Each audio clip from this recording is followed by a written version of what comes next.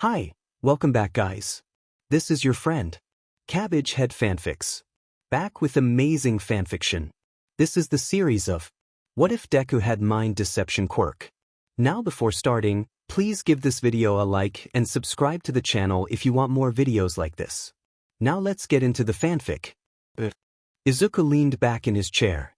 He stretched his arms above his head and looked down at the notebook in front of him. He'd started his notes on the villain attack this morning during roll call and had just finished them now as the teacher was making announcements.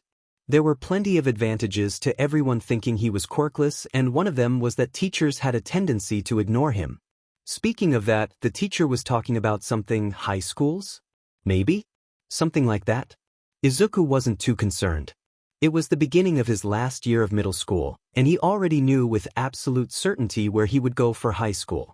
He caught the word hero from the teacher, and the classroom erupted around him with cheers and students ignoring the rule of no quirk usage in class.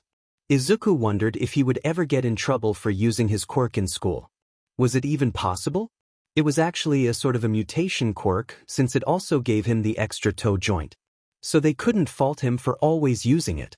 Well, there was the mind control part, but that was also something he couldn't stop, no matter how much he wanted to. Izuku heard Bakugo whining loudly about something. Izuku wasn't that concerned. Bakugo made dramatic speeches all the time.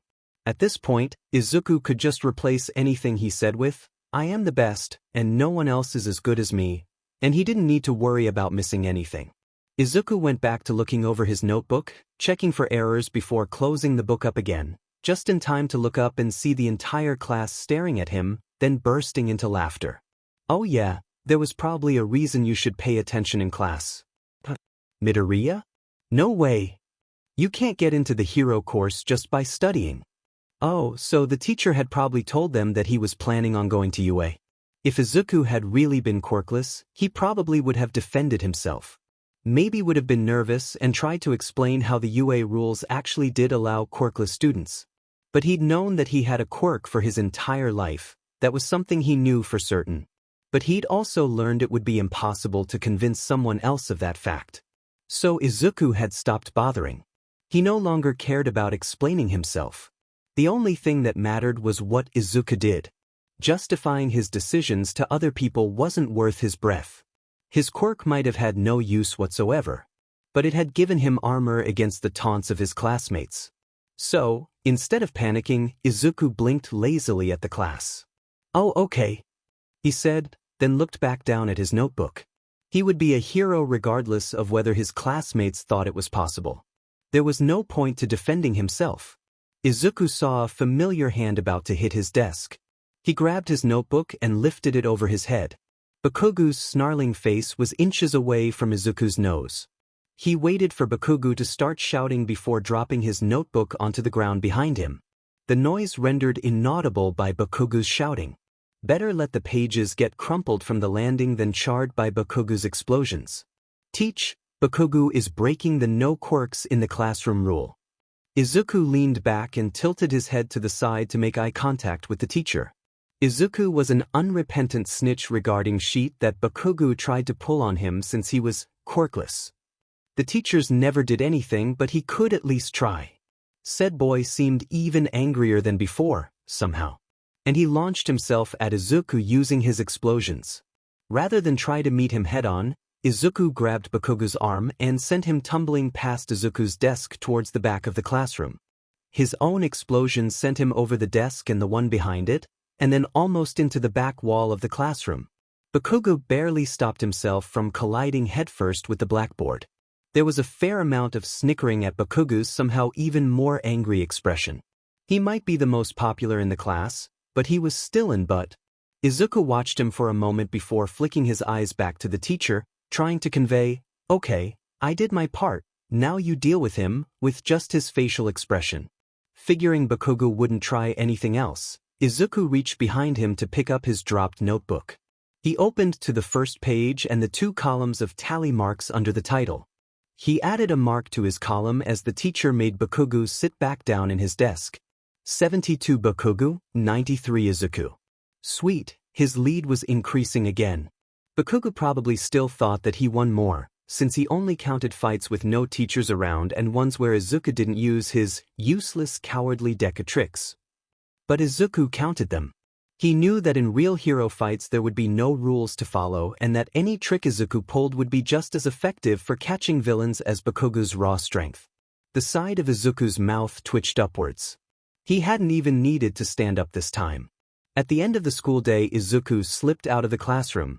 Days when he put a tally mark on his side were days when Bakugo would try to get Izuku after class.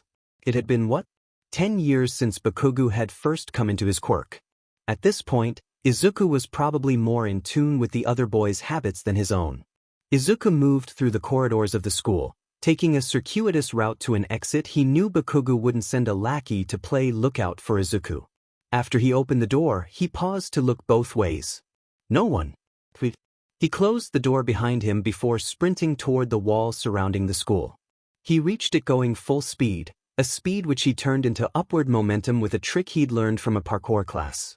He balanced on the top of the wall for a moment before letting himself drop to the ground, bending his knees till they almost touched the ground on impact. He straightened, but started to tip backwards due to the weight of his backpack. He pinwheeled his arms to stay upright, then sent them straight out forward after overbalancing. Nailed it. When he stood back up, he was greeted with the sight of a person staring at him. Izuku froze. The person had purple hair and eyes, and was staring with a sort of tired surprise that reminded Izuku of himself after seeing Bakugo do something exceptionally stupid too early in the morning. Hi.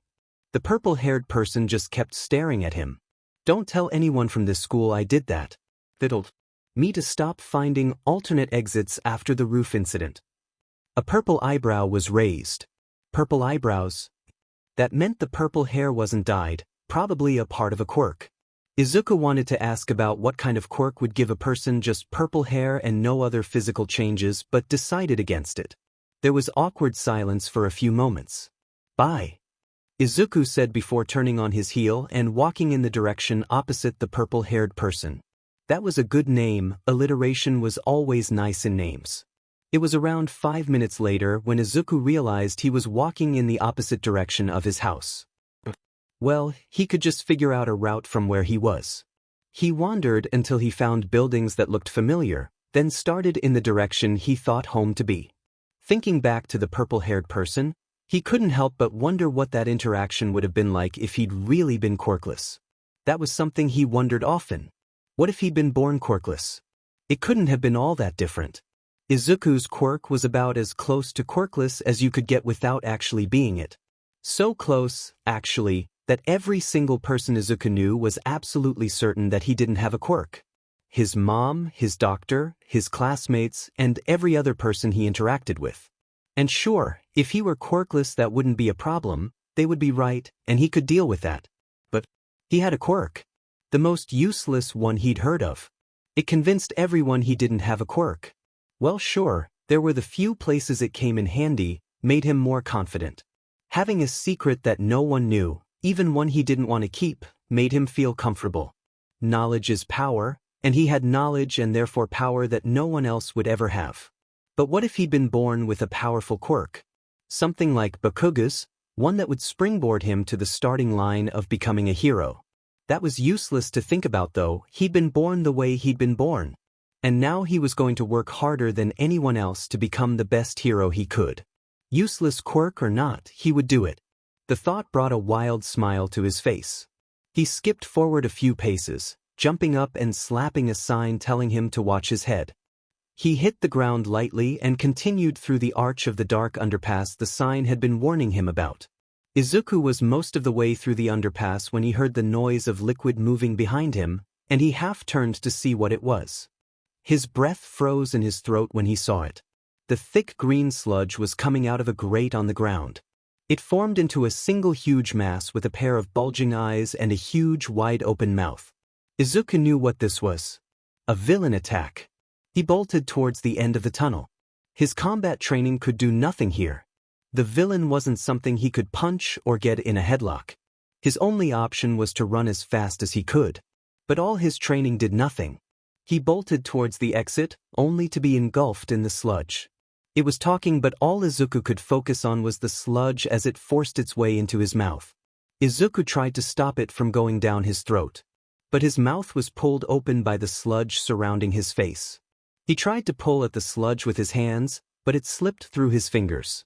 The villain said something in response, but Izuku wouldn't have been able to understand if he'd been trying. The sludge was surrounding his entire face but his eyes and forehead. He could feel it pushing into his mouth, nose, and ears. His eyes started to water. Izuku had wanted to be a hero for as long as he could remember. From the time he first saw that video of All Might, he'd known he wanted to save people. He wanted to be someone who everyone could look to and feel safe. But now, he was being attacked by a villain and there was nothing he could do. Every moment he'd put into training would be wasted. All the time he'd put into making himself better was a waste in the face of the ingrained lead that the villain had been born with. He kept clawing at the liquid engulfing his face, but he knew it was useless. The edges of his vision were dimming. So this was it. This was how he was going to die. Not in some great fated battle against villains, but in a dirty, empty underpass at the sludge-like hands of a villain sprouting some nonsense about taking over. No warning, no build-up. Just dying in some random villain attack. His work to become stronger was worth nothing now. As sludge worked its way deeper into his throat, Izuku wondered how long it would take Mom to hear about him dying. Izuku was 3. He had just eaten breakfast and was playing with his All Might figurines in the living room. What quirk would he get? When Mama had been talking about quirks at breakfast, she'd said that people don't have a choice in what quirk they got. He couldn't help but wonder though. He wanted a quirk like All Might's, that would be so cool. But his quirk was something else. The thought was suddenly there. And there were lots of other thoughts he could somehow sense around him. Not really around him though. They were around his head. Not the outside, but the inside. He reached out towards them, trying to understand what they were. He felt them reach back to him and they started to explain themselves. But it was too much. All of them started speaking to him at once. Izuku jerked back, both in his head and with his body. He held both sides of his head and fell back, hitting his head against the couch. The single thought had gotten into his head, but there were so many other ones pushing in on him. He pushed his hands harder against his ears. His eyes were watering. He shook his head against all the thoughts trying to push their way into his mind. It was like dozens of people talking to him at once, each of them getting louder and louder as they all tried to tell him something different. He couldn't understand any of them, they were too loud. He couldn't tell, he couldn't even guess what each were saying. He pushed his hands into his head, they had to stop. It was too loud and he felt his own thoughts being pushed aside. It was quiet. The thoughts were gone. Izuku cracked open an eye. The living room was exactly the same as it had been before. He peeked through the kitchen doorway. There was Mama, still washing the dishes from breakfast. Izuku leaned back against the couch, wrapping his arms around himself. He focused on breathing and on the feeling of his mind only having his own thoughts in it. He was too scared to try and search for the thoughts again. Maybe just thinking about it would bring them back and they hurt. Instead, Izuku considered what he'd learned. He didn't have All Might's quirk, which was disappointing. But he now knew he had a quirk. He didn't know what it was yet, but he had one. It must be a good one too, since there was so many thoughts about it. But why did he know? Maybe that was just how people found out they had quirks. They just had a thing in their minds that told them everything they needed to know. That seemed a lot more organized than everyone just figuring out their quirks on their own. Mama must have just forgotten to tell him. He nodded to himself. That must be it. He needed to go tell Mama though. This was exciting. She would be so proud of him getting a quirk, even if he didn't know what it was yet. He made his way to his feet, wiping what was left of his tears onto his sleeve and running to his mom. Once he was at her side, he grabbed onto her skirt. Mama, I have a quirk. Izuku smiled at his mother as he told her. She was going to be just as excited as he was. Mom looked down at him. She was still at the sink, washing the plates from breakfast. Izuku couldn't see her face. The light streaming in through the window only let him see from her neck down. She started to say something, but Izuku was too excited to wait. The thoughts told me I have a quirk. I don't know what it is yet, but I know that I have one now. Izuku grinned up at Mama. He wished he could see her face to see how happy she was. She'd said she was excited to see when Izuku's quirk came. Izuku moved from grabbing onto Mama's skirt to hugging her knees. Izuku. Her voice didn't sound very happy and he looked up in alarm. Had he done something wrong? What, Mama? She pushed him away from her knees, then crouched down to eye level. Oh no, she only crouched when he'd done something wrong. When she was happy she would always pick him up. Izuku leaned back and saw Mama's face. She was crying. Izuku, please don't lie to me. What had he lied about? Especially about something like this. When your quirk comes, tell me right as it happens. But don't make up stories. Izuku could only stare wordlessly at her. What had he done wrong? Izuku sat on a stool in the office. Next to him was Mama. Across from them was the doctor. You should probably give it up. Izuku didn't look up from the All Might action figure in his hands. He had thought the doctor would open with something like that. He probably wanted to make sure the quirkless kid didn't get his hopes too high. So there's something wrong with him? Most of the other kindergartners' quirks have already manifested. He's the only one. Quirks rarely manifest after the age of 4, right? Izuku didn't look up at Mama as she talked.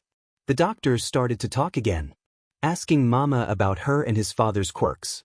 Izuku decided he didn't want to listen anymore. He understood why the doctor thought he was quirkless. He knew because he'd been able to listen to more of the thoughts, or images, as he'd taken to calling them. He liked that name better. He could only understand one image each time he tried to ask his head about his quirk, then the rest would come all at once and he'd have to curl into a ball till they went away. The most helpful thing he had learned was that his quirk had 2 parts. First was what the images called the mutation part. It made it so even though he had a quirk he had the extra toe joint. The doctor would probably talk about that. The second was the emitter part. The mind control part. It made it so people would always come to the conclusion he was quirkless. In most cases that was the conclusion people would come to anyway. But the mind control part of his quirk made it so people came to the conclusion as soon as they heard him talk. Even just people Izuku passed on the street. Izuku remembered a few months ago when he and Mama had been walking home from his preschool. They'd started a conversation with someone else walking the same way. Then the conversation had moved to quirks. The person had ruffled Izuku's hair and told him that being quirkless was hard but he would work through it. Apparently, all it had taken to convince them that he was quirkless was that Izuku speaking. Mama hadn't denied that he'd been quirkless. Maybe Izuku was really the one in denial. He could really be quirkless and he was just crazy and making up the images in his head. The person on the street, that could be explained as them having a quirk that let them sense quirks. He could just be making it all up. But he couldn't believe that. If he believed he was wrong about this, then he might be wrong about everything. Without this one thing he was sure of, he could never be certain anything he believed was right. Because the knowledge of what his quirk was something he was more sure of than anything. The only thing he could do to keep his sanity was to trust his gut. Besides, it had never been wrong before. Izuku looked up from his All Might action figure. The doctor was explaining how having an extra toe joint meant someone was quirkless. Izuku had called that earlier. That night he'd sat at the computer with the video of All Might playing in front of him. On the desk was a notebook. It wasn't his normal one for taking notes of heroes. Today he was going to take notes on how to make himself stronger. How could he become strong enough that even without a useful quirk he could save people? This video wouldn't help him. All Might relied on his quirk to give him an edge. It was a tool so powerful that he could save anyone that he wanted. Izuku needed something like that. Something that would make him strong and fast enough that he could save anyone. But just watching All Might save people wouldn't give him that. He closed the tab of the All Might video. He searched how early someone could safely start working out. Izuku. Oh, Mama hadn't left after she turned on the All Might video. Suddenly she pulled him away from the desk and was hugging him, wrapping arms around him and sobbing as she murmured meaningless comforts into his ear. He wished she would let go so he could continue researching. But she didn't. She probably thought he was heartbroken. That the doctor telling Izuku he was quirkless was a surprise and that Izuku would be broken by it. But Izuku knew this day had been coming. He knew eventually someone would tell Mama. certain that he didn't have a quirk and she would lose the hope that she'd been holding on to. Izuku wished he could offer her comfort. But if he tried to tell her he really wasn't quirkless, she would just think he was in denial. And if he tried to tell her he was fine with being quirkless, she would think he was lying. As always, Izuku couldn't help her. So he didn't try. Instead, he let her cry. Izuku had won the fight. He was bruised, burned, and tired. But he had won. At 8 years old, after who knows how many fights, he had finally beat Kaken. The kid that Kaken had been bullying was fine. Still sitting behind him. Unharmed. Izuku turned his back to where Kaken had limped away and gave the kid a bloodied smile. He said thank you and hugged Izuku. He asked him something that Izuku couldn't parse. Probably asking if Izuku needed help with his injuries. Though Izuku couldn't be sure. He just shook his head. After standing there for a bit, the kid left in the opposite direction of where Kaken had limped off to. Once he was out of sight, Izuku let himself slump down to his knees. Kaken had been wrong with his taunts over the years. Izuku had always known that he'd been wrong about Izuku being quirkless. But now Izuku knew that Kaken was wrong about Izuku being useless. He'd also been wrong by thinking Izuku would give up his dreams without a fight. Kaken. No, he wouldn't call him that anymore. Kaken was a cute nickname that one child would give to their friend. And he'd stopped being Izuku's friend long ago.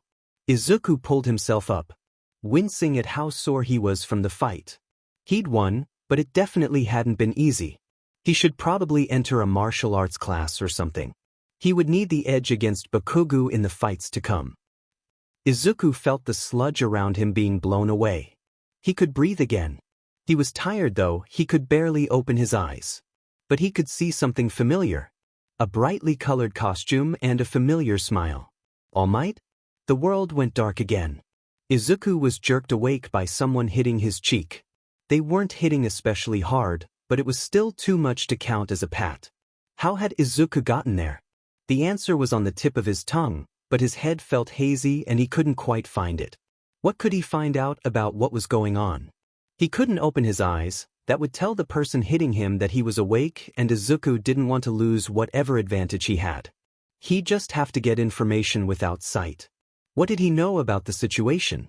Well, his eyes were closed. He was laying on what felt like cement. His clothes felt vaguely damp, and his throat hurt, but there was nothing notable other than that. So if he ignored the person hitting him, he seemed safe enough. So he just had to stop the person hitting him. What did he know about them? They were hitting his left cheek repeatedly and saying some word over and over again. The voice sounded familiar for some reason, but the word wasn't. Some other language. English? Yeah, that seemed right. But that was enough just taking it. He had the choice between fight or flight. He'd probably go with fight since this person was just hitting him for no reason. He should start with some sort of grab. Headlock would work best since he didn't know how the person was positioned. Izuku carefully didn't let his breathing or expression change as he braced himself. Then launched upwards with both his arms and legs, to where he could hear the person's voice coming from. He wrapped his arms around a neck. A much thicker neck than he expected.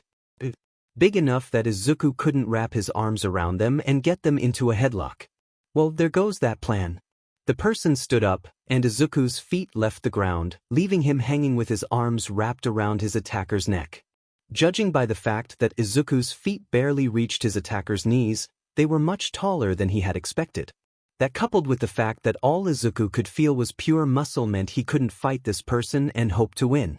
Damn it. Izuku had been hoping that someone repeatedly hitting him would give him a chance to practice sparring. He opened his eyes. From a few inches away, the blue eyes of All Might looked back at him. Oh, so that's why the voice had sounded familiar. Izuku had never seen All Might's face this close before. His scaras were pitch black. That was weird. Izuku thought that would be something people would know and talk about. All Might looked sort of lost.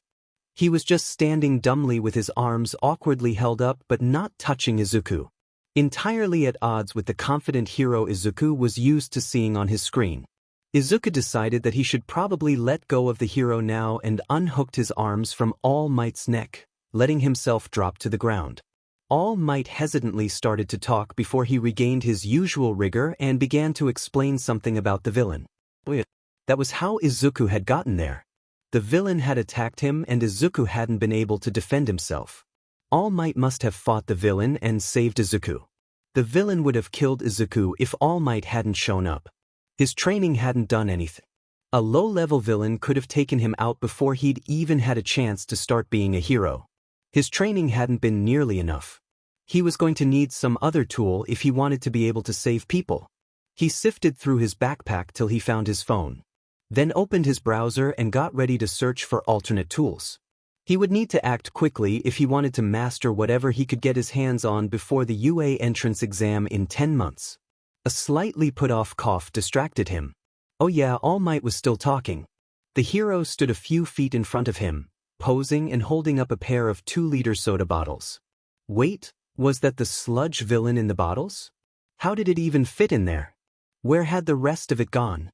Had the bulk of the villain been made of something extraneous? Or had separating the villain's face from the rest of him meant the rest of the sludge was inert? Wait, oops, All Might had just saved Izuku. That was a pretty cool thing for the hero to do, regardless of if it meant that Izuku needed to get stronger. Izuku bowed politely and let out a string of mumbled thanks, then straightened after what he figured was enough time. All Might gave up on the pose with a sigh, then gave Izuku a double thumbs up around the pair of bottles. The man turned away and stuffed the bottles into the pockets of his cargo pants. Then turned his head back towards Izuku and awkwardly waved at him, saying something that Izuku figured was a goodbye.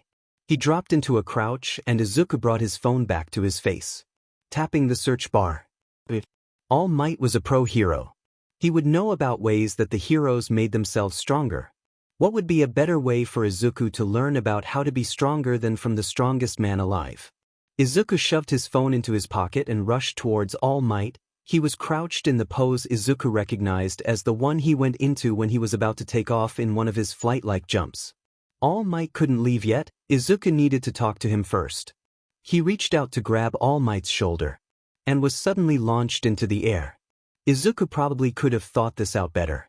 Grabbing onto a hero that was about to jump hundreds of feet into the air was a less than stellar idea.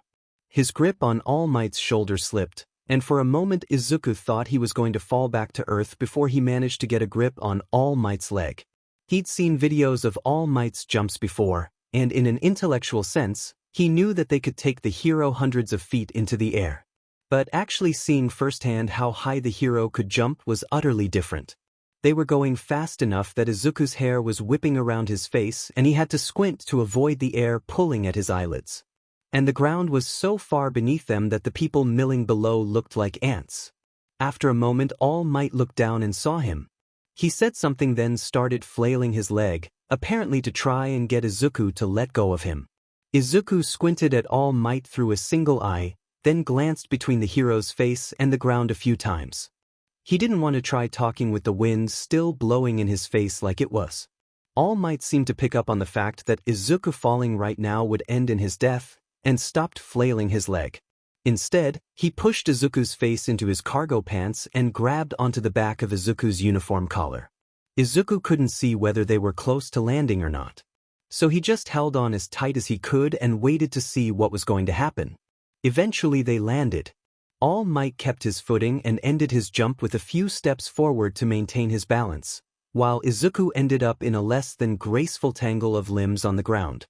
He opened his eyes and took stock of where they had landed. It was a part of Muzutafu Izuku walked through often. He thought he recognized the building they were on. All Might said something Izuku missed, and he was reminded of what he had come here to ask the hero. He needed to do it soon though. The hero was already walking towards the edge of the building. Izuku could ask All Might if it was possible to become a hero at all without the use of a quirk. But he already had decided he was going to be a hero. He didn't need to be reassured of that. He didn't need All Might to tell him that he could be a hero. How can I become a hero without using a quirk? All Might paused and turned back from the edge of the building, and fixed his gaze on Izuku. Without a quirk? Then things took a turn that Izuku wasn't expecting. All Might transformed. But it wasn't really a transformation, it was more like he deflated. 1 second he looked like he could bench press a medium-sized truck, the next he looked like a light breeze would be enough to topple him. He also let out a rough-sounding cough that was accompanied by a worrying amount of blood. All Might let out a string of curses. Oh, so it wasn't intentional. He hadn't been answering Izuku's question. He just accidentally turned into a very sickly-looking man, for whatever reason. All Might sat down, then started to talk. He was as thin as a rail, and the white shirt and cargo pants that had earlier fit him well were now loose and blew around in the breeze. He also had the same haircut as before. But instead of being pulled up in the signature All Might style, his bangs were drooping down in front of his face. All Might pulled the hem of his t-shirt up. The entire left side of his body was covered with a single gnarled injury. It was the color of a fresh bruise, and the skin around it was puckered and uneven. Now, this was interesting. Izuku had never heard of this injury or the smaller form, so they were probably connected somehow. Maybe he should actually start to listen to what All Might had to say. Pros are constantly risking their lives. I cannot simply say, you can become a hero without power. What? Izuku had asked how he could become a hero, not whether he could be one.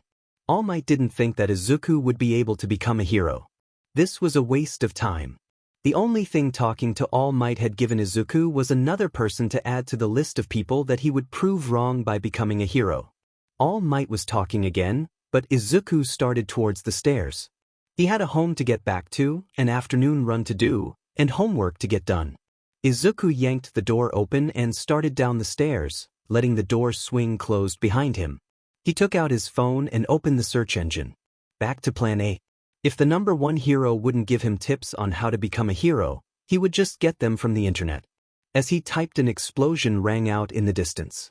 Oh, villain attack, and a flashy one from the sound of it. That could be interesting. Once again he pocketed his phone. His search could wait until tonight, but the villain attack could be over in minutes. He turned his walk down the stairs into a run, taking each flight in a few steps. Once he was at the ground level, he started towards the sounds of explosions, pulling his backpack into his shoulders to keep it from bouncing as he sprinted down the busy sidewalks. Once he was at the scene, he found himself especially glad he had hurried. Even considering how big most public villain attacks were, this one was noteworthy. It took up an entire street. The villain that Izuku couldn't get a good view of through the crowd was in the center, and around them fires were littering the pavement. The orange light from the flames made the scene look almost hellish. The pros were trying attacks, but none of them seemed to be successful. Izuku needed a better look at the villain before he could figure out why. He ducked his way through the crowd. He wasn't precisely slim anymore, considering all the training he'd done in the past years, but Izuku was small enough that he could weave through the people at a reasonable pace. He ducked under someone's arm and found himself at the front of the crowd. He saw the villain clearly for the first time. Or rather, for the second time. It was the one from before. The Sludge villain from under the bridge. Izuku thought All Might had captured it? Hadn't he seen the hero stuffing the bottles into the pockets of his cargo pants? But the bottles hadn't been there while they were talking on the roof. They must have fallen during All Might's jump. He looked closer at the villain. It was now yelling something. But it wasn't yelling at the heroes, or even at the crowds. The Sludge was yelling at its hostage. In the Sludge was a solid person. The fires must be because of the person's quirk. They were trying and failing to get out of the grasp of the Sludge. The person had blonde hair and a middle school uniform and was struggling and letting off explosions. Then the person looked familiar, and after a moment Izuku realized why. He looked up at the crowd. And Izuku recognized the eyes of Bakugo Katsuki. But rather than looking proud or angry, his eyes held an expression Izuku had never seen on Bakugo before. He looked terrified. Before Izuku knew what he was doing, he'd passed the police line and was running towards the villain. He dodged the fires littering the concrete. What was he doing? Dealing with villains was the pro hero's job, not a job for some random civilian. But he couldn't stop now. The analyses from his notebook flashed through his mind, and as he got within yards of the Sludge villain, he pulled off his backpack and launched it at the villain's eyes. It reared back, and he reached Bakugo as it was distracted. He started to dig at the Sludge and managed to grab Bakugo's arm. He pulled, and the Sludge let out a squelching noise as Bakugo started to come free.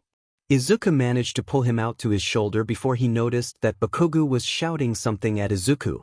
A question? It could wait. Just as Izuku was pulling Bakugo's second shoulder from the sludge, the villain stopped pawing at its eyes with its sludge appendages and started to lean back to them, letting out a string of what Izuku figured were threats, considering the situation. Bakugo wasn't entirely out of the sludge yet. He wouldn't be able to get free in time. Izuku wouldn't be able to save him. This was the second time that he wasn't strong enough to save someone today. Damn it. Then someone else was there. He grabbed Bakugo and pulled him from the sludge.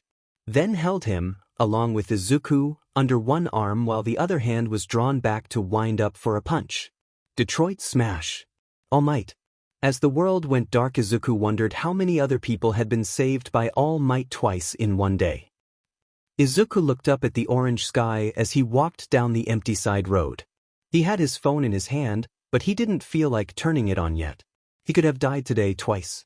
If All Might hadn't been in town, or if he'd been too slow, or if he's been stopped by that injury thing on his side, Izuku would be in a morgue right now. That was an unsettling thought to have. If he were a hero, he'd probably have that thought often. Despite the glamour of it, heroics was a dangerous job. A single mistake could leave a hero seriously injured or dead. But he wanted to be a hero. He wanted to be someone that people could look to and feel safe. He wanted to save people. He could do that if he became a hero. If he got into UA, then he could get his hero license as soon as his second year of high school. It wouldn't be easy, he knew that. But he also knew that he could do it. He'd work hard, he'd be smart, and he'd use every tool at his disposal. Izuku would be a hero. The unmistakable sound of Bakugo shouting at him came from behind Izuku. He let out a soundless sigh as he turned to face Bakugo. He was 20 feet from Izuku, and as soon as they were face to face, Bakugo went into full-on yelling mode. Though admittedly Bakugo looked more upset than angry. It was probably something about Bakugo not owing Izuku for today. That sounded in character for him. After around a minute, Bakugo turned and ran off. Izuku blinked. That was all? No explosions, no grabbing Izuku by the collar? Bakugo must really be growing up. Izuku snorted under his breath, then turned back towards his house and started to walk. Hopefully, he could get home with no more diversions. All Freaking Might appeared from around a corner. He was in classic muscle form, and he puffed out his chest and started to talk. He even pulled a couple poses. At least until his body once again let out a puff of smoke and he shrunk to the smaller form again. After a few seconds of coughing blood, he started to talk again. The blood thing had happened earlier too, right? Wasn't that a really bad thing concerning someone's health? Coughing blood meant that he had blood in his lungs. Izuku should have paid attention when All Might had been explaining his injuries earlier. Speaking of that, Izuku focused back on All Might and realized the hero was thanking Izuku for something. For what? Before he voiced his question, the hero's speech moved on to another topic. Oh, so now he thought that Izuku could be a hero. After All Might had told him earlier that his dreams were impossible, now he believed that Izuku would be a great hero. Well, he seemed to have proved All Might wrong much faster than he anticipated. You are worthy to inherit my power. Izuku's head snapped toward All Might's face. What? Was he serious? Izuku had never heard of that being a thing. Was something like that even possible? You actually reacted to something I said. All Might lifted his arms like making Izuku react to him was a victory, then continued. I was worried that you were just tuning me out. Anyway, it's just a suggestion. The real show starts after this. Listen, young man, you need to decide whether or not you're going to accept my power.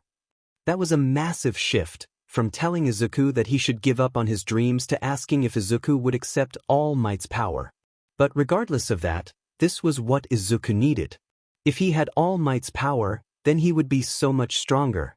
This could be just the tool that he needed if he wanted to pass the physical portion of the UA entrance exam in 10 months.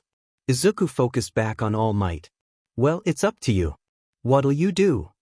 All Might had his hand on one side of his face, but his one visible eye was staring intensely at Izuku. There really was no need for deliberation on Izuku's part. I'll do it.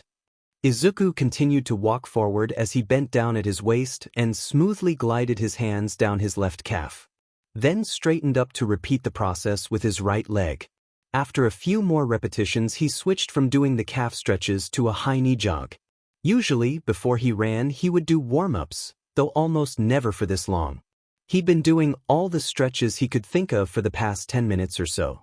The meeting place that All Might had told him to go to was further away than the park that he would typically jog through, so he had decided to take advantage of it by taking the chance to warm up.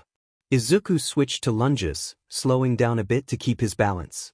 He was out of the residential area his neighborhood resided in, and now the only buildings visible were industrial. The sun was rising, and it painted the buildings, along with Izuku's misting breath, a pale red. The idea of All Might texting him instructions had only struck him as odd yesterday night. He'd lost his unreasonable fanboy feelings toward All Might years ago, but he was still the #1 hero. One of the strongest people alive. But 2 days ago he'd offered Izuku his power. Now he was telling Izuku where to go so they could start Izuku's training.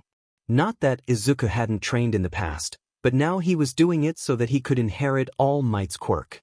He stopped lunging and transitioned to a jog. The buildings were thinning out, and the beach that All Might had told him about was coming into view. Izuku was going to be able to save people, he wouldn't be helpless the next time he was attacked by a villain, and he would be able to help the next time someone needed to be saved. Finally, he would be on even ground with everyone around him. Quirks gave people an ingrained head start, and now he would be at the starting line with them. He could get ahead through his own determination and skill rather than being behind no matter what he did. He tried not to dwell on it too much in the past, but the idea had always been lurking somewhere in the back of his mind. Not that he was really quirkless, but since his quirk was so attached to the idea of pretending not to be a quirk, then he could just pretend that he didn't have a quirk either. He finally arrived at the beach, not that it really could be called that, it was piled with trash as far as he could see. Definitely not a place to enjoy a family picnic. He slipped his phone from his sweatshirt pocket, 5:48 a.m. He had 12 minutes till the time that All Might had told him to be at the beach. Though All Might seemed like the type of person to arrive early, so maybe Izuku wouldn't have to wait quite that long. He jumped onto the railing that separated the sand of the beach from the street and started to pace back and forth. It was one of the first parkour tricks that he'd mastered, mostly for the entertainment value. He was right about All Might being punctual. After maybe 5 minutes of him pacing back and forth, All Might arrived, pulling up in a pickup truck that looked like it belonged in some American suburb rather than a densely populated area of Japan. He got out after a few seconds and made his way to Izuku. He was wrapped in an oversized coat and a scarf and was holding a folder of papers under his arm. He was in the sickly form again. Izuku wondered if the reason for why All Might had a second form was important. Hopefully, at some point, he could bring it up and figure it out. "Greetings, my boy." Izuku consciously made an effort not to tune out All Might. That could be considered rude, especially after the hero had offered to give his quirk to Izuku. "I hope you are feeling well. I don't know many teenagers that enjoy being up this early in the morning." "I wake up this early to do training fairly often," Izuku offered. It seemed relevant. "It's not that much of a change for me." "Oh yes, about your training." All Might hesitated for a moment, then asked, "You are sure that the plan you sent me is really what you're doing? It seems like an intense, it seems like something that someone as young as yourself would have difficulty following." All Might ended his statement by lifting the tone of his voice like he was asking a question. What did he want to know? Yeah, it's what I normally do. I don't know anyone else my age that does anything as intense, but I've been building up to it for a while." Izuku paused. Did All Might know something Izuku didn't? Was something wrong with his training plan? "I've never seen anything that would suggest that it was bad for me to do as much as I do." "Oh no. No, of course not. It's just that this was much more than I was expecting from someone as young as you. I assure you that it is in no way negative." All Might's expression broke from vaguely worried to excited, and he pulled up the folder of papers. "In fact, if you're really sticking to this plan, then you'll be able to inherit one for All much sooner than I first anticipated."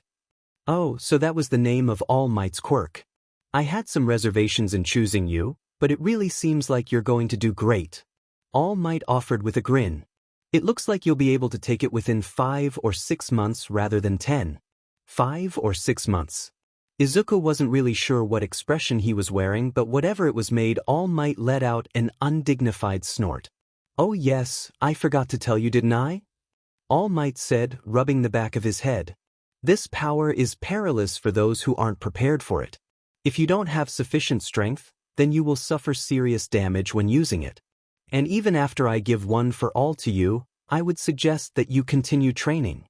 Wasn't the fact that inheriting your quirk requires months of training something you should have told me when you were pitching your quirk to me?" "Oh yes, well the thing about that is, you see that dash?" All Might started to wave his hands around in mostly meaningless patterns and jerked his eyes away from Izuku to stare at the piles of trash littering the beach. "Oh yes. I need to tell you about an important part of your training. You'll be cleaning this beach." That was quite the subject change. Izuku eyed All Might for a second but decided to drop it. "Cleaning?" Izuku asked, somewhat dubious, eyeing what little he could see of the sand. "Yes. Along with everything else I've outlined here," All Might said as he shoved the papers he still was holding towards Izuku. "It'll be tough, but after looking at your normal workout routine, I have a guess that working hard is something you're used to." Izuku started looking through the papers. Wow, that was detailed. All Might had even written when he should wake up and sleep. It was definitely more than Izuku had ever planned for himself. Though Izuku had never had any specific deadline in mind other than the UA entrance exam. He supposed that he would have started ramping up his training to get ready even if All Might hadn't offered Izuku his power. But this was ridiculous. Well, almost ridiculous. It made sense that power like All Might's quirk required a lot from the person that inherited it.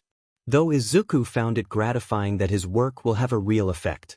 He'd shaved 4-ish months off of the time it would take him to be ready for All Might's quirk. If it had taken 10 months, then he'd barely have any time to get used to his new quirk before the entrance exams for UA. He sure as hell was glad that he'd avoided that.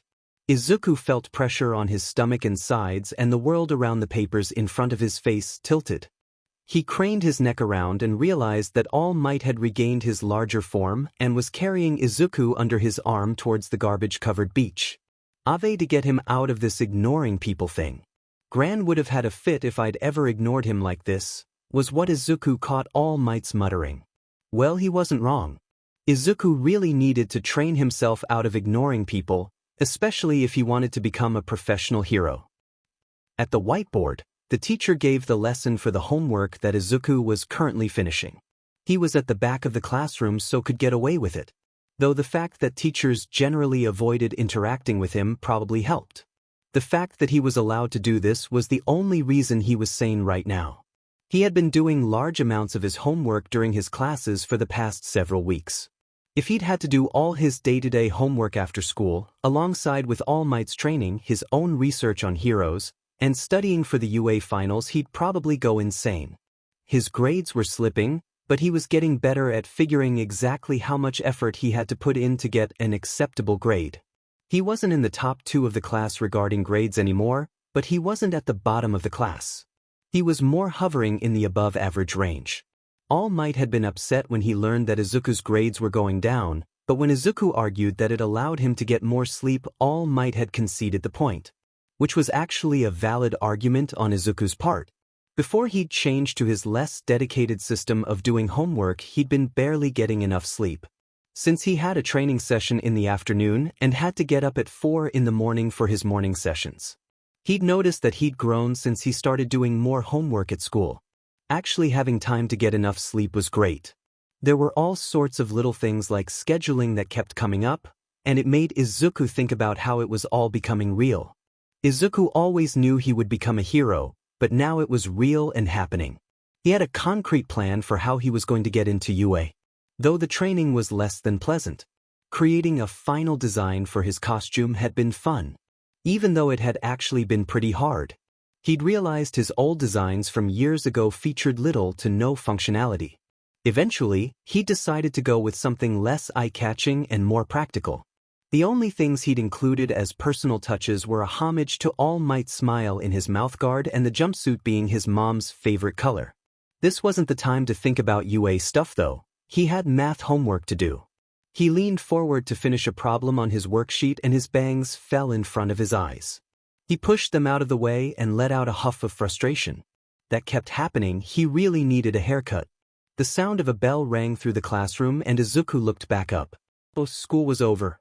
He glanced down at his math homework, mostly done, though the last few problems were blank. He could just do them in English tomorrow. He stood and started packing his stuff into his backpack, but a figure came into his field of vision and slammed a pair of smoking hands on his desk. Huh? Bakugo hadn't talked to him since the sludge thing a few weeks ago, had he? Oh well, it had been peaceful while it lasted. Izuku managed to pull his backpack on before Bakugo grabbed the collar of Izuku's jacket with one hand and pulled Izuku upwards. He was glaring like Izuku rarely saw out of him anymore. It took Izuku a moment to realize that Bakugo wasn't talking. He was just holding Izuku up by the collar of his jacket. Not that it was especially intimidating since Izuku was almost as tall and much bulkier than Bakugo was. Though it was unnerving that he was just glaring instead of saying anything. Usually, there would be barely a moment between Bakugo's outbursts. Now he was just quiet. Wait, no, he was talking now, never mind. Not shouting though, just a sort of furious whisper that Izuku found a relief compared to Bakugo's more traditional shouting. Izuku was on the fence on whether he should tune into Bakugo's speech. But maybe he should. He could use it as some sort of positive reinforcement with Bakugo to get him to shout less. Don't care what it is, but don't let whatever you're involved in get connected to me. You got it? Oh, so that's what it was.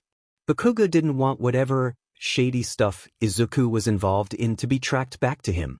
For someone as capable as he was, Bakugo was really worried about some small thing keeping him from getting into UA. Izuku let Bakugo finish his speech. He wasn't gonna bother telling Bakugo anything about his training. If he avoided Izuku because he was worried about being caught up in Izuku's shady stuff, Izuku wasn't gonna stop him. Izuku realized Bakugo had stopped talking. He should agree? Probably 50% chance of that being right anyhow. Izuku nodded as if he just heard and agreed to everything Bakugo had said. Which was apparently the wrong thing to do, judging from the way Bakugo tried to lift Izuku up by his uniform. Well, that was the wrong call. Should have answered in the negative. Planning on letting whatever this is fall down on me? Let me tell you. If you dash.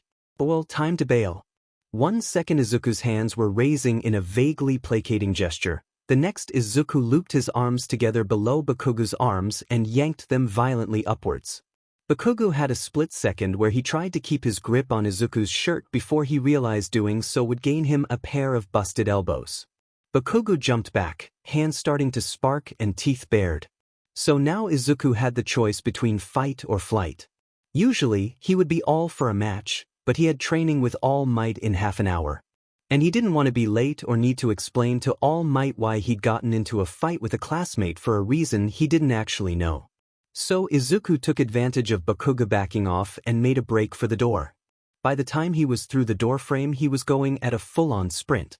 He ducked left, the opposite way as the front entrance of the building, and started weaving through the loose crowd of middle schoolers littering the hallway. After a few doorways, he found a stairwell and ran up 2 flights of stairs to the top floor. Once there, he slowed down and exited the stairwell. Now he just needed to get to the other side of the building and exit out the back door. It was his regular route for staying away from Bakugo when getting out of school. However, when he heard a certain blonde boy yelling commands to his cronies downstairs to block the staircases, he changed his plans. Time for Plan B. He hadn't had a chance to try it yet, he'd been waiting for a better reason. But this seemed like it was a good time to try it. Izuku reached his escape route. The primary challenge was that it was a window on the 3rd floor. Not that bit that was any sort of repellent to Izuku. He yanked open the window and stuck out his head, looking around. A few feet to his right was the rusty fire escape. He shrugged off his backpack and tossed it onto the platform. No going back now unless he wanted to go around the long way. He crouched in the windowsill and braced his arms on the sides of the window. He paused for a few moments, then launched himself at the fire escape. He clanked into the side and his bottom half was left awkwardly hanging over the side of the railing for a moment. But he managed to pull himself onto the platform in a less than graceful tangle of limbs. He laid there a few moments, then pulled himself upright. He pushed away the hair that had fallen into his eyes and grabbed his backpack. None of this was actually necessary or safe, but he figured that it was good practice for the things that he would need to do as a hero. Plus it was a lot of fun. Izuku made his way down the fire escape. Then he dropped the remaining 10-ish feet onto the dirt ground. He made his way to the wall surrounding the school. He took his time to scale it, no reason to rush today. Once he scaled it, he balanced on top, stuck his hands in his pockets, and took a leisurely look around. He saw the purple-haired person again. He was walking down the alleyway with his head down and his shoulders hunched. He didn't seem to see Izuku. Izuku could actually talk to him this time. The last conversation he'd had with the purple-haired person, or Purple as he's just decided to call him, he'd just gotten in trouble with the school for the roof incident, but that had mostly blown over by now. Izuku let himself drop down from the wall. In a much more controlled fall than last time, he barely needed lift his arms for balance. Purple jumped as Izuku landed in front of him. He jerked his hands up from his pockets and took a half step backward. "Hello." Purple kept his hands up and held his gaze evenly leveled on Izuku.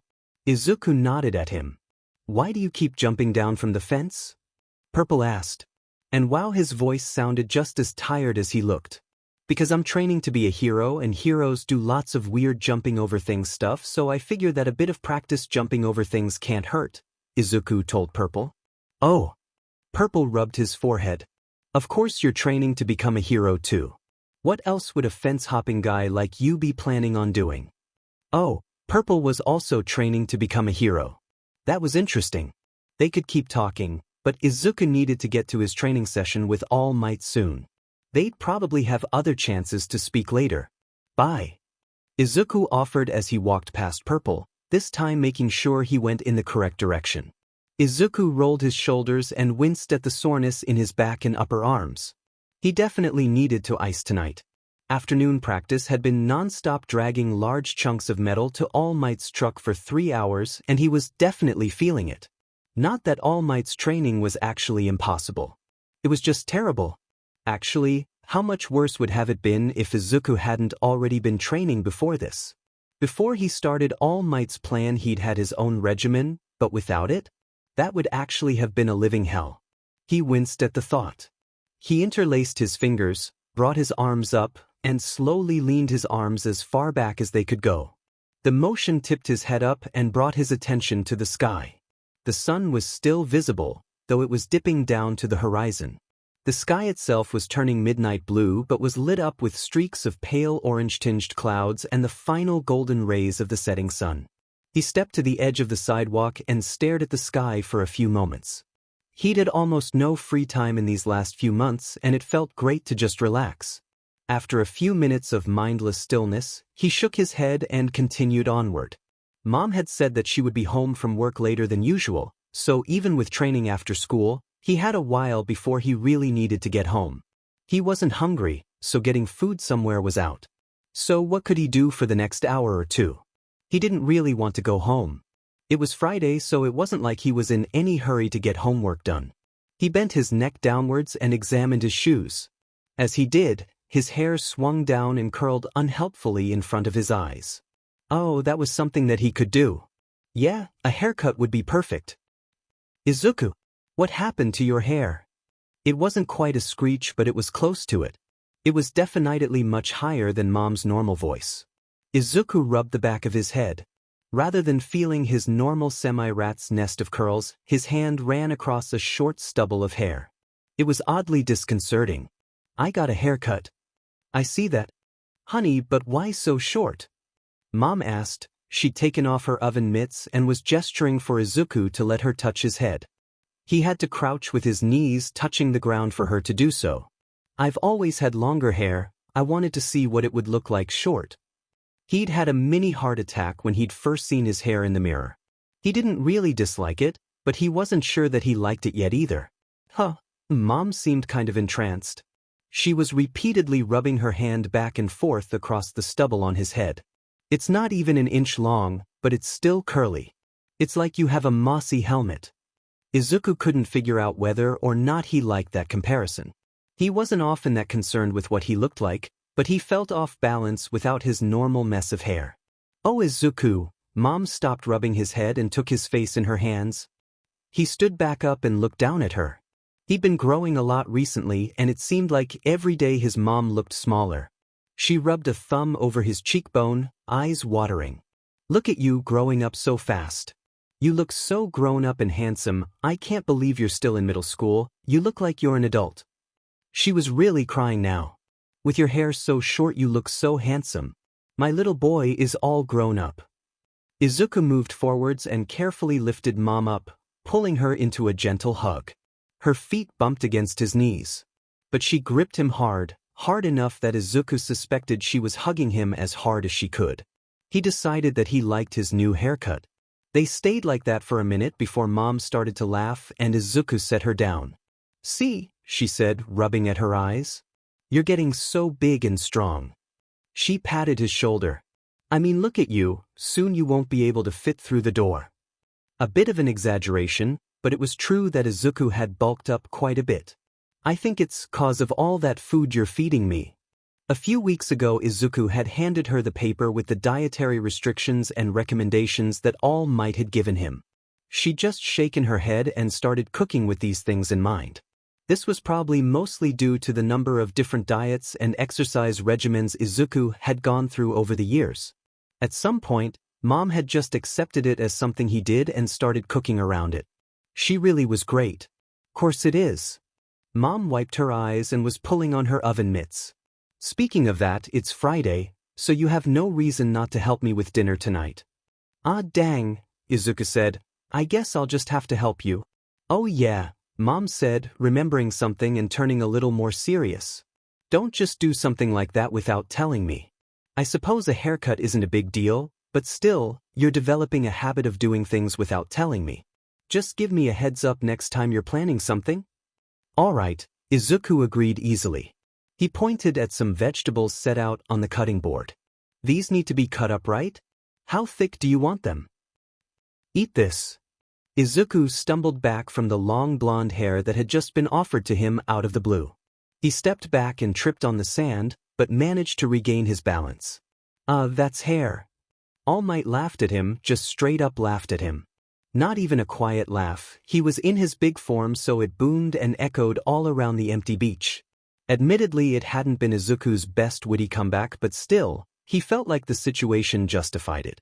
Something about Izuku's displeasure must have made itself onto his face because All Might shook his head and quieted down. "Yes, this is hair," he said, completely deadpan. Izuku gave him a flat look. "Let me explain though, to inherit one for all, the successor has to eat the DNA of the person before them. It doesn't matter what exactly you eat, just that you have to eat some of their DNA. Thus, eat my hair." All Might stuck out his arm, offering it to Izuku again. This might have been revenge on All Might's part for some similar non-sequiturs and bomb drops on Izuku's part. Maybe. Probably. Oh well, looks like this was Izuku's life now. It turned out that there was no immediate effect after he ate All Might's hair. Other than Izuku feeling like he needed to retch. They ended up having a couple of hours to wait. They decided to kill time at one of the restaurants close to the beach. A 24-hour American-style breakfast place. It wasn't really in line with Izuku's diet, but All Might waved this away and told him to make an exception for today. It was the day he'd get his quirk. It was something to celebrate. Once they were there, Izuku absently ordered an egg and sausage dish and focused on trying to feel the difference that one for all made. So far he'd felt nothing. He didn't feel any different. There was no feeling of energy, all that he felt was vaguely hungry. He wasn't too worried. It would show up on its own time. All Might though, he was another story. They were sitting at a booth, waiting for food to arrive, with All Might across from Izuku. He was not so subtly freaking out. He was leaning forwards, fidgeting with his fingers and occasionally muttering under his breath. It was pretty obvious that he was worried about the transfer not working, which struck Izuku as odd. Why would All Might be worried about it not working? Hadn't he done this exact thing before, with him being the recipient? Izuku couldn't figure it out, but he wasn't concerned. Even if All Might's worries were justified and it didn't work, they could still just try again. All Might quieted down and sighed, stilling his fingers and wrapping them around his mostly empty coffee mug. "So how are you feeling? Anything seems different?" All Might asked, resting on his elbows on the table and leaning forward. Not really, but I'm not sure why it would. It's an emitter quirk, right? That means that the only time it does anything would be when I'm using it. Izuku said. It kind of felt weird to be the one reassuring the number one hero. All Might seemed mollified by this though. He nodded and leaned back, crossing his arms. Good point, young Midoriya. To be honest with you, I can't think of a reason this wouldn't work. It's just a feeling, I suppose. He shook his head, expression troubled. It's just something keeps nagging at me, but I can't think of what it might be. Izuku wasn't sure what to say, so he just shrugged. There was a brief pause, which was broken by the server coming with their orders. Or rather, Izuku's order. Here you go, sweetheart, she said, laying down Izuku's plate. She turned towards All Might and set her platter on her hip. You sure you don't want something too, hon? No offense meant, but you look a missed meal away from being blown away in a stiff breeze. No thank you, All Might said, sounding embarrassed at the attention. I wouldn't mind more coffee though. All right, hon, she said, shaking her head and refilling All Might's coffee cup. Just send me a holler if you change your mind. She bustled away to another table. Izuku speared himself a piece of egg, but before he took a bite he asked, why not order a meal though? All Might paused, staring at his hands for a moment before coming to a decision. You remember when I was telling you about the injury I sustained? Izuku didn't remember that, but he nodded anyway. When I sustained it, I had to have multiple surgeries afterward. In one of them, they had to remove my stomach. This means that I'm unable to eat proper meals. I have to drink specially made liquid meals instead. Izuku winced at this. Not being able to eat sounded terrible. All Might looked slightly uncomfortable and took a gulp of his coffee. There was an odd emotion on his face, something between regret and pain, and Izuku didn't like seeing it on his childhood hero's face at all. Even if it was the skeleton version of his childhood hero. For once Izuku decided that he would be the one to breach the awkward silence. So, since you can't be All Might all the time anymore, what do you do with your spare time? All Might looked better now that he was thinking about something. Not all that much, I suppose. Most of my time is spent preparing to teach at UA. I've never been a teacher before, so there's a mountain of training and paperwork I need to sort through. He shook his head, smiling. I'm lucky I have a close friend on the police force that's been helping me with all of it. A friend on the police force. Izuku supposed that it made sense, as heroes worked closely with the police, but he'd never really thought about it before. Though I find I actually enjoy just talking to people as my civilian persona, All Might said, smiling into the middle distance. I never really had time for that in the past. It must be weird, not being recognized all the time. I mean, you're All Might. Izuku was actually getting better at this conversation thing. It made it easier that All Might was the one doing all the talking, but Izuku was improving at listening to what people said. Well, with some people, mostly just All Might. Izuku suspected the main reason he tuned people out was that they were never willing to believe he could be a hero. He had made progress though. He could listen to what All Might said consistently now. Well, actually, not as much as you'd think. I used to be a civilian. I wasn't always recognized the moment I set foot on the street. All Might chuckled. Yeah, that's true, Izuku said. I always think of you as All Might, the hero. But you must have been a real person at some point. All Might snorted, but the corner of his mouth twitched upwards. After that, they lapsed into silence, but this time it was comfortable rather than tense. Izuku finished his breakfast. Or his lunch. It was breakfast food, but it was past noon.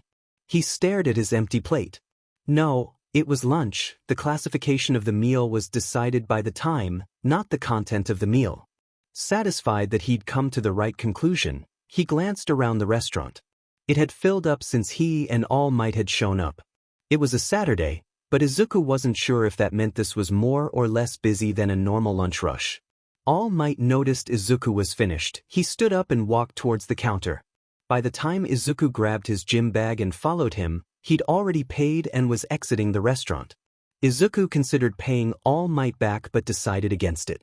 He was the number one hero. Buying lunch for someone probably wouldn't even register for him. Izuku jogged a few steps to catch up with All Might. They walked abreast towards the beach. When they reached it, Izuku found a grin creeping across his face. It had taken him 5.5 months, but he had finished clearing the beach of the mountains of trash. And since it was a Saturday afternoon, people were trickling in to enjoy it. Sure, it wasn't busy, but there were people enjoying the beach. He'd caused that, he'd been the one that made these people able to have a good time. It was an amazing feeling. They didn't stop there though, they went past the section of populated beach towards the pile of trash that was unobtrusively stacked on the sand, away from the waves. It was all that was left of the huge mounds of trash. They decided to leave this area alone so Izuku could practice with one for all without damaging anything valuable. They reached the pile and stood side by side, examining it. It was around 15 feet tall at the pinnacle. The main body was closely packed together, but around it was a loose cloud of smaller bits of trash. So, any tips on how to use one for all? Izuku asked, eyeing it. All Might turned towards Izuku, hanging his hands at his sides and looking Izuku straight in the eye with complete seriousness. Make sure you clench your butt. Izuku had to fight hard to keep his expression serious, but he managed it. Also, I wouldn't suggest trying something impressive on your first attempt, All Might said, dropping his air of faux seriousness and resting his chin on his fist. Even with all your training, there's no way that you could deal with the full power of one for all. You'd end up with broken limbs at the least, not something we want without a hospital near. Izuku sent All Might a look to remind him how unenthused he was about All Might having only told him about this after Izuku had agreed to inherit one for all. Oh yes. I know, All Might said, waving a hand. I should have mentioned that. My apologies. Izuku may or may not have brought up this topic very often over the past months. All Might had gotten better and better at reading Izuku since he started training. All Might was probably the only person who could make something of Izuku's myriad nonverbal communications. Other than Mom, of course. Izuku supposed it made sense that a professional hero would be good at reading people. Izuku still ribbed on All Might for not telling him about the arm-breaking thing. Not that Izuku was all that good at giving people all relevant information, but still. Izuku made a vague waving motion with his hand at All Might and ambled over to the pile of trash. He considered what he should try. His first instinct was to punch something, but All Might's warning made him hesitant to do so. So what should he do? Well, even if it was able to be passed on, it still was a strength quirk. He should do a normal strength quirk thing. He looked around for something to pick up. Oh, that would be perfect. He picked his way through the debris field surrounding the pile and towards the medium-sized minivan. He'd moved it here a week ago. It had taken him an hour to move it from the shoreline to this spot. It was probably the biggest thing in the pile. He crouched down at the side of the minivan and closed his eyes. What had All Might said? Clench your butt? Despite his ridiculous DLVY, he'd probably been serious about doing that. Izuku took a deep breath, clenched his butt, and thought about channeling his new quirk. He crouched there feeling ridiculous for maybe a minute before he felt something happen. He couldn't quite describe it. He couldn't see any outward change, but he felt different. It was like something flowed from his core into his entire body, filling every vein with subtle crackling energy that was completely unfamiliar to him. It was like someone had pumped adrenaline right into his veins. Everything around him snapped into focus and the world around him slowed to a crawl. He crouched there, just breathing. The sound of the surf crashing on the beach was crisp and somehow louder than just a moment before. The light from the sky was brighter and more focused. So this was one for all. Izuku focused on the minivan in front of him and reached out with his arms. He gripped the bottom edge of the car, then lifted it upwards. It moved unbelievably easily. Izuku didn't stop there though. He brought the minivan up to an angle and then carefully walked his hands down it until they were spaced a few feet apart and holding the minivan up by the center of the undercarriage. Izuku let the car dip down a little bit, putting more weight on himself. Then he slowly balanced the car, leaving his arms fully supporting it. He stood, bringing the minivan up with him. It swayed slightly as he moved, so he dug his fingers into the metal of the car to get a better grip. It was like sinking his hands into clay. He grinned. Izuku had gotten one for all and he was lifting a freaking car like it was a toaster. He swung towards All Might, unbalancing the car for a moment before he managed to stabilize it. But All Might wasn't smiling, he was just wordlessly frowning at Izuku. Even though he was confused, the feeling of his new quirk and the more potent feeling of victory was still rushing through his veins, and he wasn't worried. He turned back towards the pile of trash and lobbed the minivan at it. It went a bit further than he had intended and ended up hitting the top of the pile and sending an avalanche of junk down the slope. The car broke into two pieces, each half rolled down a different side of the pile before coming to rest with a crash. Normally accidentally throwing a car would concern Izuku, but right now it just made him laugh. As he watched the heap resettle itself, the feeling of power in his veins started to dissipate. Which was probably a good thing. He wanted somewhere without trash and rusted metal everywhere to practice moving around with his new quirk. He had the feeling it would be unpredictable. He'd make plans later, but at that point he just picked his way away from the trash pile towards All Might. When Izuku was around 10 feet from All Might, he spoke. "Oh well, I guess my worries were justified. Well, don't worry, we can try again tomorrow. This isn't an exact science. It's expected that we'd run into some problems." Izuku snapped his head up to look at All Might, then froze. Oh no. He had a guess as to what was happening. "It's impressive that you've built up such strength even without one for all, and I'm sure that once you inherit it you'll make a fine hero." Izuku stared back at him, unable to compose a single word. In one sense, this was an enormous victory for him. Izuku had long since believed in the existence of his quirk. He'd felt it deep in his core, even with the awareness that there was nothing external which he could use to verify it. He'd accepted that it was just something he'd experience forever while never being able to prove it. But here was that external evidence. Something outside of Izuku's mind which verified what he'd known for his entire life. Because his quirk, his original quirk, was still active. It was convincing All Might that Izuku hadn't inherited one for all. But it wasn't like it could keep doing that. His original quirk couldn't be that powerful. If he used one for all enough, logic would overpower whatever control his quirk had over All Might. He could work past this. It was just a temporary roadblock. Right? Minute. All Might stood by Izuku's side in his thin form with his arms wrapped around his torso. He was biting his lip and tilting his head to the right. "Young Midoriya, I truly can't tell you why this isn't working." Izuku threw up his hands and glared at the sky. "But why was this happening?" "I know you're frustrated," All Might said. "I'm frustrated too, but we need to keep our heads on and work on figuring out how to pass one for all on to you." Izuku gestured emphatically at half of a minivan, which was mostly buried in the sand. 60 feet away. "Yes, your throwing arm is quite impressive," All Might said, waving one hand in the air and running his other hand through his hair. His fingers dislodged his bangs from their normal spot and left them awkwardly hanging over the top of his head. Izuku let his hands drop to his sides and worked on keeping the frustrated noise in his throat from escaping. Last night All Might had given Izuku one more hair to eat, which Izuku had reluctantly done. He'd hoped it would be enough to overpower the control that his quirk had over All Might. Izuku had been wrong in that hope. But it wasn't like this was his last chance. All Might wouldn't give up on trying to pass him one for all anytime soon. Izuku just had to figure out how to get around his quirk. All Might combed his hands through his disheveled hair, then carefully plucked a few hairs. "I would like to stay longer, but I don't know what else we can do today. Just try eating these over the next couple of days. I don't know if all that we're missing is quantity, but we'll try."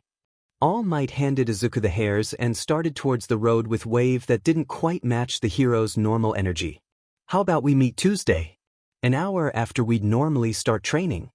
While he was sure leaving quick, he was probably feeling guilty or something. All Might had a tendency to do that. Izuku absently nodded at his retreating back.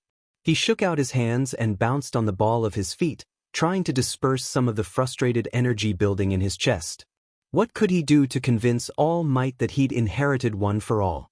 He had to figure out how to outsmart his quirk. It wasn't like it was some all-powerful force. Every quirk had some sort of activation system that could be disrupted, or some drawback that could be exploited. He just had to think it through. What did he know about his quirk? Izuku loped over to his gym bag and rummaged through it until he found a pencil and his quirk analysis notebook. He sat down in the sand and opened it to a blank page. He titled the page "What I Know," then started to write out his thoughts in an attempt to keep them organized. His quirk's basic function was to make the people around him perceive him as quirkless, while also making sure that he knew he had a quirk. The first part of this his quirk did through two methods. First, a small physical mutation that gave him an extra toe joint that mimicked what a quirkless person would have. Second, subtle mind control. It didn't control the actions of the people around him. It didn't even affect their memories. It was more subtle in a way. All it did was take whatever they experienced and hit-wired their logical thinking to make them come to the conclusion he was quirkless. The activation his voice, when people heard him talk, his quirk would plant an anchor on them. After that it was able to disrupt their logical thinking. The second part of his quirk was why he was able to figure this all out in the first place. His quirk gave him information about itself through the images. They were essentially packets of information about his quirk. The point of them was to make sure that he knew he really had a quirk, since otherwise he would just think he didn't have a quirk like everyone else. Izuku looked over what he had written as he chewed on the end of his pencil. What could he do with this information? Nothing really stuck out to him as an easy solution. But there had to be something. What would his quirk be weak against? For one, quirks that gave the user information about quirks and ones that stopped other quirks from working. Izuku jotted that down in a corner. He looked over the page for anything he could have missed, but no really good ideas came up. He could try and avoid talking to All Might? No, that wouldn't help. His quirk already had an anchor on him. All that Izuku could think to do was to just keep working on using One for All. Eventually solid proof would have to overpower his quirk's control. It didn't feel like that good of a plan, but for now it was all Izuku had to work with. He snapped his notebook closed and bounced back to his feet, brushing the sand from his shorts. He dropped his notebook into his gym bag. He was filled with a sort of restless energy that dissuaded him from going home. So he stretched his arms. He still didn't have any concrete ideas, but he had a direction to go in. Izuku stretched his legs, looking around the mostly clear beach. There were a few people, but it was a bit too cold out to visit the beach. This would work for what he had in mind. Izuku stood up straight, closed his eyes, breathed deep, and clenched his butt. One for All crackled through his veins. Izuku loosened his posture, bending his knees and letting his arms hang at his sides. Then he started to run. It started smoothly, but he quickly realized he'd misjudged how much space he had and almost sent himself tumbling straight into the waves. He managed to stop himself a few feet from the surf, getting his shoes damp but avoiding getting soaked. Okay, so he could go really fast. He just had the problem of going too fast to be able to control his movement. Nothing a few hours of practice wouldn't fix. By Tuesday Izuku would be able to do something that would convince All Might that he'd inherited One for All. Izuku planted his feet firmly with his right foot behind him and his left foot in front. He half-crouched and lifted his arms into ready positions. He looked forwards, narrowing his eyes and carefully lining up his shot. He flexed his knees a few times, then took a deep, steadying breath. Izuku flung his leg out in a sudden, fluid kick. A burst of kinetic force shot out from his foot and surged towards the pile of trash 20 feet away. It hit so hard that some of the rubble exploded upwards almost a dozen feet. Izuku let out a breath and leaned back onto his heels, grinning at the rubble. Try making your kick rounder so that you have more time to gain momentum. You're just going straight at it and it's not giving your leg enough time to gain speed. All Might said, ping his head to the side. I congratulate you on your strength, but there are things I need to talk to you about. Izuku jerked backward, his mouth fell open and he stared at All Might. I'm going to try and get in touch with someone who knew the previous holder of One for All. He actually looked quite nervous at the concept. Izuku was a bit curious but was too startled with the situation to ask about it. He hasn't answered his phone or email, so I'm going to go to him to ask him for advice in person. I don't know how long it'll take. I'll tell you what I find as soon as I find it. Izuku felt a wave of frustration bubble up in the back of his throat. Before All Might had shown up, Izuku had practiced for 2 hours to launch that kinetic kick with the power that he'd just managed. He'd been sure that it would be enough to override his quirk's influence over All Might. But here the hero was still sure that Izuku hadn't inherited One for All. Maybe Izuku should try a more direct approach? Hey, All Might.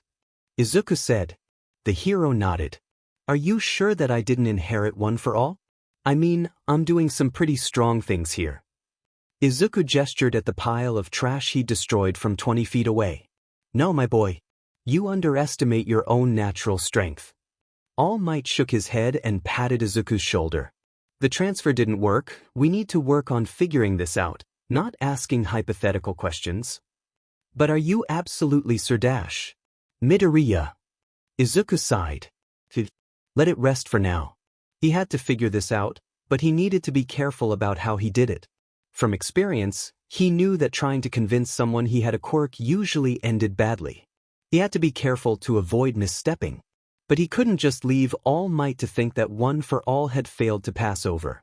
He didn't want to do that to someone who had given him such a valuable tool. He just needed to keep working on it. Izuku sat in the booth of the all-day breakfast diner and poked at what was left of his dinner. He'd shown up half an hour before All Might had said to meet him. In part because the last time they'd gone to the diner All Might hadn't been able to eat, and partially because Izuku wanted to stay away from his house. The last few days had put him on edge and made him temperamental. He didn't want to get in a fight with Mom just because he was mad about something unrelated to her.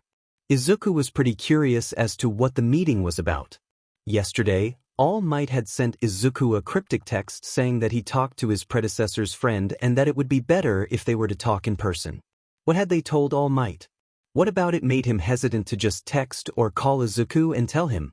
Izuku didn't think whatever it was would actually be helpful, but he was curious nonetheless. The mystery was enough to bring him out of the emotional slump that he'd fallen into over the past week. He used his fork to move crumbs into a pile and hummed in the back of his throat. How much time did he have left to wait? He pulled out his phone. It read 6, so 3 minutes left.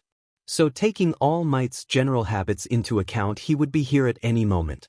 Izuku turned in his seat to get a better view of the entrance. All Might didn't walk through. That was odd. He normally timed himself to be consistently just a hair early. It wasn't that Izuku was offended when someone was late to something, it was just odd that All Might was breaking pattern like that. Izuku continued to watch the entrance for a few minutes before All Might appeared, several minutes after 7. This was the first time Izuku had ever seen him late for something. He walked through the front door in his skeletal form, looking even more slumped down than he normally did. Izuku waved him over, and as he got closer, Izuku noticed deep frown lines creasing his face. Had something happened? My apologies, All Might said, folding into the seat opposite Izuku. His voice sounded strained. It was impolite of me to make you wait like this. Izuku noticed he didn't say why he'd been late. Had something actually happened? Izuku decided to bring it up later. That's all right, Izuku said with a shrug. What was it you wanted to talk about? All Might let out a puff of air and his head dipped forwards. Is something wrong? Izuku asked, feeling slightly worried. All Might looked uncharacteristically defeated. It seemed wrong to describe All Might like that, but that's what it looked like. Nothing is wrong, my boy, All Might said, face still covered by his drooping bangs. There's just some bad news I need to give you. Take your time, I guess? Izuku wasn't really sure what to do with this. It was probably about passing One for All. Since that had already happened, Izuku wasn't worried about it, but All Might's expression was getting to him. A few moments passed in silence. I'm sorry, my boy, All Might said, voice subdued. I need to break my promise to you. That sounded ominous. Izuku had a feeling he wasn't going to like this. All Might looked up at Izuku. His black-ringed eyes were aged and sad, unlike anything Izuku had seen on the hero before. I made a promise to the bearer of All for One before me that I would continue the legacy she left behind. All Might kept his voice low. Izuku wasn't sure if it was for the sake of privacy or just because he couldn't say this any louder. I have a responsibility to pass on this quirk. But I don't have long to do that. I've spent valuable months training you to be my successor. Months I don't regret. But I'm under even more pressure to find a successor now than I was 5 months ago. All Might let his head dip forwards again. His long hair fell back down, covering his face. I need to try and find someone else who can inherit One for All. Izuku's hand tightened around his fork, then he flinched as it snapped in two. He felt energy crackling through his veins and realized he must have activated one for all accidentally. He forced the energy to dissipate. All Might snapped his head up at the noise and winced when he saw the two halves of the fork laying by Izuku's hands. Then he looked to the side and continued talking. An old sidekick who I trust suggested someone to me. A second year at UA. All Might normally had a very good poker face, but right now he didn't seem to be capable of one. His breathing was slightly uneven and every time he paused he bit his bottom lip and crumpled the space between his eyebrows. I'm going to arrange a meeting through my old sidekick. But I didn't want to do that without first telling you. All Might was giving up on taking Izuku on as a successor? Izuku felt his face slacken and he slumped bonelessly against his chair. All Might didn't think Izuku could be a hero. Izuku had trained for months and for years before that to gain this quirk. But even the man who'd given it to him didn't think that Izuku's effort had done anything. Something swirled in his gut, some furious and dark feeling. Izuku had taken All Might's quirk, but the hero didn't know. He was going to try and find another successor. Izuku lifted his eyes from his plate. All Might avoided his gaze, uncomfortably wrapping his arms around his torso and staring to the side. Izuku's anger stilled and was replaced by something thick and hopeless. He took in a few deep breaths, trying to steady himself, blinking his eyes a few times to hold back the tears that were threatening to form. Why dash? His voice broke on the word and he took a moment to calm himself. Why did you give up so quickly? I'm sorry, but you simply didn't inherit one for all. I'm running out of time to find a successor. I need to make the most logical decision. How do you know this is the best decision? Izuku said, doing his best to keep his voice even. How do you know I didn't inherit one for all? You didn't, All Might said with a frustrated exhale of breath. Izuku had to stop for a moment to strengthen his voice. He couldn't afford to sound anything less than entirely confident and trustworthy. But how do you know? I mean, look at the things I've done. I threw half a minivan 60 feet. That isn't something that a person can do through just natural strength. My boy, All Might said with his skeletal face hardening. I've told you that you were underestimating your strength. There is a line between humility and self-deprecation, and attributing your hard-earned strength to a quirk crosses that line. This isn't something under debate. You didn't inherit one for all. But how do you know? Izuku insisted, leaning forward and planting his palms on the table. He knew that this probably wasn't the best way to convince All Might that he had a quirk. But he couldn't think of a good way to do it. He just had to keep pushing. Maybe there's just some outside force that's making it harder for you to believe it? Midoriya.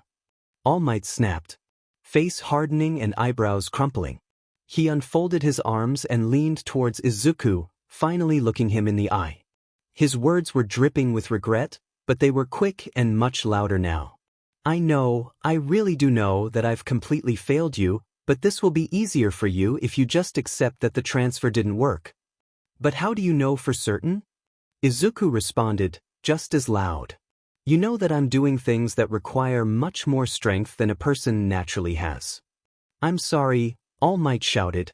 It's not your fault that you didn't inherit one for all. But you didn't. Stop apologizing. Izuku insisted, his tone was too sharp. You didn't fail me. I inherited one for all. You need to listen to Dash. Excuse me, but I'm going to have to ask you and your son to leave, said a firm voice. Izuku snapped his head to the side and recognized the server from before. She was staring All Might right in the eyes. Izuku realized that the restaurant had gone silent. The worried faces of other diners were staring at All Might and him. Oops, seemed they'd gotten pretty loud. Of course, All Might muttered, ducking his head. We'll be right out. Izuku snatched up his bag and stalked out of the booth. He didn't trust himself to apologize without sounding angry, so he didn't try. He quickly reached the entrance and slipped through. All Might slipped out a moment later. The chilly night air settled around them and a heavy silence came with it. Izuku slumped his shoulders and dug his hands into his pockets. He looked out towards the street. It was mostly empty, though a few pedestrians wrapped in heavy coats hurried along the sidewalks. There were a few streetlights scattered around, but even without them, it wouldn't be that dark out. There was a blanket of clouds covering the sky, catching the light from the ground before it could escape and casting the street in orange half-light. Izuku dug his neck into his hoodie as the night air brushed against it. It was utterly silent other than the soft sound of distant traffic. Izuku wasn't sure what he should do. He knew this wasn't All Might's fault. But at the same time he didn't trust himself to talk calmly yet. So they stood side by side for a few minutes. Izuku saw All Might opening his mouth to say something a few times, but he never followed through. Izuku wasn't really angry at All Might. It wasn't his fault that Izuku's quirk was getting into his mind. If anything, Izuku was angry at his quirk.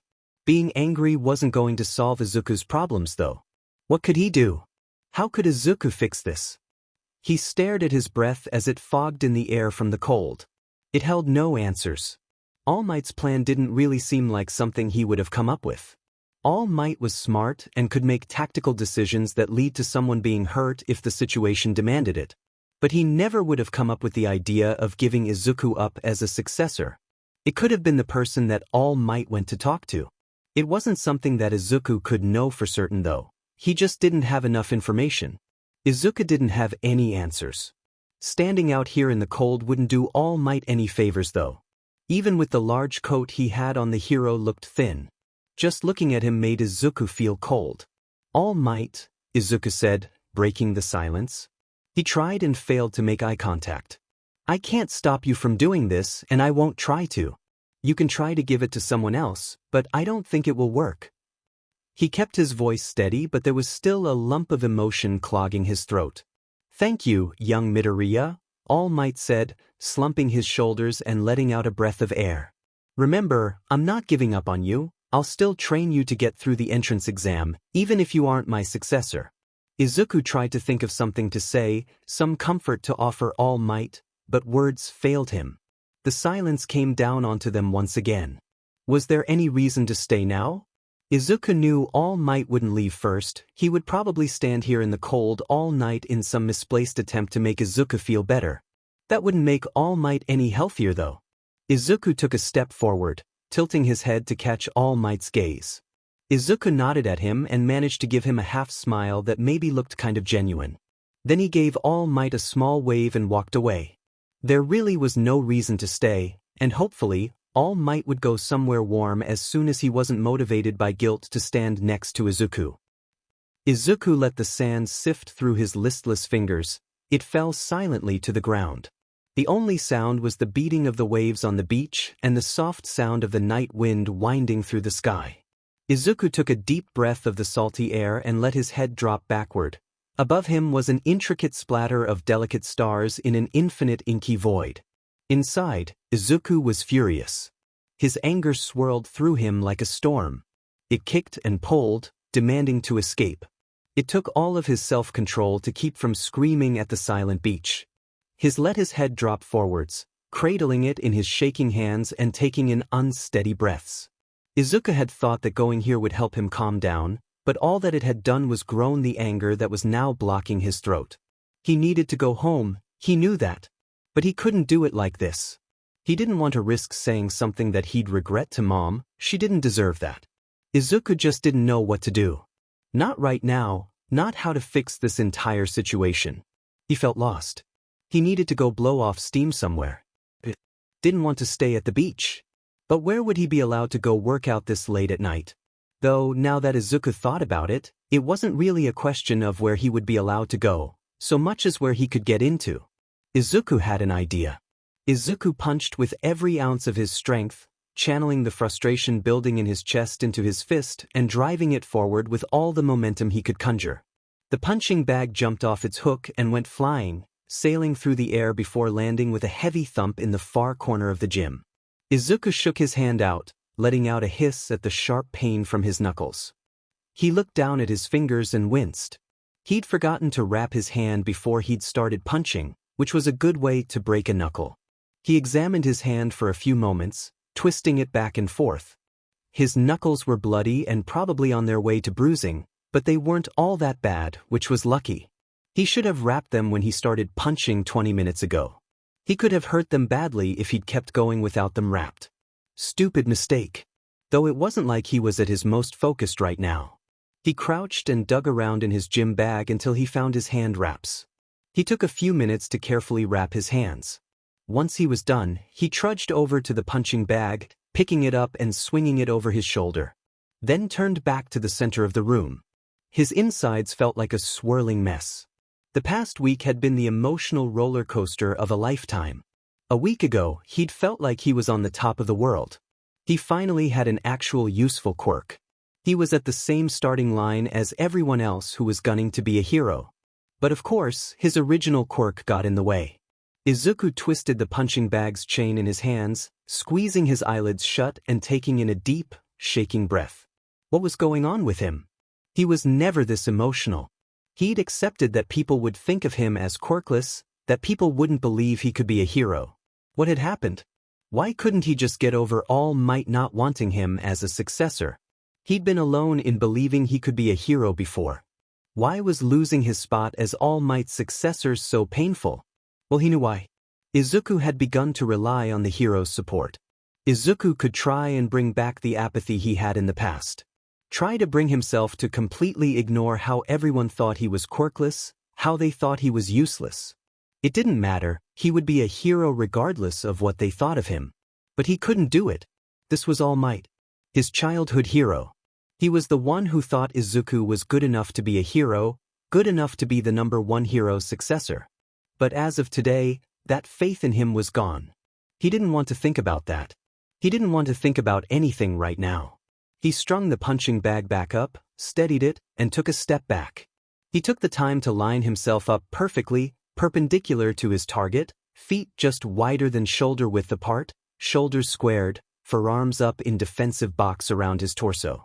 He sprung forwards and hit the bag with his right fist.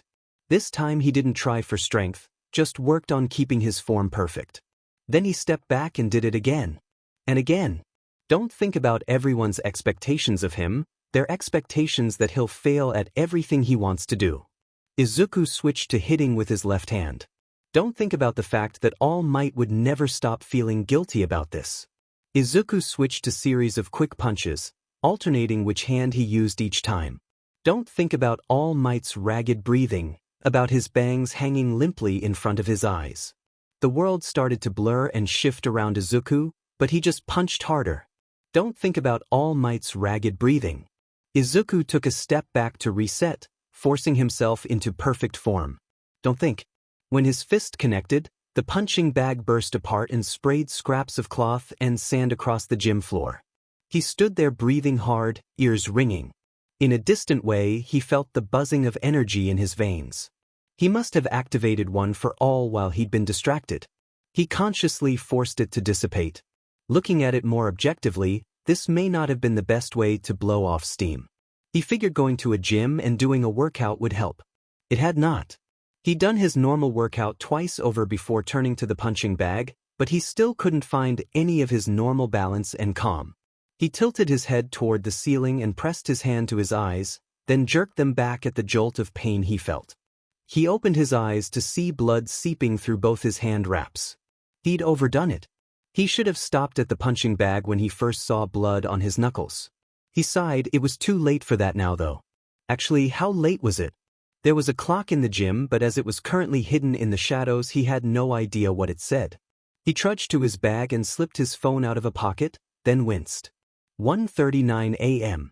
He'd had no idea that it was that late. He was way too out of it to be working out right now. He scrolled down on his screen and almost dropped his phone as he saw his notifications. There were multiple texts and calls from Mom. He'd never told her where he was. She must be worried sick. He'd set his phone on vibrate during his talk with All Might, then he'd never turn the sound back on. Izuku had to text her. She'd definitely want to know where he was. He really didn't want to tell Mom that.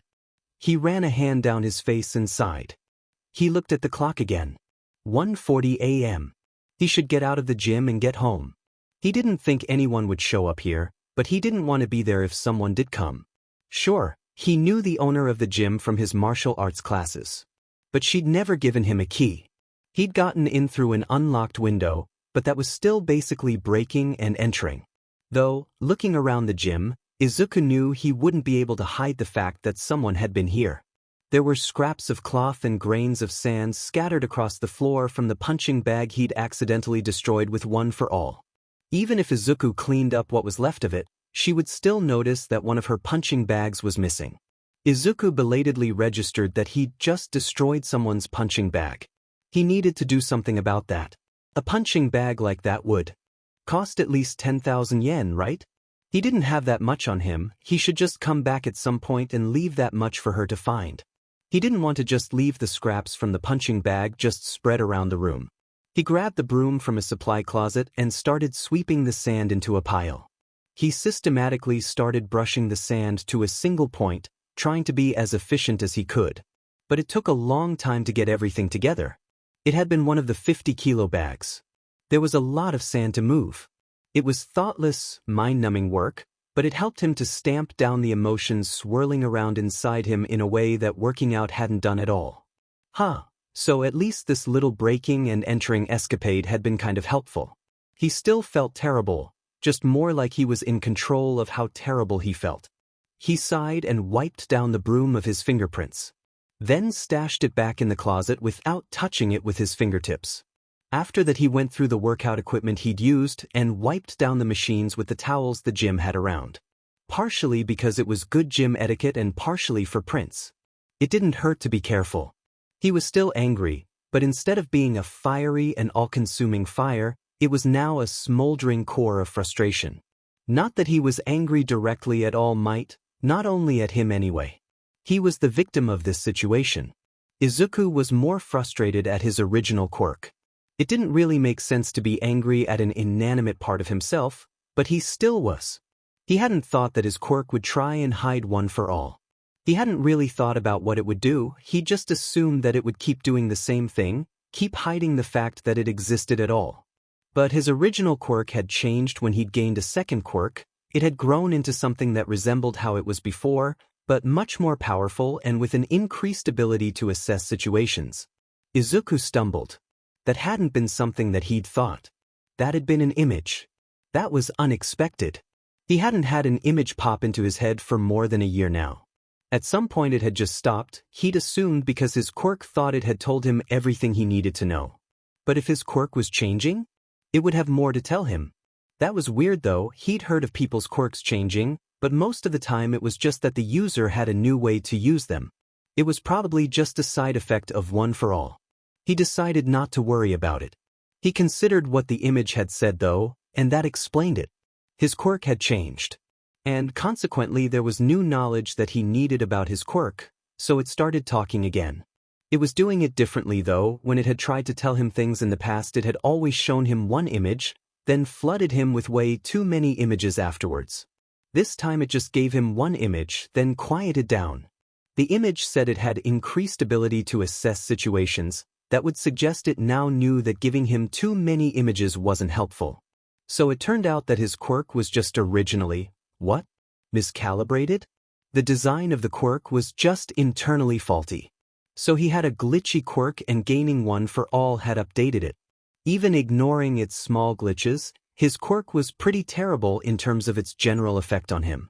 All it did was give him the social ostracization that came with being quirkless while making sure he knew that everyone was mistakenly socially ostracizing him. He'd have time to think about that more later though, for now he had to get a move on. He pulled his phone from his bag and winced. First at the time, 2:05 a.m., and then at the notification list. He still needed to text Mom back. Even though he felt guilty about worrying her, he was glad he'd gone to the gym instead of going straight home. He had a feeling that if he'd gone home to Mom before giving himself a chance to tamp down his emotions, he would have gotten in a shouting match with her. Not something he was keen to do, especially not after what happened with All Might earlier. Izuku knew Mom would have preferred he had gone directly home. She was probably worried sick. Yeah, he felt bad about that now. He needed to reply. Sorry, I just saw all these. I'm safe. I'm heading home. I'll be back in under 20 minutes. She responded immediately. Izuku, are you okay? What happened? Where are you? She must have been awake and waiting for him to respond. Yeah, he felt really bad now. He should respond though. He didn't want to tell her that he'd broken into a gym though. What could he tell her that wouldn't make her worry? I'm so sorry, I was frustrated with some drama and was at the gym late working off steam. I know the owner, so she let me stay after she closed up shop and left. I had my phone on silent and I ended up falling asleep. I just woke up and saw this. I'm so sorry for worrying you. Falling asleep was a bit of a lame excuse, but it seemed believable enough. Plus it had a vague resemblance to the truth. I could come pick you up. What's the address? Izuku felt bad again. For staying out late and for lying about it. He'd have to make this up to Mom somehow. Don't worry, it's close, I'm be home in a bit. Izuku slipped his phone into his bag, ignoring the notification sounds, and zipped it up. Then he carefully climbed out the unlocked window of the gym, clicking it closed behind him. He belatedly glanced around, but there was no one in sight. It would take a while to get to his house if he were to walk, or even run, but he had a better way to get home. He took his gym bag and stuck his arms through the straps, wearing it like the backpack it was not designed to be. He took a deep breath and called up his power. Its crackling energy filled him up and made the world around him snap into focus. He took a step backwards, then sprung upwards towards the roof 2 stories up. He snagged the eaves with both hands and hauled himself up. He glanced around to get a sense of where he was, rubbernecking around until he saw a building he knew to be in the direction of his apartment. Then he was off, jumping from rooftop to rooftop like some silent humanoid ninja bouncy ball. The gym was at least 2 miles from his house, but it only took him a couple minutes to cross the distance. Once he was within a block of his apartment, he let himself drop down from the rooftops into an alley. A few moments later he stepped onto the street, adjusting his clothes from the wind and pulling his arms out from his gym bag straps. He walked the last block back to his apartment. It was otherworldly walking around so late. Or so early. Regardless, it was strange. The normal sounds of the neighborhood were absent. The air tasted crisp but uninviting. The inconsistently spaced street lights turned some parts of the street a grungy yellow and other parts into shadowy recesses. He wasn't sure if he liked it or not. He couldn't wait around and take the time to decide though. He had to get back home. Once he reached the stairs, he bounded up them 3 at a time until he reached his floor. He could have taken the elevator, but that would have been slower. He made his way down the hall till he reached his door, then knocked lightly. The door shot open and Mom stared at him breathlessly. She paused for a moment, eyes wide and apprehensive, then she let out a heavy breath and pulled him into a tight hug. Izuku hugged her back. He still thought that burning off some of his anger before coming home to Mom had been a good idea, but that didn't mean that he wasn't feeling incredibly guilty about worrying her. She pulled her face backward, pulling his head down to her level and looking at his face to make sure he was okay. Izuku. Oh, Izuku. Her eyes were watering and she was talking in a whisper. Are you okay? I was so worried.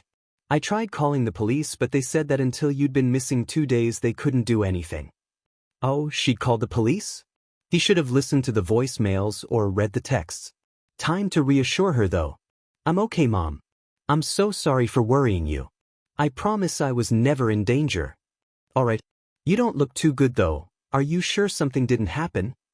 She swept a thumb under his eyes. Were you crying? Are you okay? Yeah, I'm okay. He'd cried today? It must have been while he was at the gym and he just hadn't realized it. Was it that drama that you talked about? Drama? Oh yeah, in the text that he sent her. Yeah, that. He pulled his face into a weary smile. Oh, Izuku, she said, calming down a little and letting go of him. You fell asleep? You were safe though, right? The doors to the gym were locked? The owner of the gym knew you were there. Yeah, of course. Izuku lied. Oh, thank goodness. Mom reached behind Izuku and shut the door. I think I aged 5 years just out of worry. She rounded on him, jabbing a finger in his face, switching from worried to disappointed in a moment. You have to promise that from now on you're going to call me whenever you're planning on being out late. Even if it's just a workout. Of course I will, Izuku said easily. I promise something like this won't happen again, but I'll try to keep you in the loop anyway. Thank you, sweetie.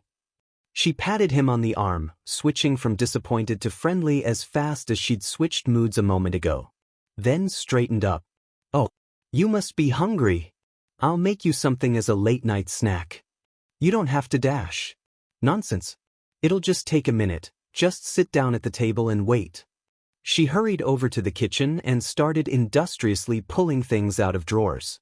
Izuku followed her and started putting the dishes on the drying rack away. Izuku, sit down. Sorry, I'm a rebel. Izuku smiled at a ceramic bowl as he tucked it into a drawer.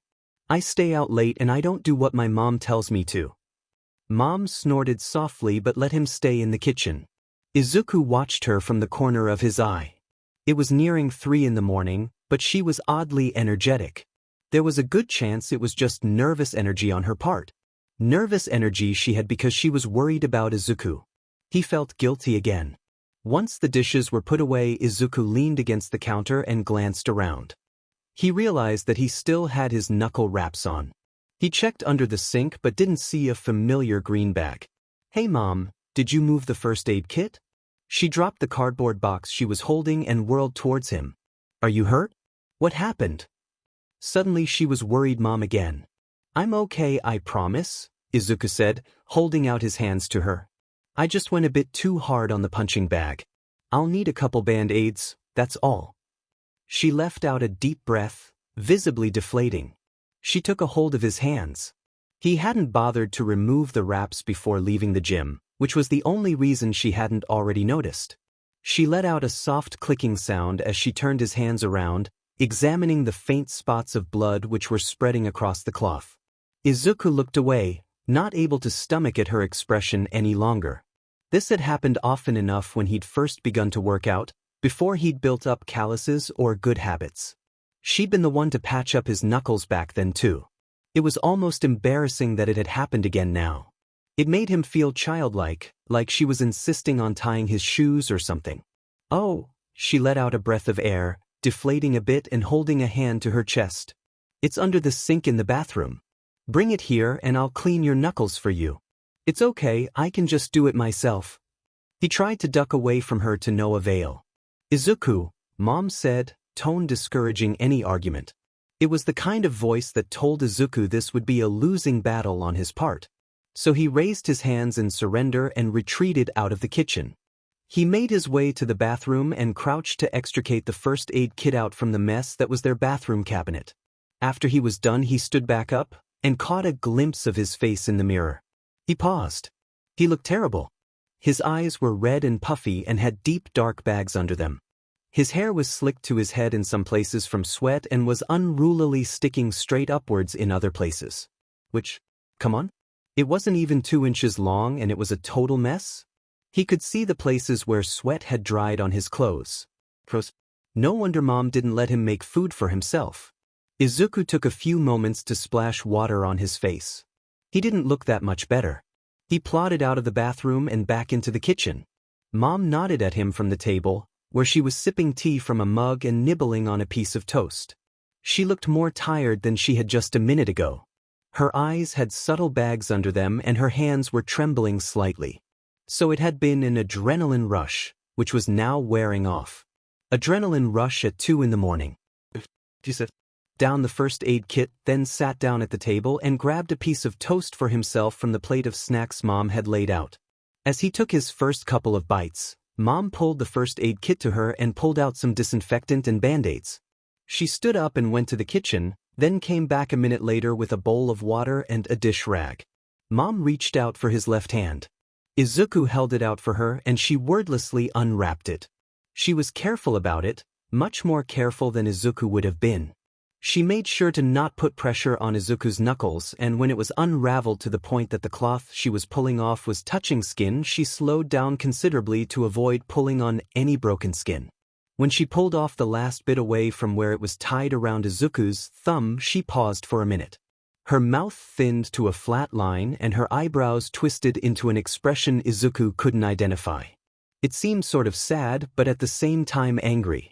It made something in his gut twist uncomfortably to see her so clearly unhappy. After a few moments, he wrenched his eyes away from her face and to his hand. The skin around his knuckles was torn and slightly bloody, though it seemed like the hand wrap had absorbed most of the blood. The bleeding had mostly stopped, his ring finger and pinky were both mostly scabbed over. Izuku thought it wasn't that bad. He'd seen people break their hand from using a punching bag without properly wrapping their knuckles. A couple scrapes were the best outcome as far as he was concerned. He definitely shouldn't tell Mom that. Mom sighed, dipped the rag in the bowl, wringed it out, then used it to wipe the blood off of Izuku's hand. Once the blood was gone, she used a spray on disinfectant to clean it. It hurt, not that much since it hadn't had a chance to get infected, but it still stung. Then she stuck brightly colored band-aids anywhere it was still bleeding. And some places where it was done bleeding. Mom let go of his left hand and reached out for the other. He obliged her and she restarted the process. Once both his hands were uniformly covered in neon band-aids, Izuku stood up and cleared off the table before Mom could do it. By the time Mom bemusedly followed him into the kitchen, packed up first aid kit in hand, he'd already cleaned up. Izuku wrapped Mom in one last hug as she entered. "I'm going to take a shower, then sleep until noon," he told her. "Oh, thank goodness," she said, softly snorting. "I wasn't going to say anything, but you smell like last week's trash." "That's a little harsh," Izuku said, then let his mouth tick into a smile. What did last week's trash do to deserve that sort of comparison? "Oh, my little boy," she said, laughing quietly and shaking her head. She pulled his head down till she could kiss his forehead, which involved him crouching until his knees touched the ground, and then left the kitchen first aid kit in hand. Izuku stood in the kitchen for a minute after she left, staring out the window at the blackness outside. He shook his head and flipped the light switch. The room plunged into darkness and he blinked his eyes to regain some sense of sight. There was an odd feeling in his gut. After he'd been diagnosed with not having a quirk, he tried to convince Mom he was fine in lots of ways. He'd discovered the best method was to make a bad joke, and so he'd fallen into the habit of it. He knew it was kind of dishonest, but after she'd stopped worriedly asking about if he was making friends, he'd decided that it was worth it. Even if it meant he never could tell her about the things he worried about. He needed a shower. Izuku headed out of the kitchen. Izuku blinked his eyes open, then twisted onto his stomach. Then winced at the pain that the motion caused. Then winced again as he remembered why he was so sore. He'd done his normal workout multiple times yesterday. That had been a mistake. At least he didn't have school today. There was no way he'd be able to focus on anything academic. Izuku pulled himself out of bed and stretched, which was rather painful but made him feel better, then stumbled to the bathroom. He flicked on the lights and blinked his eyes at the light, only to stop and stare when he saw his reflection. Had his shoulders always looked that big? His t-shirt was old, but it had definitely fit him better when he'd put it on last night, this morning. Whatever. He couldn't have grown that much in one night, could he? His power was increasing his physical growth so as to make his unusual strength more explainable. Izuku vaulted over the wall, landing in a soundless crouch. Going this way had become a habit. Bakugo had become even more intent on fighting Izuku since the whole thing with the Sludge villain, and Izuku just didn't want to deal with that. He looked up and saw Purple looking at him with his normal half-closed eyes and half-dead expression. "Hey, you said you're planning on being a hero, right?" Purple blinked. "I did." "Yeah," Izuku said. "Do you want to do some training with me? My trainer and me had a falling out, but I still have a guest pass to my gym for the next 9 months. Purple blinked, this time with what Izuku thought was more enthusiasm. "Sure." "Great," Izuku said with a nod. "Meet me here tomorrow, same time. Wear workout clothes, the gym's about half a mile away." He walked down the stairs to what had once been a trash-covered beach. Rather than being covered by old refrigerators and microwaves, it was now filled with people. Izuku hadn't been here on a sunny day before. He definitely hadn't been expecting it to be this crowded. Well, he could ignore them. He walked to the water, but while he was still walking he started to get a strange feeling on the back of his neck. He looked around and realized that people were staring at him. Well, he didn't think he looked that out of the ordinary. Just another person on the beach.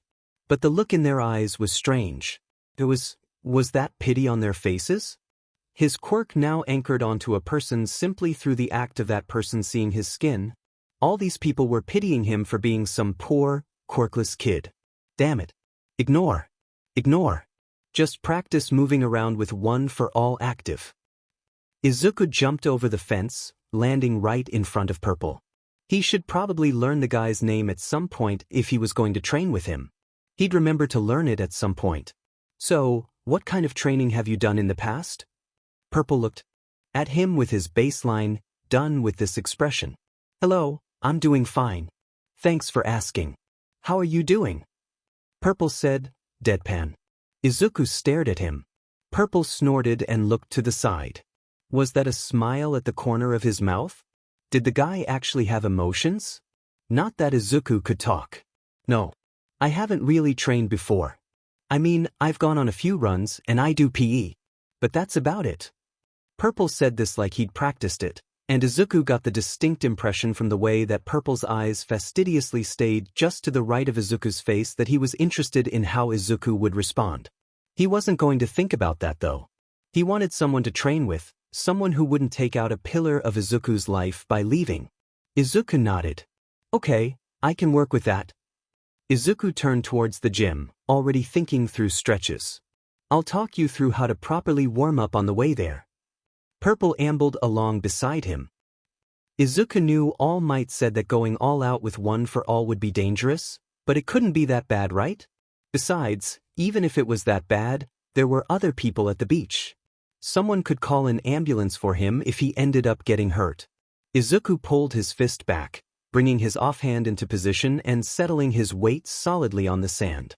Then he gathered all the strength that he could, letting go of the constraints that he'd set on himself and pulling as much power as he could into himself. Then he punched. For a moment the power rushed into his arm, like a river flowing through his veins. It was like pure energy welled up from deep in his chest and flowed into his hands. An incredible amount of force was channeled through his arm and tumbled towards the surf. Then the power stopped. It was like a hose was suddenly shut off. Izuku's punch went through, but it was like it only got a fraction of the power that it should have. The air moved and it let out a sound like thunder, but Izuku knew that it should have been more powerful. He could feel that there was more to grasp and use. But it felt like there was some sort of dam blocking him from actually using it. Izuku narrowed his eyes, looking down at his right wrist and rubbing it with his other hand. It was just on this side of hurting. There was the sound of people clapping from behind him. That didn't make sense though. All Might had said that it was entirely possible for Izuku to hurt himself using this power. But his quirk was limiting the output of his power so he couldn't injure himself. He could currently only use 5% of One for All's power. Seriously? Okay, stop for a second. Purple stopped. He was pretty good about listening to Izuku. The two of them barely talked at all, other than about training. This was their third training session and Izuku still didn't know what school the guy went to. He sort of liked that though. They didn't need to talk, they just worked towards a goal together. Right now we're only using light weights, but your knees are still going too far forwards. That's not harmful now, but once we move to heavier weights, that'll be all sorts of hell on your knees. Wait a second. Purple knew that Izuku wanted to be a hero. They'd been training for the exam for over a week now. Purple must think that Izuku doesn't have a quirk. After all, it only takes someone seeing his skin for his quirk to put an anchor on them. But Purple hadn't said a thing about how Izuku couldn't be a hero. That was a pretty great feeling now that he thought about it. You need to think about how the weight of your body is distributed so you can make sure your knees don't go beyond your toes. Purple went back to doing his back squats. His form wasn't great, but he was on his way to getting it. Izuku grinned. A thought struck him. What do you know about self-defense? Izuku asked with a half smile. Izuku could probably give him a few tips for the UA practical exam. Could I have your number? That'd make planning workouts easier, Izuku asked. Sure, gimme your phone. Izuku handed it over. Unlock it? Izuku took it back. A minute of Purple silently tapping at Izuku's phone later, he handed it back. I sent me a text from your phone. I'll add your contact later. Your name is Shinso Hitoshi? Midoriya, really, you didn't know my name? Purple, well, Shinso, said with a hint of his sardonic smile. You know my name? Izuku didn't remember telling him. Yes, I do. Shinso raised an eyebrow at Izuku. I asked some kid from your school. Did you know just saying, guy who looks like a brick house but is weirdly fast, is enough for people to recognize you? Hello, Midoriya speaking. Young Midoriya. Izuku pulled his phone away from his ear. The caller ID said All Might. He probably should have checked that before answering. Or give All Might his own ringtone that Izuku could specifically ignore. That was mean. He might do it though. I have news. I told you what I was planning on doing the last time we met. All Might sounded upset, but Izuku couldn't read anything beyond that. Also, he was being vague. Probably meant the line wasn't secure and that Izuku shouldn't say anything too confidential. He should try and remember that. I made the attempt. But it didn't work. I have come to the conclusion that the thing which I was attempting to give you has a maximum amount of times that it can change hands. Izuku in air through his teeth. He'd known that this would happen. Didn't make him feel any less guilty though. I think that it would be best if we were to meet somewhere to discuss this. Izuku stared into space, considering. It wouldn't end well though. They'd just end up shouting at one another again. Izuku desperately wanted to work it out. Wanted to somehow convince All Might about his quirk. Work around it. Do something clever which solved everything. But Izuku had a lifetime of failures on this front behind him, and knew that there wasn't some miracle cure for the problem that defined his life. Izuku wouldn't be able to help, no matter what he tried. I don't think that would solve anything. Izuku could hear All Might's hurt through the silence on the other end of the line. If you so wish, Midoriya. A short pause. My offer is still open, of training you for the entrance exams without a quirk. That's generous. But no thank you. That may have been a bit icier than Izuku intended. It wasn't All Might's fault. Goodbye. A sigh. Goodbye, young Midoriya. Good luck. Izuku hung. It wasn't All Might's fault. Who was that? Izuku looked up at Shinso. He was looking at Izuku with an odd expression. A bit concerned actually. Izuku might have sounded, and looked, a bit more emotional than he intended. Nothing, just talking to my old trainer. It didn't end on the best note. Do you? Shinso paused. Don't want to talk about it? No, not really. It's not that big of a deal. It wasn't All Might's fault. It had been a month since he'd given Izuku one for all. It wasn't that unreasonable of him to try someone else if he thought that his quirk hadn't transferred to Izuku. Okay. Shinso's eyes flicked around the room, then seemed to settle on something behind Izuku. Do you know that people always seem to be watching you, like no matter where we are? It's kind of weird.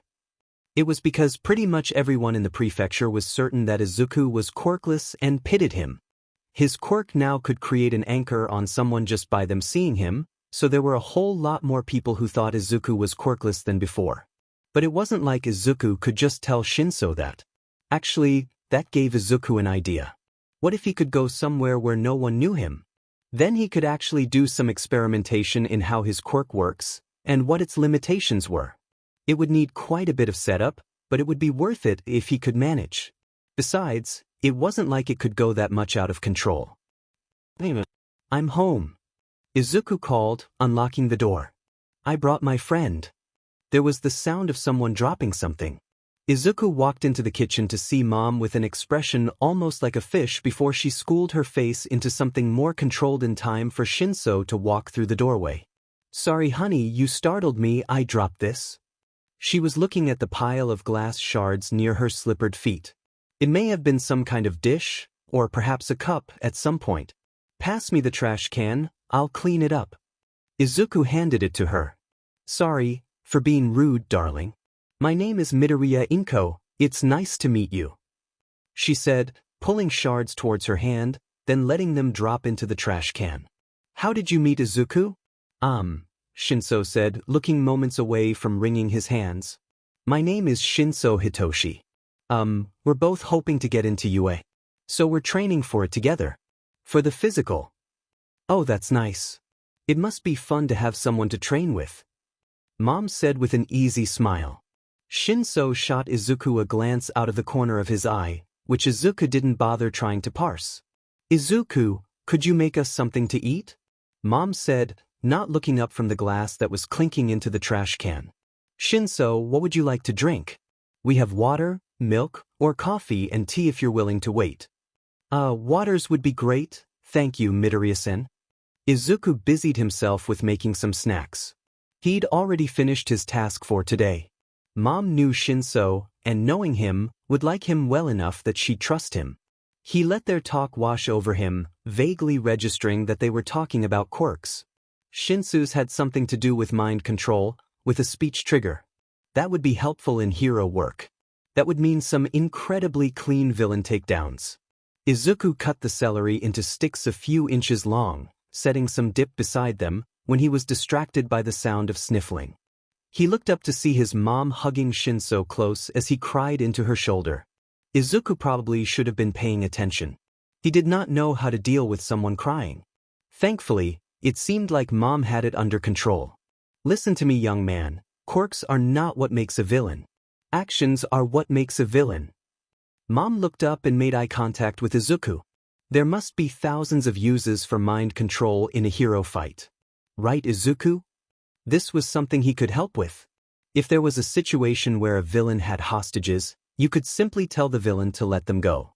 It would completely avoid any unnecessary casualties or injuries.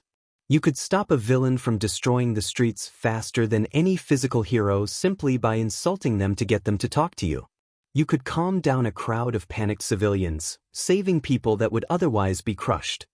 Shinso started crying harder and Izuku panicked for a moment, but then Mom gave him an approving smile. Which meant that he'd said the right thing. Well, that worked out.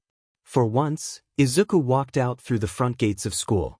The bell had rung less than a minute and a half ago, so he wasn't worried about Bakugo and his cronies showing up as he left. Over his shoulders, he had 2 bags. One was his school bag, the other the overnight bag he'd packed yesterday. In it was enough clothes for the weekend, some light non-perishable food, a few items he picked up from the store, and a bit of cash. He'd try and spend as little of it as he could. Hopefully, he could find a cheap room somewhere. He'd told his mom that he was staying at Shinso's house. The two had never gotten each other's number, so the excuse should hold as long as Izuku kept giving her text updates. Time for a field trip. Izuku stepped off the train at the Kamino station, looking around at the dingy walls and flickering lights. Kamino had a bad reputation, so it wasn't strange that the stop would be so run down. It was still sad though. People lived here. Also, Izuku knew that the reputation was earned by Kamino having one of the highest crime rates of any area of Japan. Izuku wanted to do something to make this place better, but what could he do? It wasn't like he was able to help yet. He was going to make people feel safe. He needed to become the best hero possible. This trip was the first step. He was going to learn more about his quirk. Taking one last look around, Izuku promised himself that when he became a hero he would start cleaning up the streets. The first thing Izuku was going to do was test the principles of planting an anchor. In theory, it shouldn't be that difficult. He just has to figure out how much someone needed to see to think that he doesn't have a quirk. It wasn't as simple in practice. The most pressing problem was that showing no skin was kind of hard. It had taken him an entire afternoon of hitting thrift shops for him to find everything he needed, and even then, it wasn't the sleekest of solutions. He was wearing black pants and a gray sweatshirt, which was normal enough. However, on top of that, he was wearing a black cloth ski mask that covered his neck, a pair of gloves, and a black fiberglass ski mask with tinted lenses. He was wearing a pair of black tennis shoes because he'd felt like his normal red ones would look ridiculous on top of everything else. He was sitting on a bench on the side of a well-trafficked road, waiting for someone who didn't look rushed to walk by. For some reason, people seemed to be favoring the other side of the street. But after around 10 minutes of waiting, someone approached him. It was an older woman and what looked like a police officer. The woman was walking a half-step behind the cop with a half-nervous, half-accusatory expression on her face. "Sir?" Izuku asked the officer. "Is something the matter?" Their expressions didn't change to pity the moment he opened his mouth. One point to his quirk now having a different trigger than it did in the past. "I'm going to have to ask you what you are doing here," he said. Izuku had a vague idea of what was going on. The lady called the cops on him, probably thinking that he was a villain waiting around before an attack. While the officer was pretty sure Izuku's just someone kidding around, or maybe had some quirk that required full body coverage. This worked just as well for what Izuku had planned though. He started fiddling with the cuff of his glove. "I'm just waiting for something, sir. Do you have ID on you?" he asked, Not confrontational, but with that peculiar sort of bored authority universal to experienced beat cops. That authority faltered as Izuku tugged at his glove. The woman also stopped her fidgeting to stare at the inch of Izuku's wrist that he'd just bared. There was a moment of staring, then their faces fell into an expression of pity. So, that meant that even the smallest amount of skin meant that people were hooked by the anchor, frustrating but enlightening. The officers started to talk again. Izuku readjusted his glove. When Izuku looked back up, the pair had already walked away. They were probably experiencing intense cognitive dissonance. 1 second, Izuku was some possible villain. Next, he was some dressed-up quirkless kid. There were probably some concerning implications that could be drawn from that. Izuku wasn't too worried. The real question was how he could use this. He stood up from the bench and headed down the street, towards his hotel. He probably could do more today, but he needed some time to think of further tests for his new discovery. He could probably use this to hide his real identity if it ever became necessary. Cover his skin completely and suddenly no one's going to recognize him. Izuku could use it if he ever needed to go undercover when he starts working as a hero. Strength was a common enough quirk that no one would raise an eyebrow at some unusually strong underground hero coming in to deal with a problem. If someone who'd already seen his skin saw him and didn't know it was him, would they still think he was quirkless? Izuku suddenly stopped. The hairs on the back of his neck prickled in response to something he couldn't quite place. He twists his neck around, trying to place the sensation. The feeling was coming from an alley to his right. He wasn't sure what it was, but there was some sound that was setting off his subconscious alarms. Izuku slipped into the alley, keeping his steps light and staying in the shadows of the buildings. As he edged around a dumpster, he was confronted with the sight of a man holding his arm around a child's throat. On the other side of the alley was a group of around a dozen children, the oldest being around 10 and the youngest maybe 4. They were dumping objects out of the various bags and backpacks they were wearing. All of them were dressed in layered second-hand clothing. Once the bags were empty, the oldest stepped in front of the others. She stood with a forced posture of confidence, watching the man with a calculating yet fearful gaze. The man sized up the items scattered across the alleyway. "That's all you have? Are you Dash?" Izuku coughed. Both the children and the man snapped their heads towards Izuku.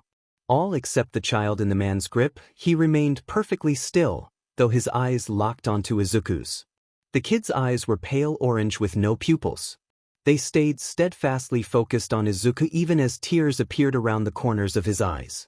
"Listen. This isn't any of your business." The man snarled. "I don't care if you're some kind of new villain trying to prove yourself, or whatever you are. This doesn't concern you." Izuku thought about trying to correct him.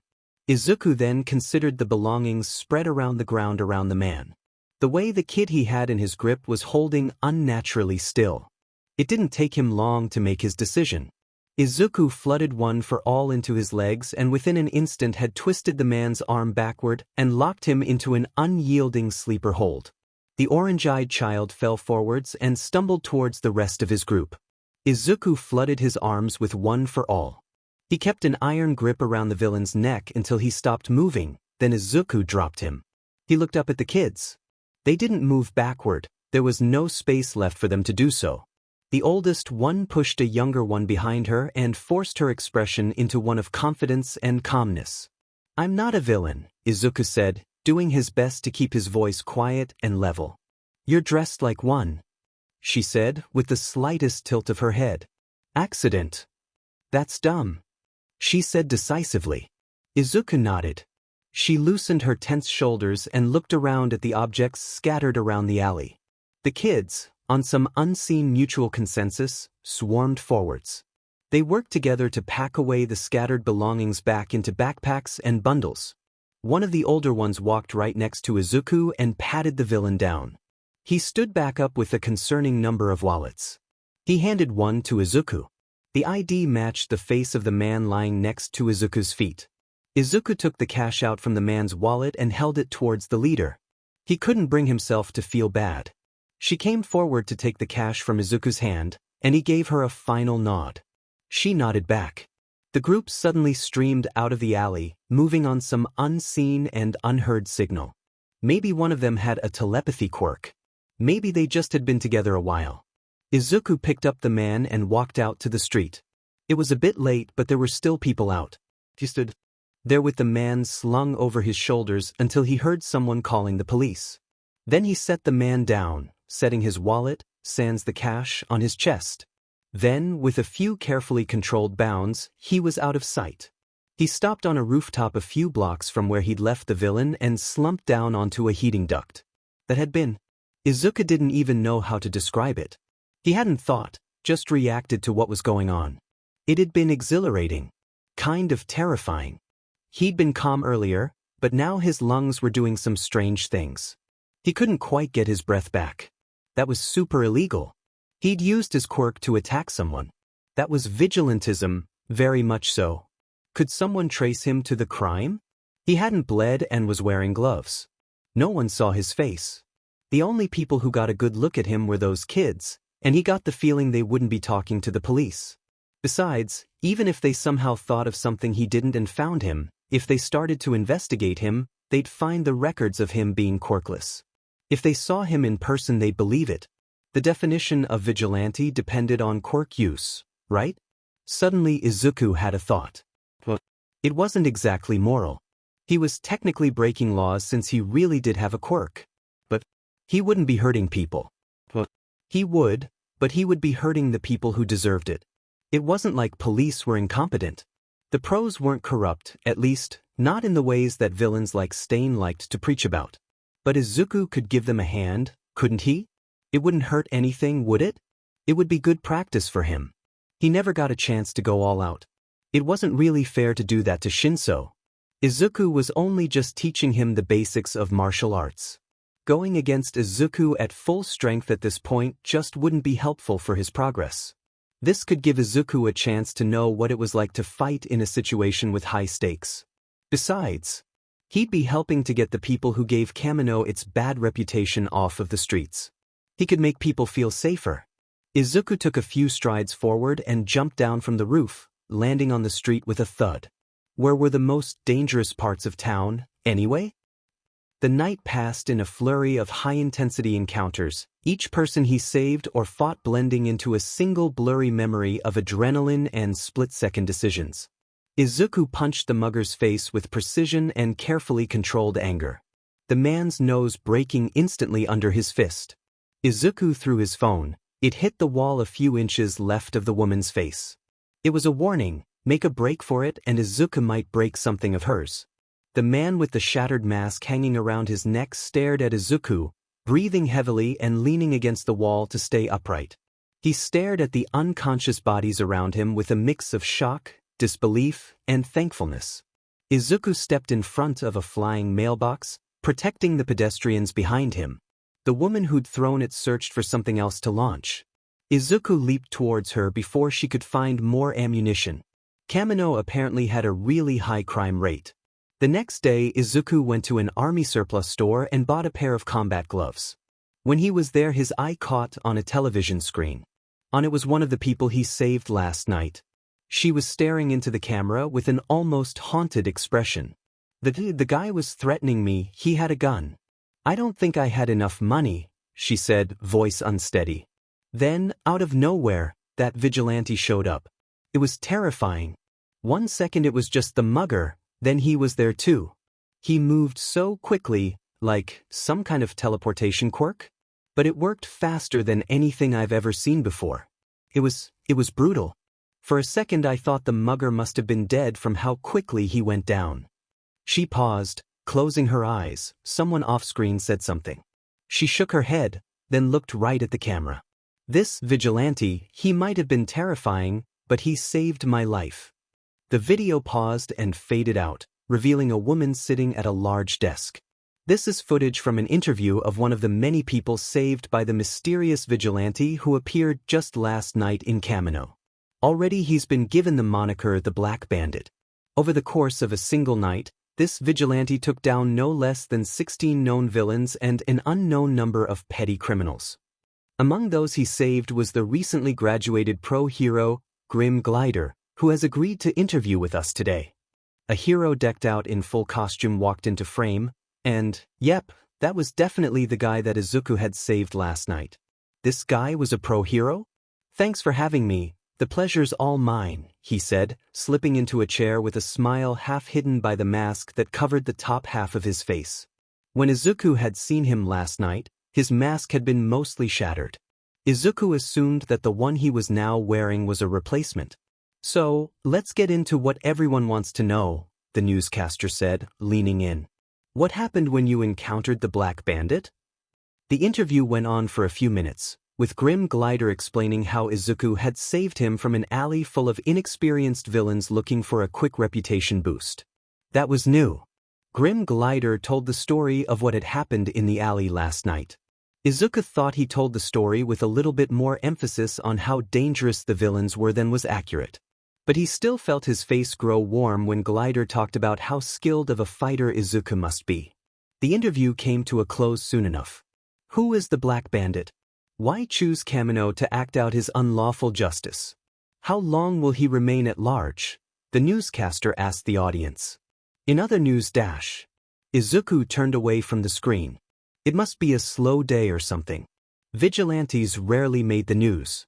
He had probably just accidentally picked a day where there was nothing better to talk about. Izuku wasn't going to stop, regardless. It might have been illegal, but taking down bad guys felt like he was doing something right. There was little ambiguity about what he should do. Well, ignoring the moral ambiguity of it all. But when the fight started, the only question of what he should do in a situation was whether he should go for a sleeper hold or a triangle choke. He wanted to know what people were saying about him in the hero message boards, but when he reached his hand into his pocket, all he came out with was a Ziploc bag of plastic shards. Oh yeah, that was all that was left of his phone. It wasn't that big of a deal. He and Mom had villain attack insurance that should cover a broken phone. Everything important was saved on his desktop anyway. Izuku kept the shards in a Ziploc bag though. He felt guilty for destroying it.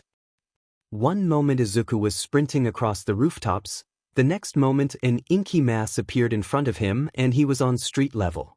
He skidded to a stop and tried to regain his bearings. He was somewhere he didn't recognize. 30 feet away from him was that inky mass, swirling in a distinctly ominous way. Some sort of warp quirk? Sheet, it wasn't a hero he recognized. Some kind of villain attack launched against him because he was taking down villains? He started sprinting again. Maybe he'd get lucky and their quirk would have a cooldown time. If it did, he could get away from them before they could react. No such luck. After a few blocks, the inky mass reappeared in front of him and he found himself back on the same street. He skidded to a stop again. His choices were to talk himself out of it or fight the user of a warp quirk. Neither sounded very appealing, but they were his only options. Izuku slowly looked around. One of the buildings had a doorway with an unusually dark patch of shadow. He turned towards it and stood with his arms crossed. After a few moments of heavy silence, the darkness consolidated into the shape of a person wearing a formal suit. Beside him, a pale-haired man appeared. There was something strange about his appearance, and as he stepped into the moonlight, Izuku realized what it was. He was covered in hands. Not living hands, they looked kind of like they had been preserved. He had a pair on his arms, shoulders, and hair. And one stuck on his face, which was super gross. Handy walked towards Izuku until he was a few feet away. For some reason, he was holding a mug with his pinky extended, which Izuku felt was kind of counter to the whole intimidating villain look he was going for. The Black Bandit, huh? Handy said, ping his head. I'd shake your hand. But he brought his pinky down on the mug. Starting from the point of contact, it crumbled to dust. That made more sense. That also meant that Izuku now had to fight two villains with powerful quirks, rather than just one. A slightly hysterical part of his mind couldn't help but think about what a waste of a perfectly good mug that had been. Hopefully, plan it, talk them into not killing Izuku, would work. Izuku nodded at Handy, then at the warp guy who'd walked over to stand next to him. You don't talk much, do you? Handy tilted onto one foot and tilted his head to gaze at Izuku sideways.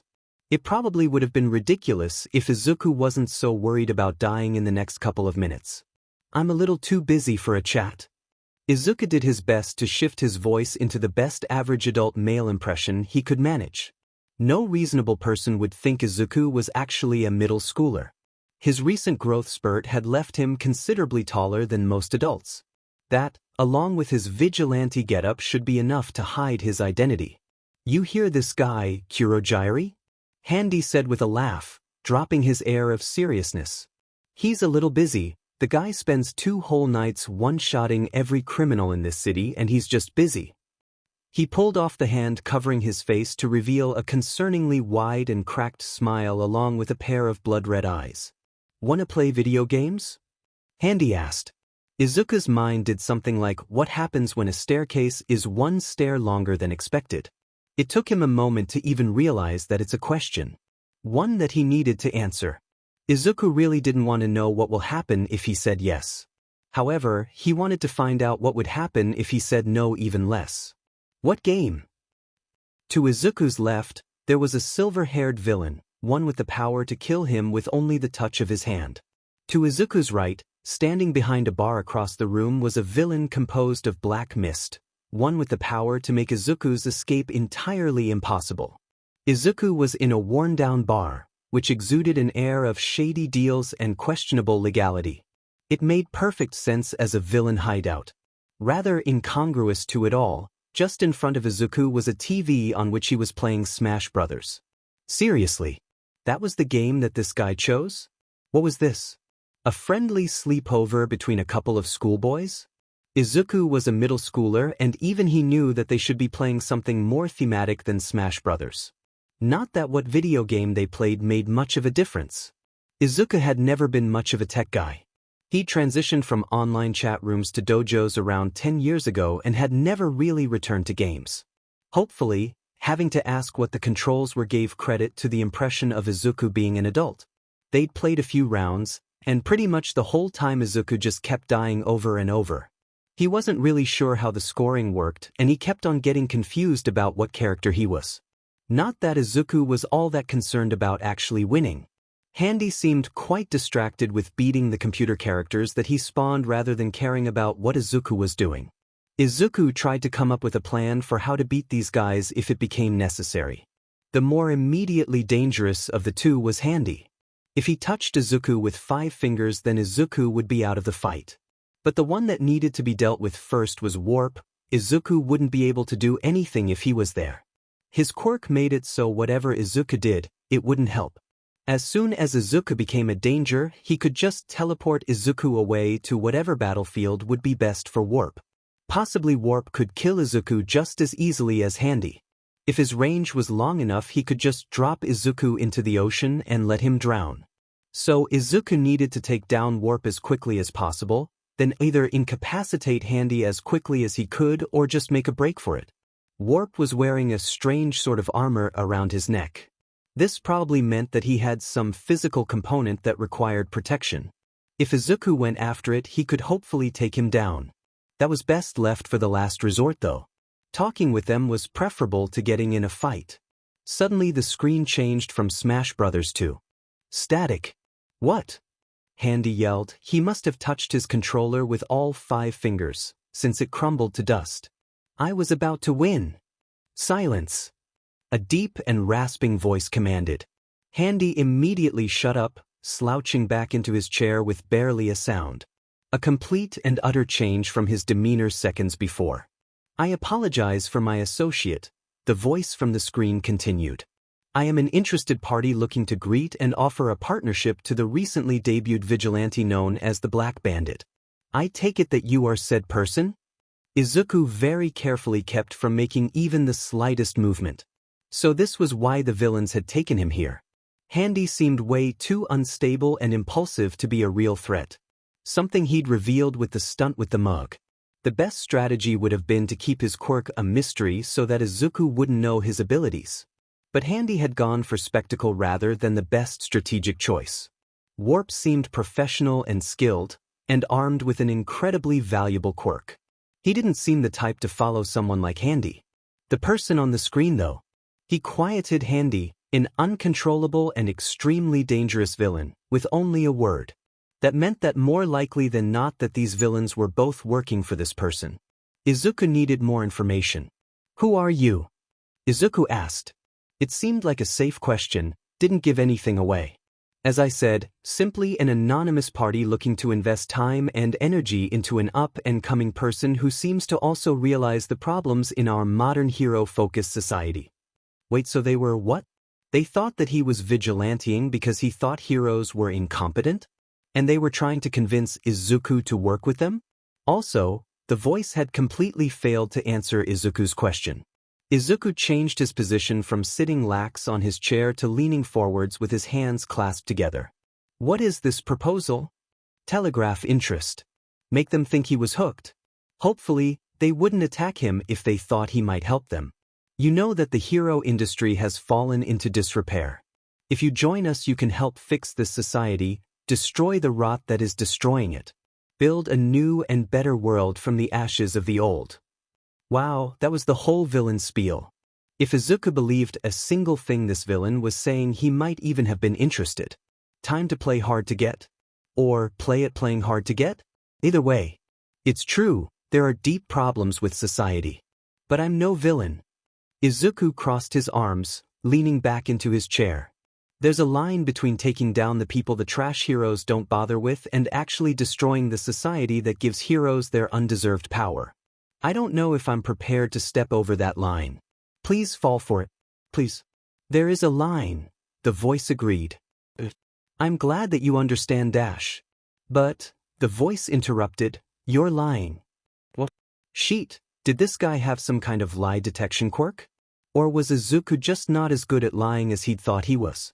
Kurojairi, Shigaraki, the voice commanded. Kill him. The world froze. For a single crystal-clear instant, Izuku felt the world shift into complete clarity. It seemed like a single moment stretched impossibly long. Izuku felt his brain kick into overdrive and heard his heartbeat like a war drum in his ears. The static on the screen froze. Handy had stopped in the act of lunging towards Izuku with a disturbingly gleeful smile. There was black mist creeping towards Izuku from where Warp was standing behind the bar. Izuku knew what he had to do. He called on One for All and the world sprang into motion. Izuku kicked backward to avoid Handy as he lunged towards Izuku. The ground he landed on turned from hardwood to inky black darkness, and suddenly he was shooting towards Handy's outstretched fingers. Izuku kicked his leg out, sweeping it upwards and hitting Handy's wrist with an ear-piercing snap. Handy jerked backward, clutching at his broken wrist with a shout. In an instant, Izuku rebounded off the ground and shot towards Warp. The area in front of the villain filled with inky black darkness. Izuku punched to the left with all the power he could muster, changing his trajectory enough to hit the wall to Warp's right. He kicked off against the wall, speeding towards Warp's unguarded back. The mist sluggishly responded, moving to stop Izuku from impacting with Warp. Too late. Izuku landed with both feet on Warp's neck, flinging the strange piece of armor into the opposite wall. It impacted and fell to the ground with a metallic thunk, dented to the point of unrecognizability. The black mist faded away to nothing. The fight had lasted only seconds. Izuku really hoped he hadn't just killed Warp. The villain was probably resilient enough to survive being thrown around? Hopefully.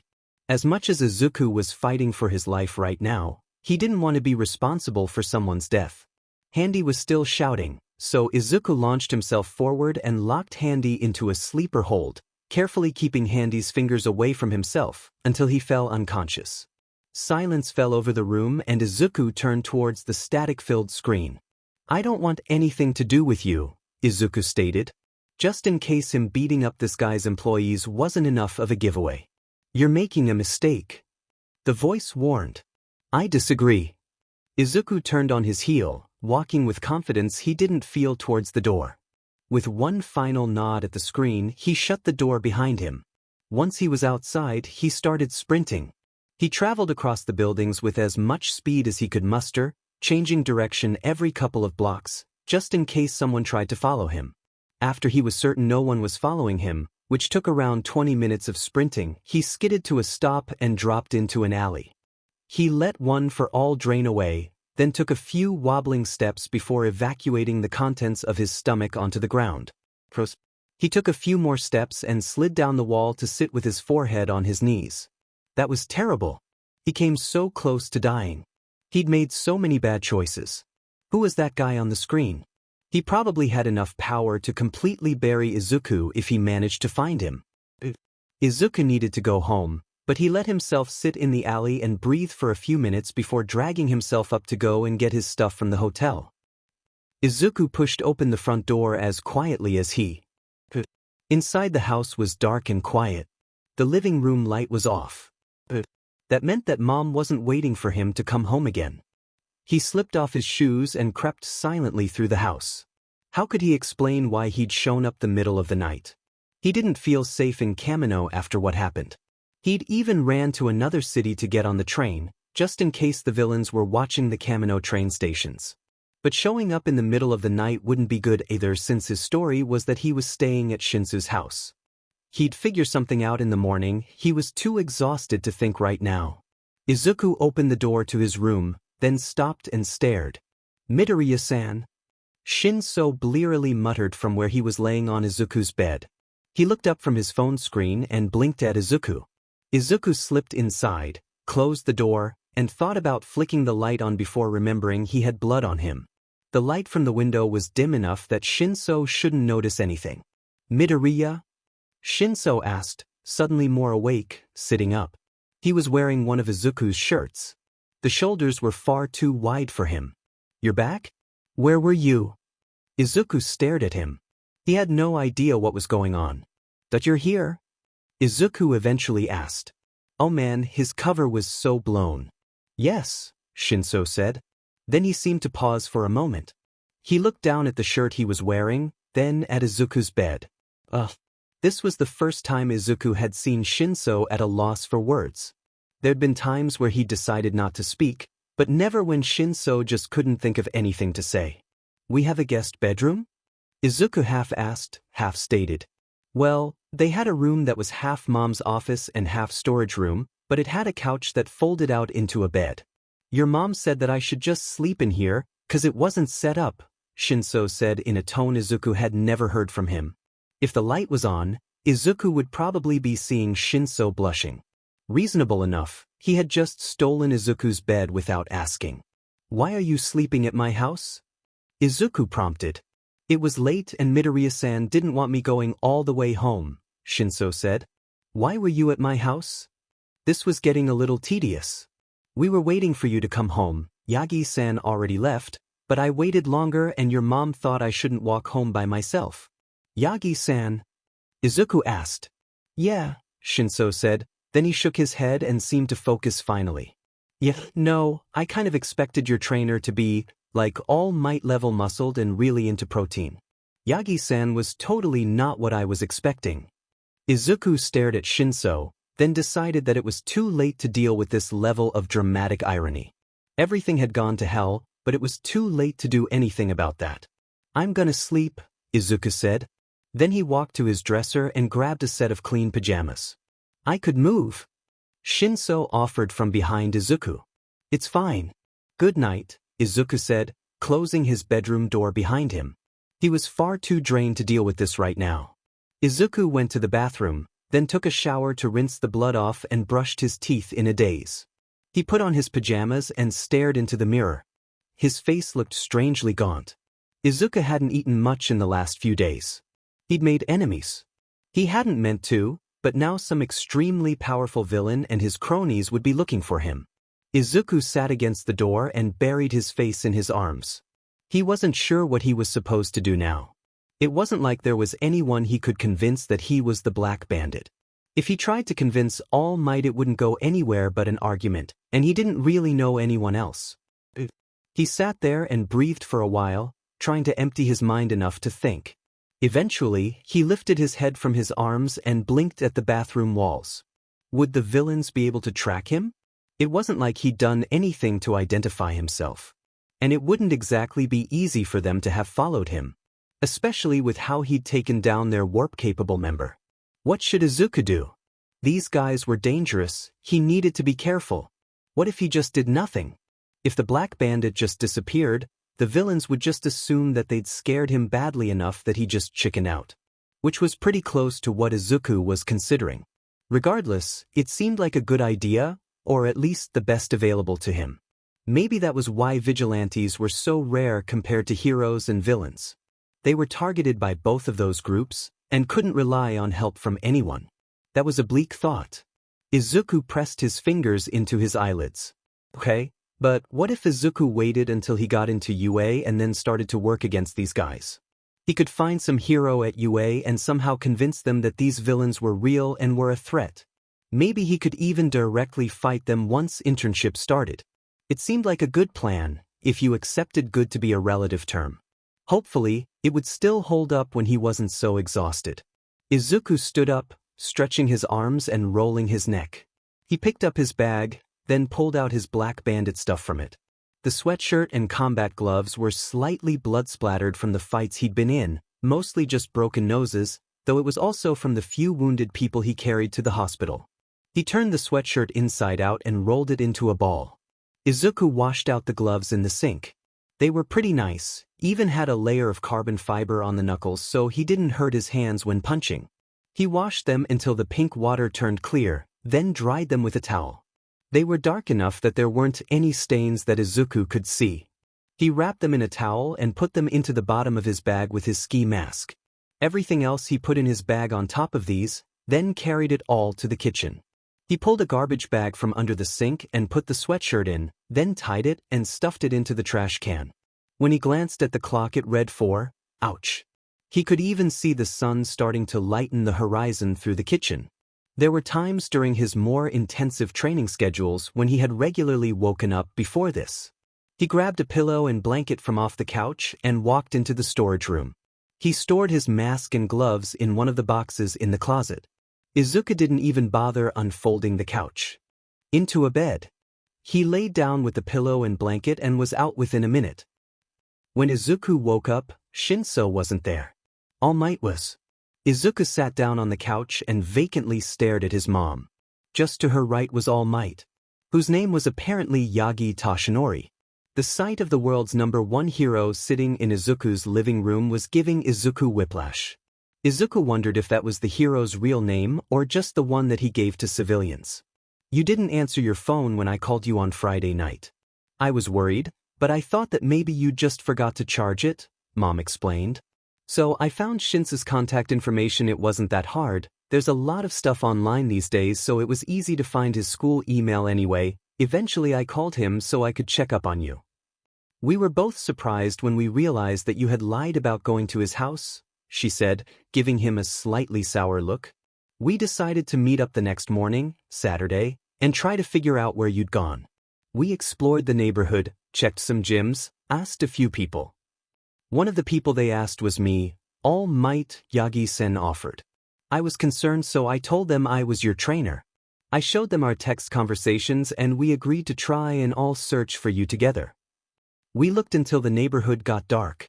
Yagi-san called his police friend, but they hadn't seen anything. We went back to the apartment and waited in case you came home. Eventually, I left because of an appointment I had this morning, but Shinso stayed with Midoriya-san. Shinso almost left after that, but I was worried about him going all the way to Saitama late at night, so I had him stay in your bed since the guest one wasn't set up. He left before you woke up so he wouldn't worry his foster parents. And I came back here this morning because I heard you had returned.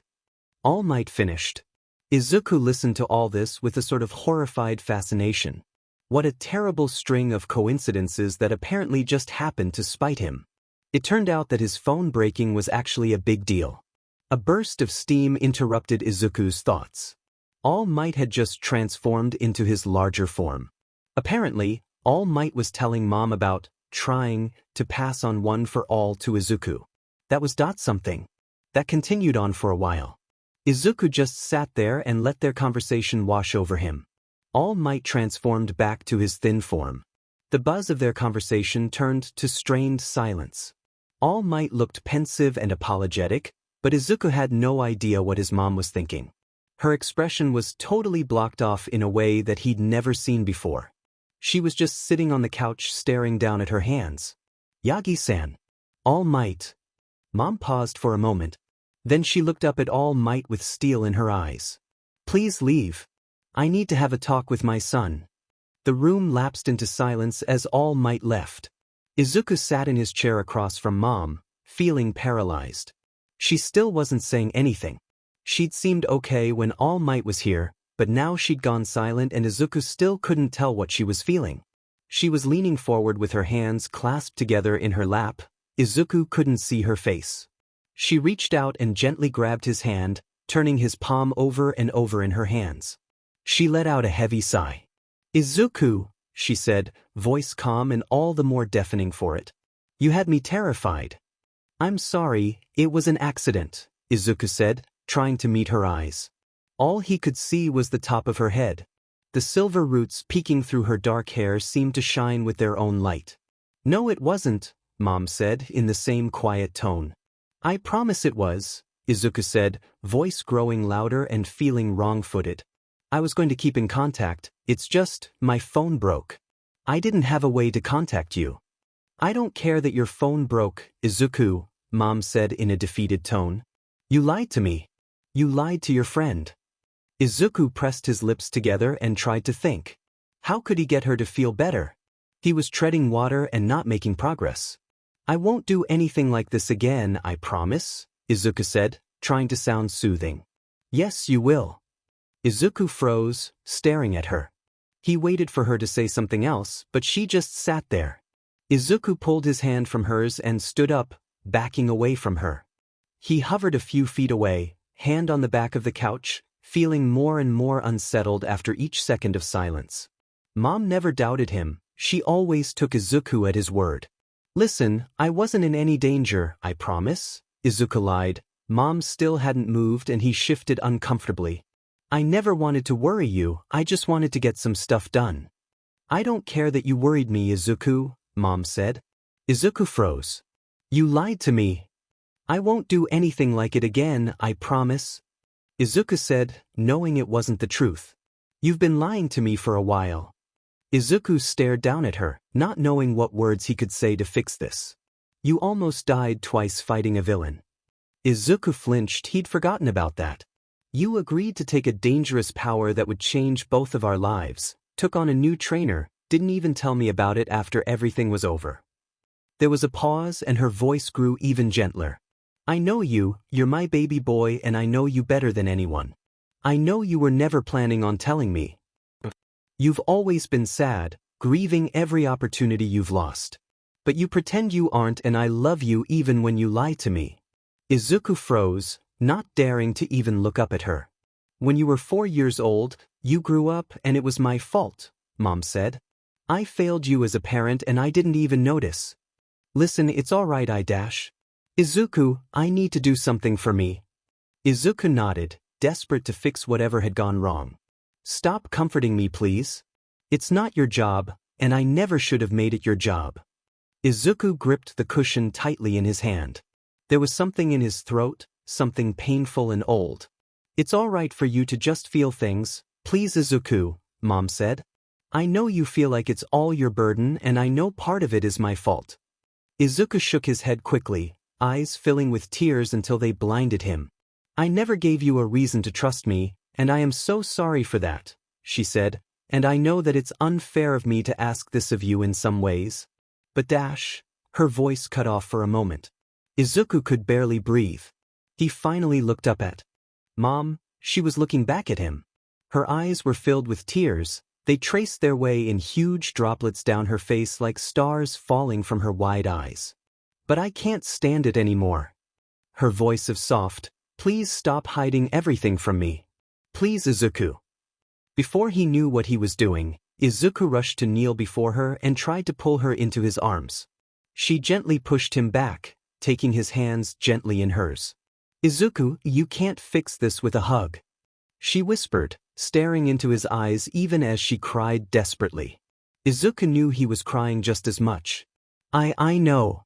Izuku managed through his tight throat. "You can't keep lying to me," Mom said, brushing a hand that was still holding his own under Izuku's eye, brushing away the tears there. "I'm sorry, I'll make sure Izuku snapped his mouth closed. "No more platitudes." The temptation was so strong, just say that everything will be okay, just smile and nod and pretend that nothing could bother him. He couldn't do that. He'd messed up. He knew it.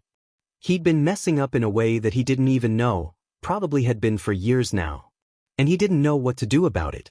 I'll try, I can't tell you some things, he said in a whisper, voice teetering on the edge of breaking. I would if I could, but there are just things that I can't tell you, no matter how much I want to. He stared into her eyes desperately, trying to tell her how much he meant it. Mom stared back at him. After a moment that seemed to last an eternity, she finally smiled and pulled him into a tight hug. Izuku hugged her back as tightly as he could without hurting her. The room was silent and motionless other than the soft sound of sniffling, and for a moment Izuku was safe and everything in the world was alright because his mom was holding him and she loved him. Mom pulled back from their hug after a few minutes. She wiped at her eyes, sniffling, but smiling shakily. She reached forwards and held Izuku's face in her hands. She wiped the tears from Izuku's cheeks and smiled at him with a tint of sadness. She patted him on the cheek, then sighed deeply. She sat back on the couch and leaned against Izuku's side. Izuku was reminded just how small she was. He had grown a lot in the past few months, and now he dwarfed her as they sat in their tiny living room. Any more incredibly important revelations, Izuku? Mom asked with a smile in her voice. Well, Izuku couldn't tell her that he actually had one for all. Izuku just didn't know any way to tell her without driving a deeper wedge between them. Wait, did he forget to tell her about this weekend? Izuku said, unsure of how to start. Can I go grab something real quick? What? There was a note of dread in her voice. Izuku tensed against her for a moment. But her hand tightened around his own, and when Mom turned to him, she was smiling with a slight hint of self-deprecation. Okay, Izuku. There was a hint of laughter in her voice. What's another surprise today? Thank you for telling me. Izuku squeezed her hand, then left the room. He grabbed what he needed from the storage room. He sat down on the couch next to her with his Black Bandit ski mask and combat gloves. Have you heard of that vigilante that appeared in Kamino this weekend? Izuku, Mom said, a low note of exasperation in her voice. Well, that was accidentally, Izuku trailed off. Accidentally? Mom asked, voice dangerously lacking in emotion. I didn't mean to, it just kind of happened. If it matters, I already decided not to go out as him again. Izuku couldn't bring himself to turn his head and look at Mom directly. Izuku didn't so much as breathe. You're grounded. Things, strangely enough, went back to normal after that. Izuku told Mom everything that he could. Told her that he met some villains in Kamino and an abbreviated version of the night he'd stayed out till 2 in the morning. He didn't see All Might again. He was vaguely aware that Mom kept in touch with him, but Izuku told Mom that they parted on bad terms, so she talked to him but didn't invite him back. Izuku was grateful for the shield that his mom created, even as he felt guilty for not talking to All Might. It was strangely anticlimactic, even as it changed everything. He still went through the same motions, still went to school, still studied for his exams, still trained with Shinso for the UA practicals. He got a replacement for his phone, citing villain attack for its destruction. But it was different. Because when he was stressed and tired, he told his mom and she offered help and warm tea and kind words. Because Shinso stayed with them more nights than not until his mom cleared out the storage room and told him to just keep his stuff there. Sometimes, in the middle of the night, Izuku woke to hear the two of them talking over tea as Mom helped Shinso through his moments of anxiety and insomnia. Sometimes, there was something ugly in him that was angry that Midoriya Inko chose this moment to start being a caring and attentive mother. But then he remembered that his defining trait over the past decades had been a continual stream of lies, and that feeling died before it could come to the surface. And that's good, because sometimes Izuku and Shinso talked and laughed late into the night, joking about nothing and anything. Shinso quietly told Izuku about his long string of foster homes and everything he'd gone through. Izuku didn't know when, but he'd gained Shinso's confidence over the past months. Izuku had never had a friend before, hadn't let his mother in since he was 4 years old. But now he had that, and it meant more than he ever expected. The UA practicals were coming up, so Izuku trained with Shinso, studied hard, and practiced with his new quirk. He learned things like how if no one's watching, activating one for all made him glow with green lightning and that he could now swim faster than he used to run. He still lifted at the gym with Shinso even though Izuku needed to borrow weights from other machines if he wanted to max out his weight, even if he wasn't using one for all. Izuku avoided looking at the punching bag that was conspicuously newer than all the others, but the punch of guilt and fear was less than it had once been. Izuku stared up at the huge building in front of him. UA really was an impressive place. Shinso, who was standing beside him, made a sort of coughing noise. He'd spent the night with them, since his house was much further from UA than Izuku's. Not that he needed the excuse, he spent the night at Izuku's house every time he had the chance anyway. They really do need to go all out, don't they? Shinso muttered. Gotta look all big and imposing. Izuku could see Shinso's hands shaking. That wasn't good. Shinso performed poorly when nervous. Izuku let his eyes rest of the flagstones and stopped. Shinso reluctantly stopped beside him. It's enough to make me nervous, Izuku said in an undertone. He kept his gaze locked downward, but knew that Shinso was staring at him. Good thing I've worked just as hard as anyone else to get here. And have as much a right to prove I deserve to be a hero as anyone else. Shinso let out a huff of breath. Not angry, but not with the air of nervous energy he'd had before. Right, he said. He turned back to the UA building and took a deep breath. Right. When they needed to separate to go to their assigned seats, Izuku gave Shinso's shoulder a reassuring squeeze and they wished each other luck. After the assembly and the written tests, Izuku stood in front of a huge gate and for the first time realized that he was going to be a hero. He did nothing to stop the wild grin that spread across his face. It was time to prove himself. Finally, the bell rang and Izuku sprinted forward before anyone else started to move. He took out robot after robot, though he paused to help some other kids who almost got crushed under the wreckage. He was punching a three-pointer in the nose when a huge robot appeared. That was the zero-pointer. Izuku racked his brain trying to remember if the hero had told them it was going to be as big as a building. Well, Izuku could just ignore it, until he saw someone trapped under rubble, right in front of the robot. Her round face filled with terror even as she frantically tried to pull herself out of the pile of concrete while desperately calling for help. He'd probably be fine on points, at the very least better than most people. He already had a good amount and helping her was more important than scoring super high. He took a moment to think, before sprinting forward with one for all activated and reaching the girl when the robot was only a few feet away. He planted his feet firmly on the ground and stood above the girl with his hands held high above him. He called for one for all and strength flooded through his body. He had a moment to wonder if this was a spectacularly stupid idea. Too late to move now. The robot stepped right onto his raised hands. His elbows bent and his feet cracked the pavement under him, but he held firm. Within a moment the robot had tripped forward, wavering. But it continued onward with only a stutter in its step. Izuku let himself collapse to the ground and a minute later the girl finally freed herself from the rubble. She took a deep breath and flopped onto the ground. She pressed the palms of her hands into her eyes and held her breath for a few seconds. Izuku stood next to her, rubbing at his hands. She opened her eyes, staring at the retreating form of the robot, then at Izuku. Holy shit, she breathed. Then she launched herself off of the ground and pulled Izuku into a tight hug. Izuku's arms hovered above her for a moment, before coming to rest on her back. That was terrifying. Thank you. You were great. How'd you do that? She asked, pulling away from him to smile at him. It only seemed a bit unhinged. I need to sit down, give me a minute. She dropped to the ground again and leaned against a piece of rubble. Izuku saw her mouth form the shape of, holy shit, silently a few more times. You're welcome, Izuku said eventually. He could feel his own heartbeat drumming like thunder under his skin. He sat down next to her and patted her arm. The bell that signaled the end of the test rang out. Izuku stared at the girl, she stared back.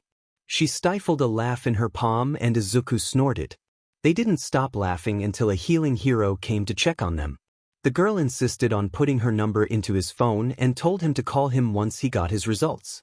After it was all over, Izuku met Shinso outside the huge UA building. Shinso put his phone away when Izuku approached. He had a sort of self-satisfied smirk on his face that told Izuku that his friend's tests had gone well. I made another friend, Izuku announced, showing Shinso the girl's contact page. We're going to be heroes together. Shyness stared at him blankly, then shot his arm forward and grabbed Izuku's phone out of his hand. Oh, what's her name? Shinso said with a fake innocent look. You have it right there, Izuku replied with a smile that was just as innocent. Why can't you just read it? Shinso stared at him, and after a few moments Izuku broke and glared back. Uraraka Achiko, Shinso said, handing back the phone. I knew that, Izuku said with fake flippancy. It took 3 months of you jumping over walls at me before I got into your contact list, but I left you alone for an hour and she's already managed it? Should have gotten yourself in mortal danger of being crushed by a giant robot, Izuku said with a shrug. Shinso snorted and started walking towards the exit. Of course you fought the zero-pointer, I should have expected that. Dinner at your house. I didn't fight it, it just stepped on me. Also, of course, Mom's making celebratory udon. Izuku's muscles burned with strain. He paused to bring his head above water and took a deep breath. The feeling of one for all crackled through his veins, filling his movements with power beyond what they should be capable of. Then he went back to paddling, each slide of his arms smooth and fast. The ropes dug painfully into his arms, but he ignored the feeling. As his head breached the surface again, he heard shouts from behind him and he stopped to listen. The people on the boat behind him shouted something, and Izuku looked in front of him to see the dock, only a few feet in front of him. The people on the boat were still talking, but Izuku ignored it. He took a finally deep breath and swam to the dock, pulling the boat behind him. He grabbed the edge of the dock, and with a flick of one for all, launched himself upward. He untied the ropes from his arms, then carefully pulled the boat to the dock. The crew of the boat were still talking, thanking him and pronouncing their amazement that a quirkless boy could do what he just did.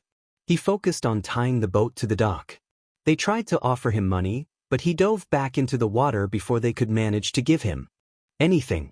He pulled on one for all, and started to swim. He went fast, faster than he thought was possible. Faster than he could run before he started using one for all, which was already pretty fast. Izuku tried not to think as he swam. It had been a week since the UA practical. He knew he must have passed. He knew it. He'd done well on the written portion. He'd destroyed dozens of robots. He must have done well. No one else in his group of practical exam candidates had come close to doing as well as he had. But there was a lingering feeling of doubt. A sliver of uncertainty. Something planted when All Might had refused to believe he had won for all. Something small and insecure. It was ridiculous but insidious. Izuku knew this. But he couldn't ignore the feeling. He focused on swimming. 2 strokes of the legs for each of the arms. Take a breath every third slide of the arm. Just focus on movement. Focus on the feeling of one for all crackling through his veins. That had been the point of going out in the first place. Just movement. Exercise had always been Izuku's way of centering himself. Focusing on training, don't worry about the future or the past. When he'd found the boat adrift, he'd offered to help because he wasn't sure what else to do. They'd refused at first, but once he'd started dragging them back, they'd changed to admiration and surprise. Izuku focused on pulling the boat and ignored them. No more thinking. Just focus. Focus. But what if something happened during Shinso's test? What if someone rejected him because they were scared of his quirk for some reason? God damn it. Izuku got back to the house a few hours later. Muscles burning and sunburned along his back. Izuku! His mom's voice cried from inside. Izuku panicked and one for all crackled as he flung himself through the entryway and into the living room. He hit the wall hard and left a bit of a dent in the drywall. He stumbled and pushed against the wall for balance. Izuku! Mom cried again. She stepped out of the kitchen, waving a letter above her head. You've got your letter. From UA. Then she paused when she saw Izuku. Are you all right? Yeah. I'm Dash. Izuku leaned against the wall, pushing down images of the villains he'd met having somehow hurt his mother. I'm fine. Just Dash. He made a vague gesture. Then his brain finally caught up with what his mom had just said. Wait, it's here. The feeling of dread jumped up his throat. It's here. Yeah, Mom said. She took a few steps toward Izuku, then touched his hand. He stared at the envelope. He knew it would be fine. It would be good news. Hey, Izuku, Mom said. Izuku looked up into her eyes. He tried to smile. You've got this, Izuku, Mom said, pressing the envelope into his hand. Thank you, Izuku said. Go on then, she said. Open it. I've been looking forward to this celebration dinner for months. You're going to love it. Yeah. Izuku felt a grin pulling at his mouth. Yeah, I am. He opened the thing in his room, then startled as an image appeared above the opened letter. It was All Might. Hello. I am All Might. There was a pause. All Might looked distinctly uncomfortable. Which you know. Midoriya. Izuku had a terrible moment where he thought that this was All Might trying to talk to him by faking a UA letter, then he continued. I am in town for one reason. I've come to teach at UA, All Might said. There was a pause, like someone out of frame was talking. Midoriya. You did well. You did unbelievably well. You far surpassed anyone's expectations during your exam. I'm proud of you. All Might's smile was wide, and even though Izuku saw an edge of regret, he still saw pride on his face. Izuku wanted to be anywhere but here. All Might wasn't even here. It was just a recording. But Izuku still wanted to leave. You achieved a respectable amount of villain points. An amazing feat, but there was a second set of points to this exam, All Might said. These are the rescue points. They are awarded for helping other students, even when you were not told that this would benefit you. All Might's smile turned bright. You would have passed merely with your villain points, but with the addition of the hero points, you scored the highest of all applicants of this year, All Might said. Congratulations, my boy. I know you've worked hard to be here. Izuku slumped into his chair. He passed. He'd done well. He started to laugh and almost wanted to cry. Midoriya, All Might said, then paused. Izuku could see something sad behind the wide smile. Welcome to UA. Shinso joined them for the celebration dinner. When he knocked on the door, Izuku opened the door so quickly it slammed into the wall. Shinso stood there for a few moments. He looked windswept and tired. The silence lasted long enough for Izuku to worry that Shinso might cry and he'd need to get Mom to come make him feel better. Then Shinso smiled. It wasn't like his normal smiles. It wasn't sarcastic or biting. It wasn't even self-aware. It was just happy. Just surprised and happy. Izuku had rushed forward out of the apartment and swept him up in a hug. He'd picked him up and spun the two of them until he was dizzy, laughing all the while. Shinso had made biting comments, but he'd been laughing too. Eventually Shinso had enough and escaped Izuku's arms. Then he tried to grab Izuku in retaliation. It had quickly devolved into a brawl, neither of them caring about the fact that they were outside of the apartment and the neighbors were yelling at them to stop. Eventually Mom came through the open door and they pretended nothing had happened. Shinso proudly told Izuku's mom that he'd passed his exams and she'd pulled him into a hug and cried tears of joy. The celebration dinner included a lot of crying, but all of it was happy. It was a fantastic dinner too. Mom had made them chicken teriyaki, beef bowls, and a number of sauces Izuku didn't know the name of. Between the two of them, Izuku and Shinso could eat truly ridiculous amounts of food, but there was plenty to go around. As they ate, Shinso finally told the story of his physical exam. He'd used the techniques Izuku had taught him, along with a metal pipe, to fight a number of the villain bots. He'd also gotten rescue points from saving another student when they'd been surrounded by the robots. Izuku had eventually told the whole story of his own exam to his mom and Shinso. Shinso had laughed, because at this point he'd accepted that Izuku was strong enough to seemingly survive anything. His mom had been horrified, but didn't push the issue. Shinso spent the night again, and they talked about what they would do at UA, and then what they would do when they were heroes. Before they could go to UA though, there was still middle school to finish. The news of Izuku's passing had gotten to the staff. On the last day of middle school, after his final class, the principal pulled him into the faculty office to congratulate him. They'd also brought Bakugo. which Izuku took to mean that he'd also gotten into UA. That was going to be a bit of a hassle. Honestly, since the whole thing with All Might, Bakugo had gone down considerably on the list of people that Izuku worried about, but he was the same as he'd always been. When they were surrounded by faculty, Bakugo was perfectly still and contained. But Izuku knew that the instant they were alone he'd explode. The principal was still talking, and Izuku shifted his weight from foot to foot. He needed to think of a way to deal with Bakugo. For one, Izuku knew that the longer he put off the confrontation, the more Bakugo would work to corner him. But honestly, sometime in the last few months, Izuku had lost the plot of what Bakugo was angry at Izuku for. It used to be just that he was bullying Izuku for not having a quirk, but now it seemed more complicated. Maybe something like jealousy mixed in? Izuku didn't really think that analyzing Bakugo would get him anywhere useful. Sure, he could try and figure the guy out, but what was even the point? He honestly felt like he was a bit beyond whatever playground drama that to all appearances defined Bakugo's entire personality. There was silence around him, and Izuku glanced up. The principal had stopped talking and Bakugo was glaring at him. Izuku bowed because that seemed the thing to do.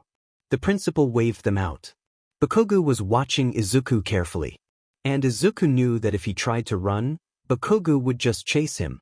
It wasn't ideal, but the best way to deal with this would be letting Bakugo talk to him. Izuku pulled his backpack straps tighter and walked out the front of the building. They were barely out the front gate when Bakugo grabbed him by the collar and dragged him around the building. It was faintly ridiculous. Izuku was a whole lot bigger than Bakugo these days. With his training and the ways that his quirk was making him grow larger, he dwarfed most people. And while Bakugo was tall for a middle schooler, Izuku still stood half a head taller. Eventually Bakugo pulled him around a corner and rounded on him. He immediately started shouting.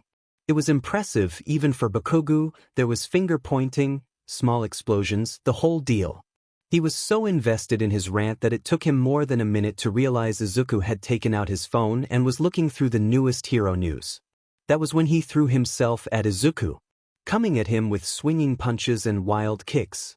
But Izuku had been training in martial arts for over a decade now, and even without using his quirk, he was fast. Bakugo sent a wild punch at Izuku's nose, and Izuku ducked to the left. He grabbed Bakugo's wrist as it passed and sent him flying past him. Bakugo screamed and rounded on Izuku. This time he was more controlled, sending 2 punches, then a kick at Izuku's stomach.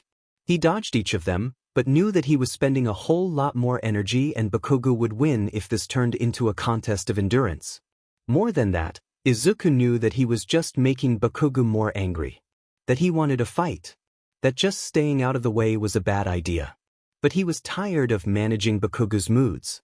He was done with that. He was going to UA. They were on equal footing now. It wasn't Izuku's job to deal with whatever his problem was.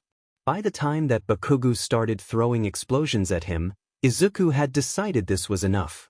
Izuku grabbed him by the arm and launched him away. Izuku could see him getting up, preparing to attack Izuku again. Bakugo, Izuku said. He slipped his phone into his pocket and crossed his arms. We should talk. Bakugo's head snapped up and he stared at Izuku. Honestly, Izuku didn't think he'd started a conversation with Bakugo for years now. Sure, he'd occasionally respond, but never started something. I tried that. Bakugo snapped. Okay, Izuku said. Why don't you want me to go to UA? Because it was supposed to be just me. Bakugo's hands were sparking, but he wasn't actively attacking Izuku. I was the only one who was supposed to get out of this hellhole. I was supposed to be the only one to get into UA. Oh. Izuku thought that maybe he knew that already.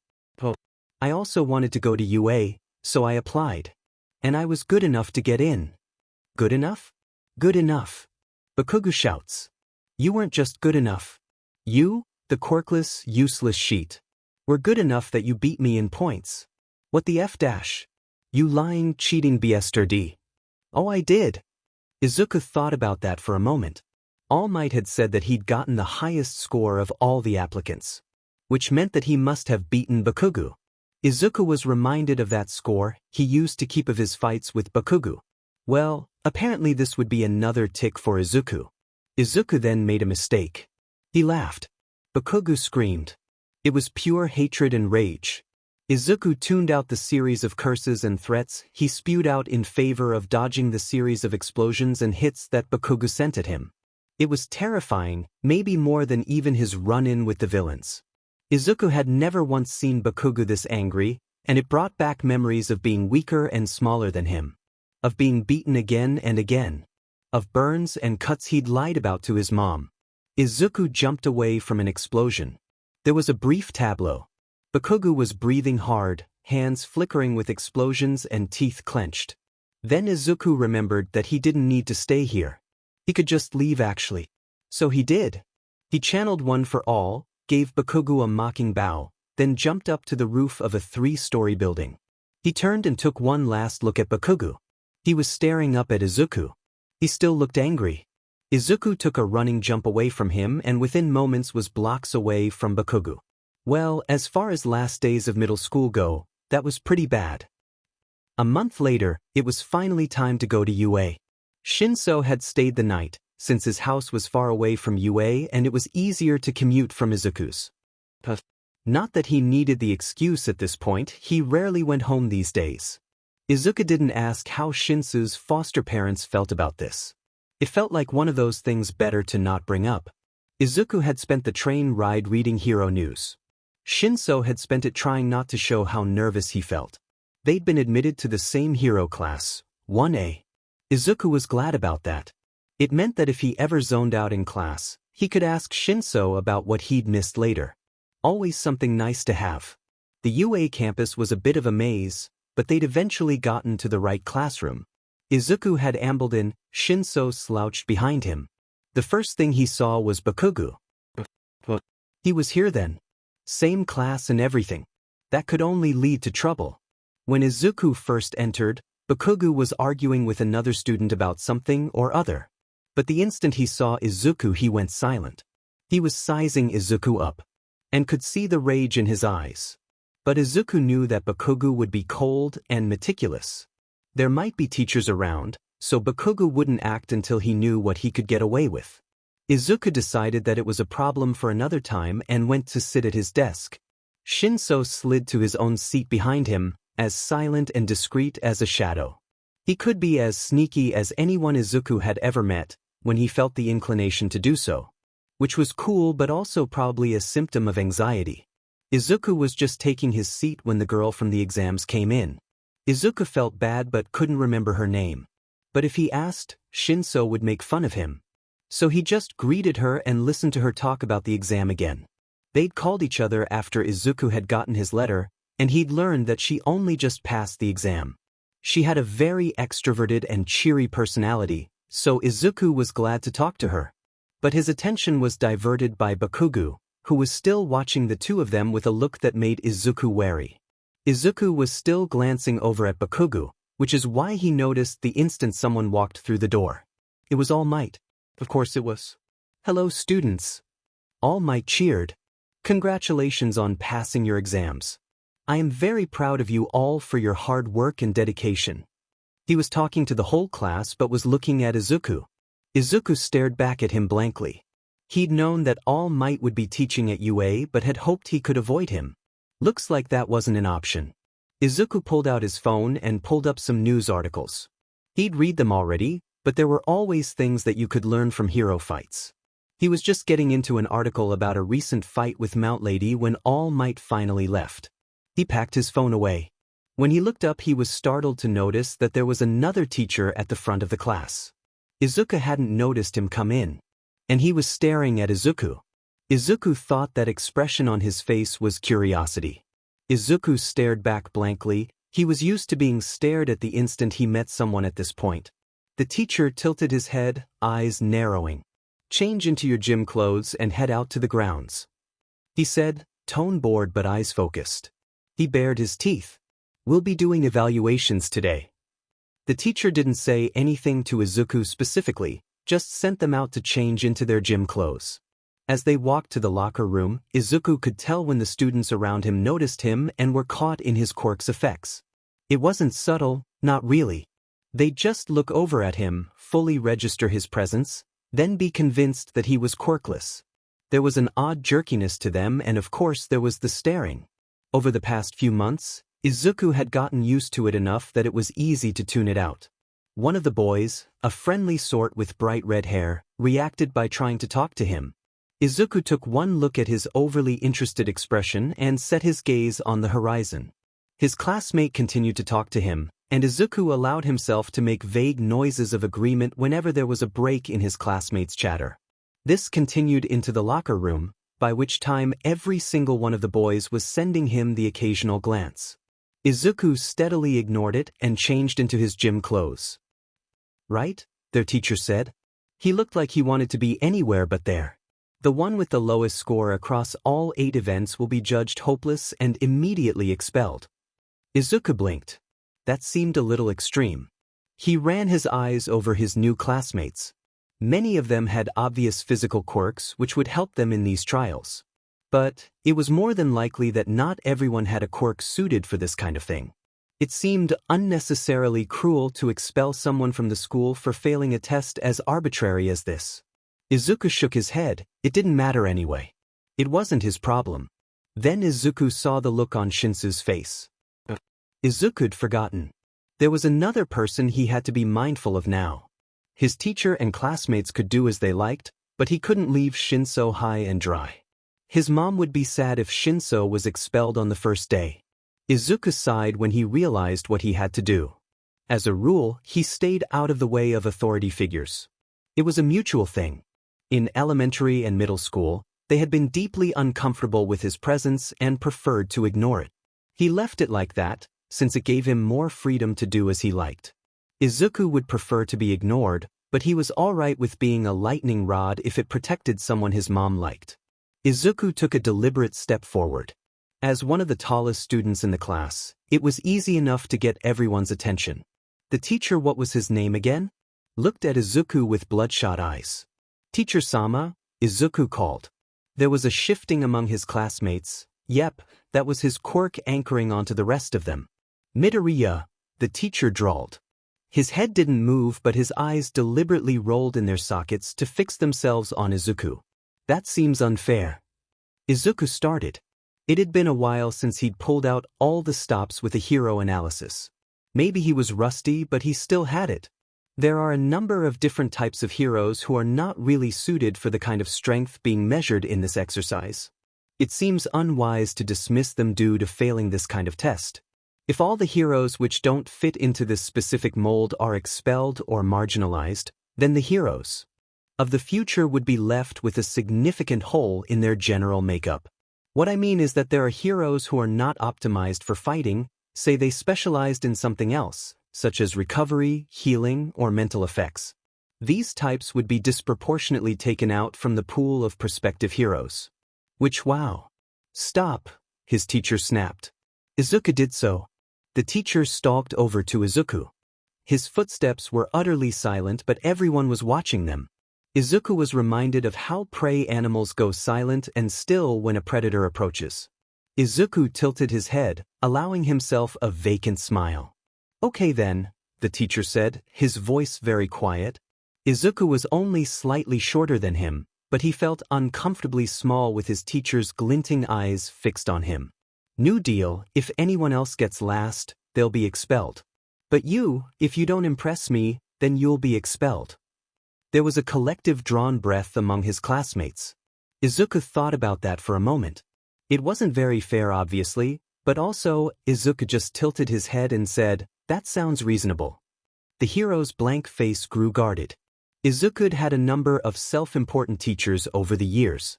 This guy pro-hero though he might be wasn't even the most ridiculous of them.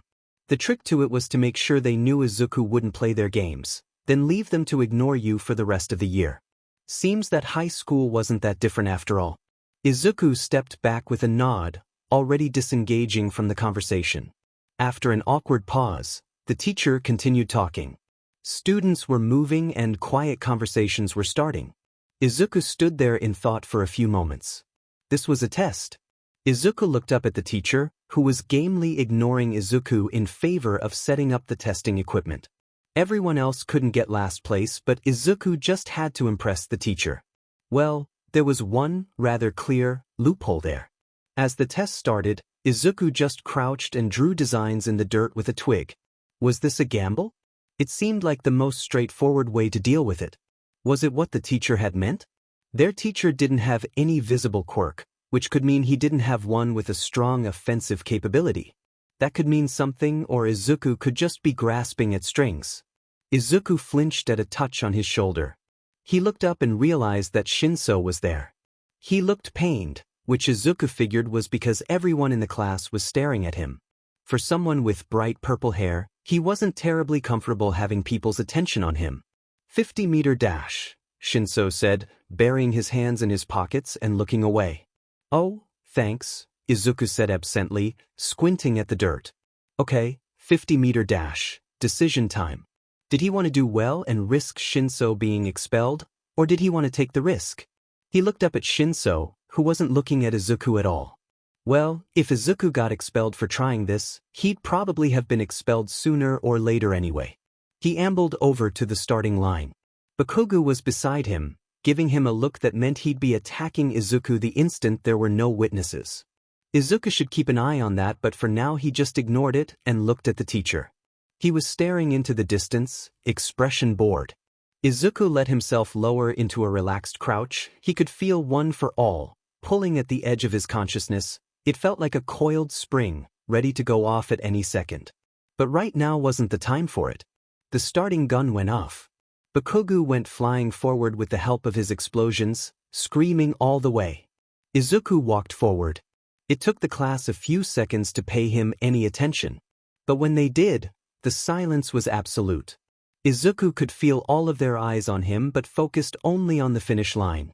28.4 seconds, the teacher said, not giving any hint of a reaction. Izuku met his gaze and pasted on that polite smile he'd created for strangers who insisted on giving him unprompted pep talks. Izuku hummed and wandered off. The rest of the tests went similarly. Izuku walked through the endurance running, barely tried for the upper body training, and basically stayed upright for the toe touch. The teacher was no more forthcoming with his reactions as time went on. Izuku hadn't had a teacher with a better poker face than himself for years, which was making this more risky than it might otherwise have been. Izuku considered the fact that he might have made a terrible mistake here, but then decided that it was too late to stop now. That would be even more pathetic than just getting poor scores on half the events. The player that Izuku did not but probably should have considered came into play right after Izuku threw the softball 5 meters. Deku, you beastie! Bakugo shouted, suddenly marching up to Izuku, who turned idly toward him. Oh, he'd made him really mad. Shouldn't he be happy that Izuku was performing badly? What the hell are you playing at? Izuku shrugged and gestured at the softball. Bakugo made a wordless sound of frustration and lunged toward Izuku, explosions sparking. Izuku, through years of training, reacted instantly and felt All Might's quirk light up across his entire body. He darted forward, grabbing Bakugo by both the arm and the back of his shirt, then dragged him off his feet and further forward. Izuku continued the turn for another 3 rotations, moving his feet like he would while throwing a discus to build momentum, before finally releasing Bakugo and sending him flying out into the field. He hung there for an unnatural amount of time, before he righted himself with his explosions enough that his crash back into the earth was just awkward rather than dangerous. 67.2 meters, the teacher said. Izuku turned to look at him, but the expression on the man's face remained exactly the same. No reaction to Bakugo's attack or what Izuku had done. Okay then. Izuku glanced at his classmates, blinking vaguely. They stared back with various expressions on the theme of incredulity. Izuku could practically see the cogs in their brain trying to work out the cognitive dissonance. And there was Bakugo, who even from this distance was visibly shaking with rage. After all the activities were done, the teacher stood in front of the students and stared directly at Izuku, who blinked lazily back at him. Izuku stared at the buildings in the distance. Some of them seemed almost run down, abandoned. That was strange. UA was an extremely prestigious school. Why would they have buildings that were Midoriya? His name brought him back to reality, and he saw that everyone was looking at him. That was honestly getting old. He couldn't be that interesting. He was just standing there. I was lying earlier, his teacher said, face splitting into a disturbing grin. I was never going to expel someone merely for lacking a quirk suited for physical combat. His tone wasn't angry, instead it was an odd kind of amused. Izuku abruptly felt rather ridiculous. Which was absurd, because he'd never felt like that before. In his defense, he'd never before had a teacher just admit that they'd done something unreasonable before. He had no idea what he was supposed to do in this situation. Which meant, of course, that he just kind of stood there and stared, before giving his teacher an assenting nod. He should probably figure out the guy's name. Anyway, the teacher tilted his head at Izuku, something piercing in his expression. What the hell were you thinking? Izuku said. What had he been thinking? Am I expelled? There was, just for a second, a break in his teacher's expression. Something calculating and amused at the same time. That was profoundly stupid. You're lucky I'm in a generous mood so you're not expelled, his teacher said, turning abruptly and walking away. Anyway, we're done here. The syllabuses and such are in the classroom. Be prepared for worse tomorrow. And with that he disappeared around the corner. The scoreboard appeared in front of them. Izuku had gotten last place. Which made sense, since that was what he'd aimed for.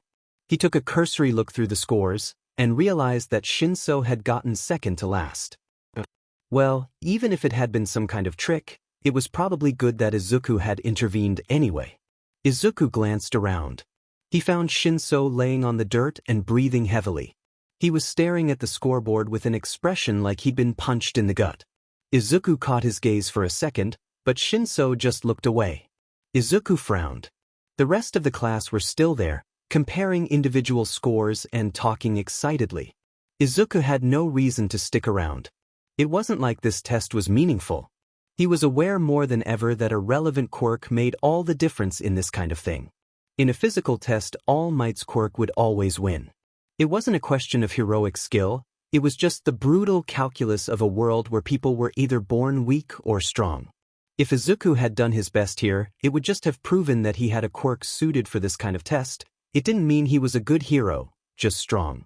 Anyway, Izuku wasn't there to compare himself to a bunch of high schoolers. Their comparative strength didn't matter. What mattered was if Izuku was stronger than the villains he would fight in the future, they were the ones he'd have to beat, not a bunch of first-year high school students. There was something though. Izuku looked back to see that Bakugo was glaring daggers at him. When Izuku caught his gaze, his teeth flashed. That was a real problem. Not currently though. Bakugo wouldn't try anything else, not when there might be a teacher around to see it. He was in but, just not a stupid one. Still, as he walked back to the main building, Izuku angled his body so that if Bakugo did attempt an attack, Izuku would be able to see it. Izuku was the first back to the classroom and spent the time flipping through the course curriculum. It wasn't actually that different from a traditional high school, except only in the mornings. Afternoons were all for hero training. That was interesting. That was promising too. It meant that the boring things only happened in the morning. After that, Izuku packed up his backpack and headed out. The feeling of eyes on him told Izuku that he'd be having a conversation with Bakugo as soon as he was outside. The guy didn't learn. As he exited the building, he texted Shinso that he had stuff to do before he went home and so would meet him at the house. He frowned at his phone, considering the text. Was that presumptuous? Shinso had stayed at their house for weeks? Now that Izuku thought about it, he couldn't actually think of the last time Shinso had slept somewhere other than their guest room. That was weird, really weird actually, now that he thought about it. Didn't Shinso have foster parents or something? It seemed kind of irresponsible for them to. The sound of explosions tipped Izuku off the instant before Bakugo would have gotten him. It was quick, but Izuku had been expecting it. Hence why he'd wandered into an abandoned courtyard in the first place. Years of experience made him drop and duck to the side. Bakugo always started with a right hook. He launched himself up at Bakugo before fully comprehending the situation.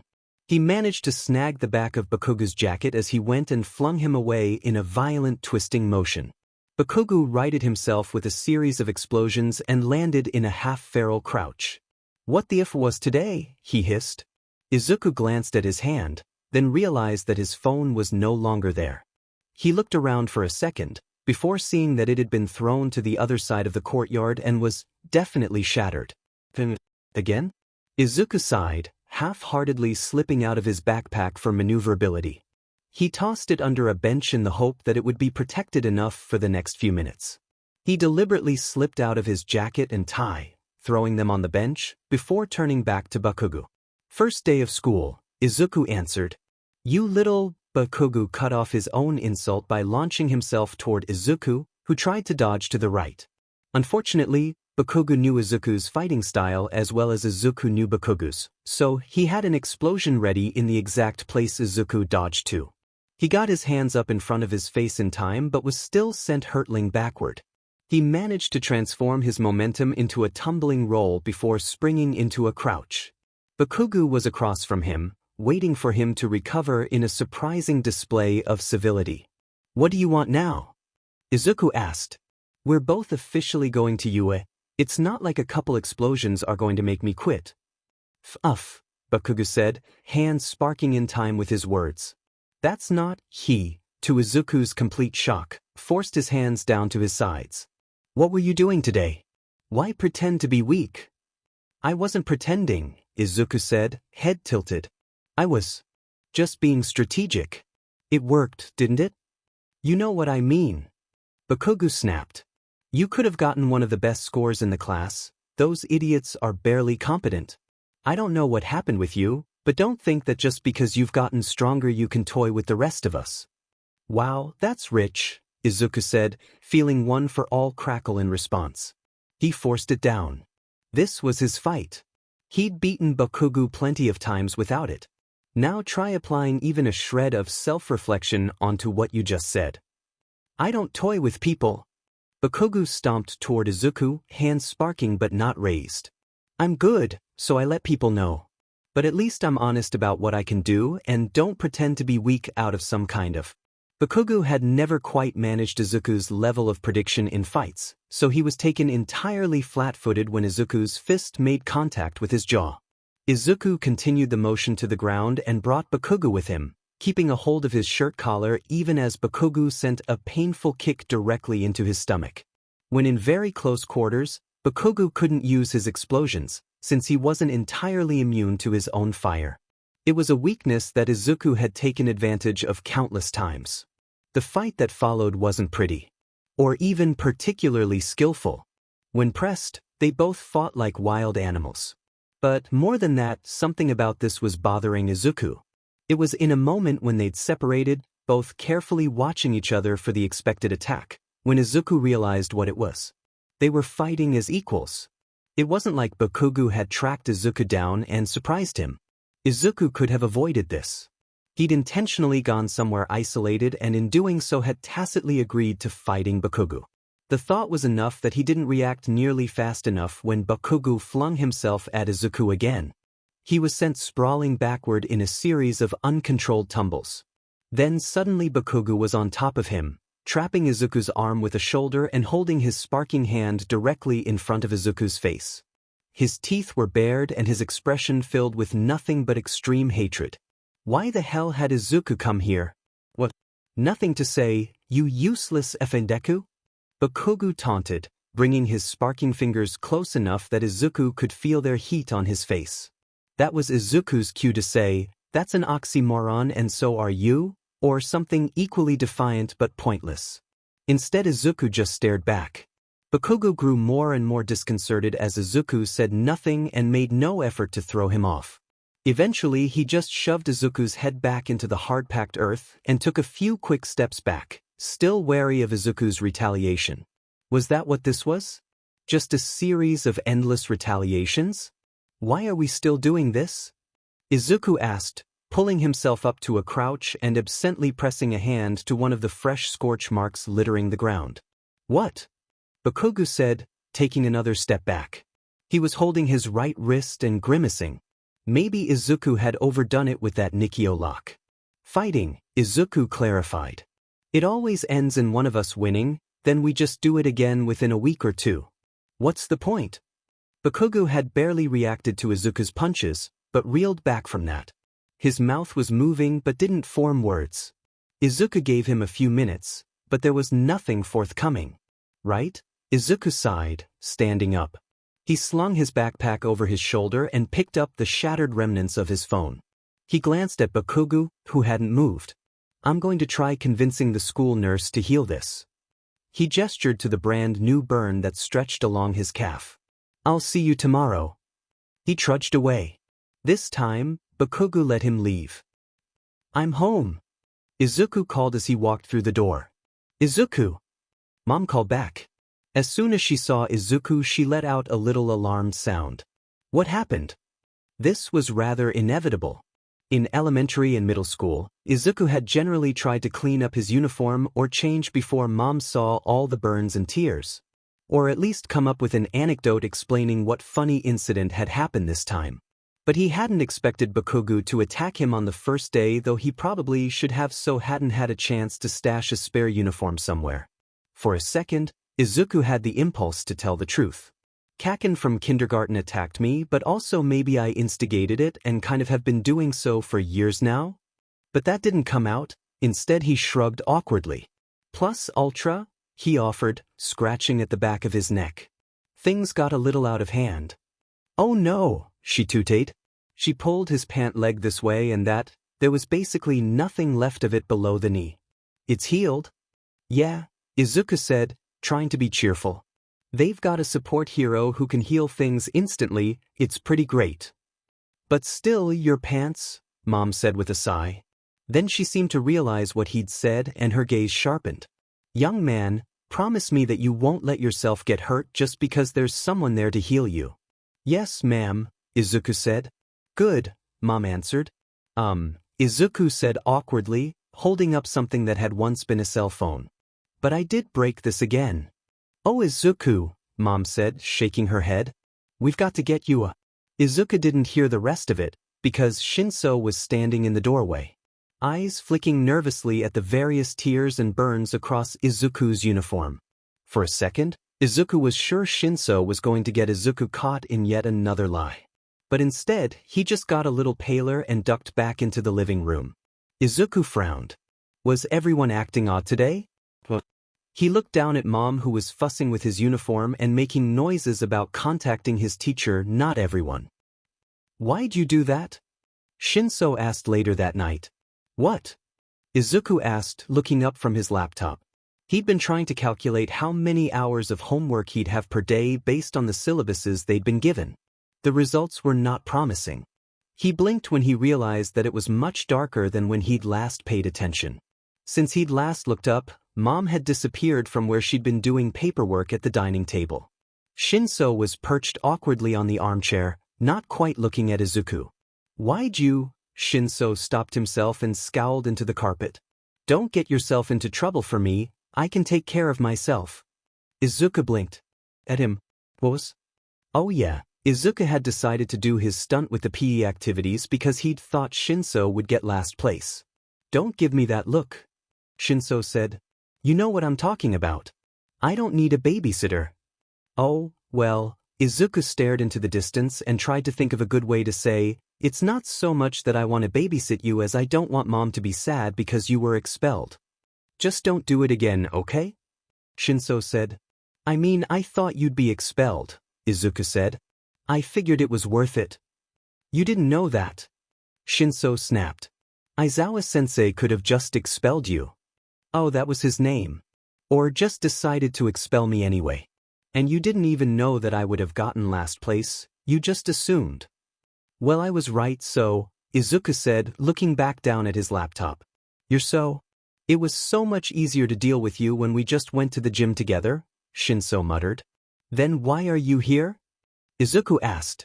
Just leave. Nothing's stopping you. The silence that followed was a little too loaded.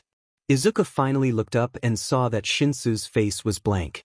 Not a normal apathetic kind of blank, but the kind that someone put up when they couldn't allow anyone to know that they were feeling anything. That could be bad. Shinso wasn't the type to stop himself from voicing his grievances. If he wasn't willing to tell Izuku something, it was probably serious. What? Izuku asked. Oh, Shinso muttered, then stalked out of the room. What?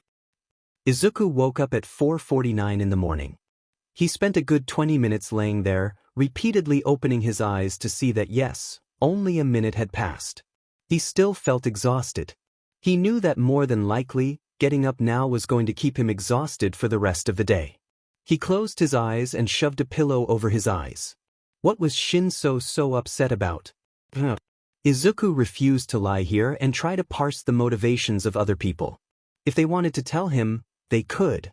Izuku threw the blankets off him and got up with a yawn.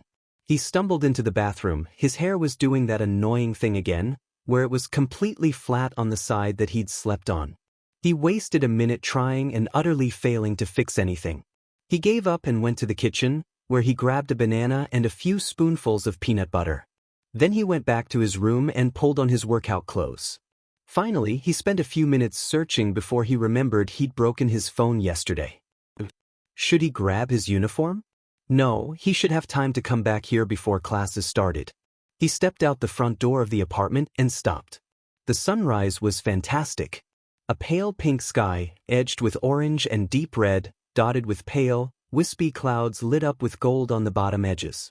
He sighed and spent a minute there, leaning on the railing outside of their front door. Izuku! He started, turning to see his mom standing in the doorway to the apartment. She was wearing her pale blue scrubs and holding a huge thermos he knew contained a day's worth of hot coffee, though she'd finish it within 2 hours.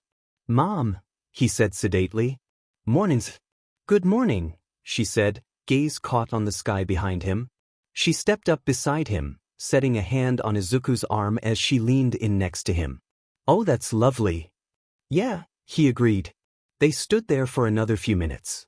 "Okay, I'll be late if I wait any longer," Mom said, giving Izuku a brief hug. "Alright. Here, I'll walk you down." The elevator ride to the bottom floor was quiet. But once they stepped out, Mom turned toward him with a frown. "What happened yesterday?" she asked. Izuku tilted his head. "First day of school?" He tried for the second time. "Don't," she sighed and turned her head. "I thought you were going to start telling me things." "Did Shinso say something?" Izuku asked, then cringed at himself. "No." "Izuku, I am your mother," she said, rubbing a hand at the bags under her eyes. "I can tell." "Sorry," Izuku said. "Don't apologize if you're just going to." She stopped and took a breath. "I've got a double shift, so I won't see you until tomorrow. I love you. Have a good day at school for me, all right?" "Okay, you too," he said, then stood there as she walked to the bus station. He mentally cursed at himself for a while. But once Mom was out of sight, he turned and started running toward the beach. Izuku hadn't meant to increase his pace. His plan had been to casually jog to the beach, take a few minutes to straighten up his head, then run back home. Instead, somewhere along the run to the beach, Izuku had sped up to almost his maximum speed without one for all. It wasn't something he could keep up for long, but he tried his best anyway. By the time he got to the waterline, he was gasping for air and uncomfortably sweaty. He stopped at the edge of the sand and spent a few minutes with his hands on his knees, wheezing and thinking about how utterly ridiculous he was being. He finally got some of his breath back and began pacing in front of the ocean waves. Shinso was upset for reasons that Izuku probably should know but wasn't quite putting together. He'd been annoyed at Izuku interfering during the trial, but it hadn't been as bad. He'd actually become hurt when Izuku told him he could just leave. But that shouldn't be that upsetting. It was true, wasn't it? Shinso could do what he wanted. If he didn't like interacting with Izuku, he wasn't required to stick around. Maybe Izuku was being in butt. He crouched on the sand, grabbing the wet clumpy sand and letting it fall apart in his hands. Next, Mom was upset because Izuku didn't want to tell her about the fight with Bakugo. Why did Izuku not want to talk about that? Well, telling her about this would probably lead to Izuku having to tell her about the real reason he'd come home from school covered in scrapes and bruises for years. It wasn't even that he was worried she'd be mad or anything, he just didn't want to talk about it. But Mom was interpreting it as something important that Izuku was hiding. Was it important? Izuku had never felt like it was. He'd always interpreted his fights with Bakugo as being between only them, so it just wasn't anyone else's business. Though if Shinso ever came home from school that beat up, Izuku would probably feel like it was important. Izuku smoothed down the crags of sand he'd created. And then there was Bakugo, who was upset because Izuku was not doing well in school. That one was the least upsetting of the whole tangle. In their fight at the end of middle school, Bakugo had been mad that Izuku had gotten into UA. But now his problem was that Izuku wasn't doing well enough. And beyond it all, Izuku being quirkless was viewed as a signifier of his being a failure. He's taken one for all to deal with this, but in doing so has ended a presumably long line of heroes who were all trying to make the world a better place. But even ignoring that, the strength limiter that his innate quirk put on one for all did legitimately make the quirk into a pale shadow of what it should be. But even with that limiting his strength, people found him using this power unsettling, unnatural. Him being both quirkless and this strong was impossible. Then again, if Izuku didn't use his power, that was him taunting people by pretending to be weak. Izuku stood up, flicking the sand off his hands. This was a mess. This was a mess that Izuku was trapped in the middle of with no clear view of how to escape. He started pacing again. There had to be something. Izuku refused to just live his life stuck in this position. But as soon as he let himself think for a minute, he was reminded of Shinso stalking out of the room last night. Izuku had been sort of mean or flippant. Something like that. But Shinso wasn't particularly sensitive, so Izuku must have hit on something already bothering Shinso. Izuku was so over this, he thought longingly of the days when the only person he talked to was his mom, and most of their conversations were about his workout routine or calorie requirements. He wanted that back. Fortunately, that was when he passed the pile of remaining litter on the beach. After Izuku had cleared most of the beach, they left some for training with this quirk. But then after things had devolved, Izuku never actually dealt with it all. Well, this was at least one mess Izuku could clean up. He picked up a mini fridge and a broken wheelchair. For a second he considered using one for all, then decided not to. The whole point of the beach had been strength training. If he used All Might's quirk it would be too easy. He lugged the trash to the normal pickup point, then returned to the remaining pile. He spent the next while getting into the groove of moving the trash. It was meditative, almost.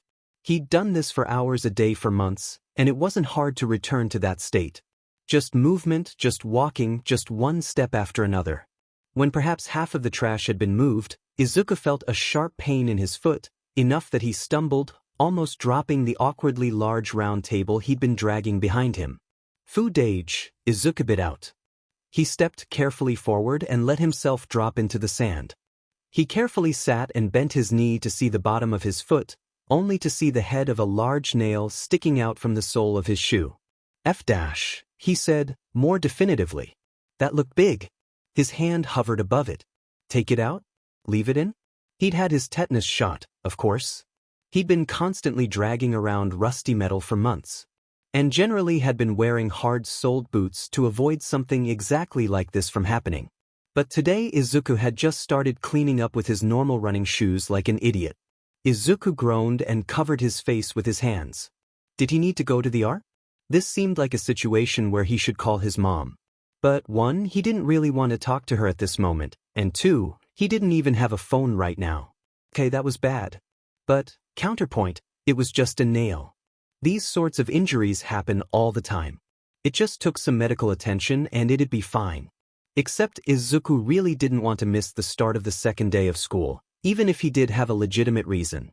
He was already on shaky enough ground with his homeroom teacher without skipping school. Could he just wrap it up? That'd be fine, right? Izuku knew some first aid, he could clean it well enough. On second thought, that was a terrible idea. Did the universe just hate Izuku? Of all the times for this to happen, right now had to be among the worst. He'd have loved a legitimate excuse to skip school just a few months ago. Izuku needed to focus, he was being ridiculous. He had a problem, right in front of him.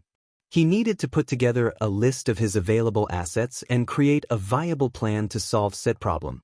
Instead, Izuku sat there, curled over his foot. He could feel his eyes prickling. No, Izuku would not cry because he had a nail stuck in his foot. The pain wasn't a problem.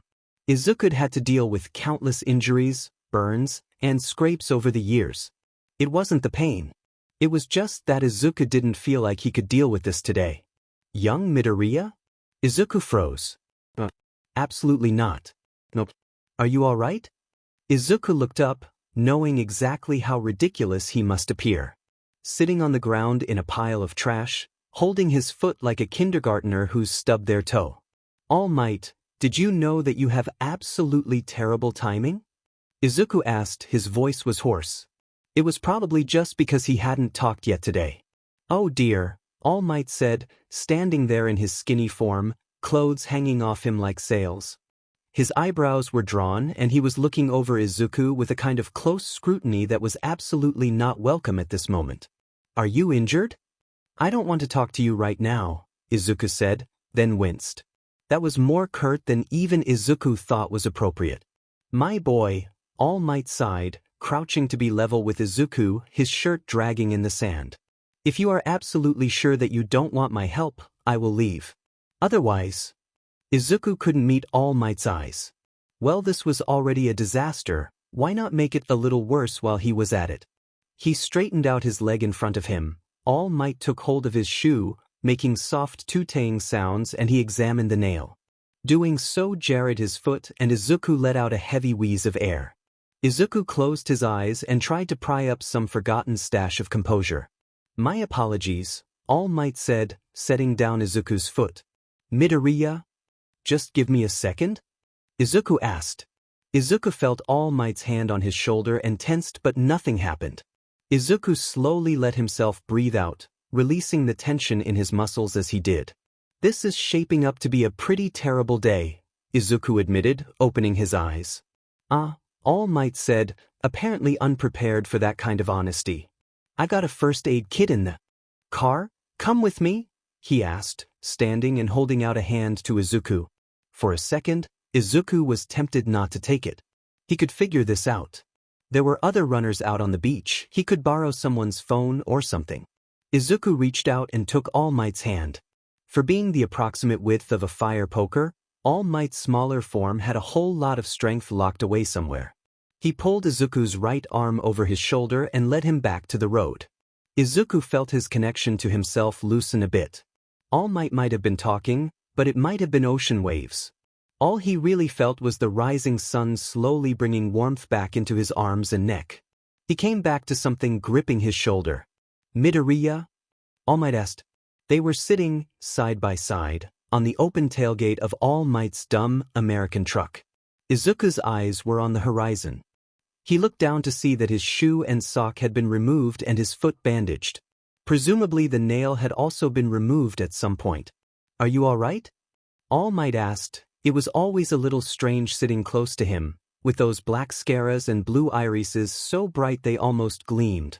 All Might's expressions were very intense, and right now they radiated a level of concern that forced Izuku to physically turn his body away for the sake of his own sanity.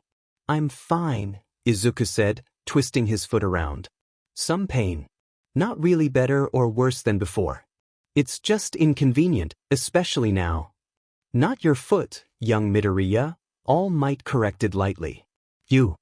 Izuku shrugged, feeling his shoulders harden again as he did. Okay, come on, All Might said, easing himself off the tailgate and holding out a hand to Izuku. I'm sure I can convince Recovery Girl to fix you right up. Izuku let All Might guide him to the passenger side. All Might got into the car and started driving them in the direction of UA. Izuku let himself sink into the seat. The time on the dash said 7. Izuku had class in less than an hour. He closed his eyes so he'd stop thinking about it. You're at UA now, isn't that something to celebrate? All Might asked. Izuku sighed. He was being in but again. All Might was going out of his way to help, and he couldn't even fake being thankful or even polite. But despite him knowing he was being childish, Izuku couldn't bring himself to talk, so they spent the rest of the car ride in silence. Finally, All Might drove through a UA vehicle gate that Izuku hadn't seen before and into an underground parking lot. Seriously? Did UA have infinite resources? Whatever. Izuku pulled himself back upright.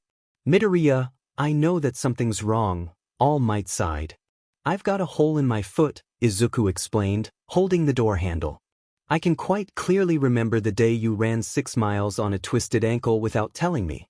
I seriously doubt that a single nail could keep you down on its own. Izuku sighed, his hand leaving the door and lightly drumming a pattern on his seat belt buckle. It's complicated, Izuku said. Most things are, All Might answered. It's easy to say that, but a whole lot harder to deal with, Izuku replied. Plus ultra, my boy. Izuku took a second to think. It wasn't that he wanted to talk about this, not right now, not here. But where else? It wasn't like Izuku knew a lot of people. I've been causing problems, Izuku admitted. I haven't meant to, but I have been. I don't think anyone would think it was intentional. Well, it's still me doing it. I made Mom upset and Shinso. Bakugo too, I guess, but that one's fine. All Might let out a snorting laugh and Izuku smiled despite himself. There was a brief silence, and Izuku realized too late that it was getting uncomfortably heavy.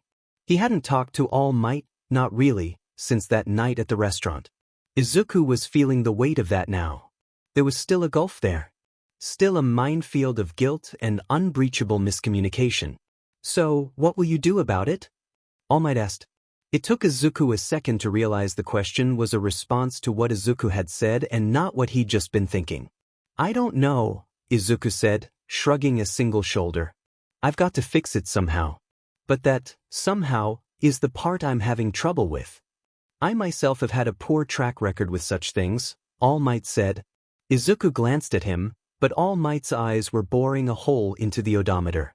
The only advice I could offer is this: tell them what you feel directly, and in return, try to figure out what they feel. Beyond that, it is a case of finding your own path. Izuku sighed. Yeah, I guess, he said. He'd been hoping for something a little more specific or novel, but this was All Might. He was about as straightforward as they come. We should get you to recovery, girl, All Might said. Though I did want to ask you something. Shoot, Izuku said. Is Shinso's placement in your family not working out? Placement? Yes. I've got no idea what you're talking about, Izuku said. Your mother's effort to foster Shinso-kun? Oh shit. Izuku stared into the dash. A number of things clicked into place. Shinso being around all the time. Mom's extra shifts. Her doing a lot of paperwork. Shinso suddenly becoming more attentive to Izuku's reactions to things. Shinso being upset that Izuku told him to leave.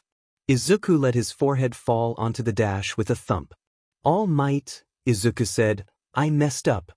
Oh dear, he said, sounding legitimately alarmed. You really didn't know? Izuku tried searching through his memories, looking for something obvious that he should have picked up on. He could see it, plain as day after being told. But shouldn't he have noticed before? Shouldn't they have told him? Had they told him and he didn't notice, or had they assumed he wouldn't care and just not told him? Which one of those was worse? I'm sure it'll be all right, All Might said. No, Izuku muttered into the dash. I really messed up. I'm such a useless FNG Deku. Midoriya. Izuku jerked upright. There was legitimate anger in All Might's tone, which Izuku had only heard once before. All Might was glowering, his arms were crossed, and there was a distinct air of disappointment suffusing the car.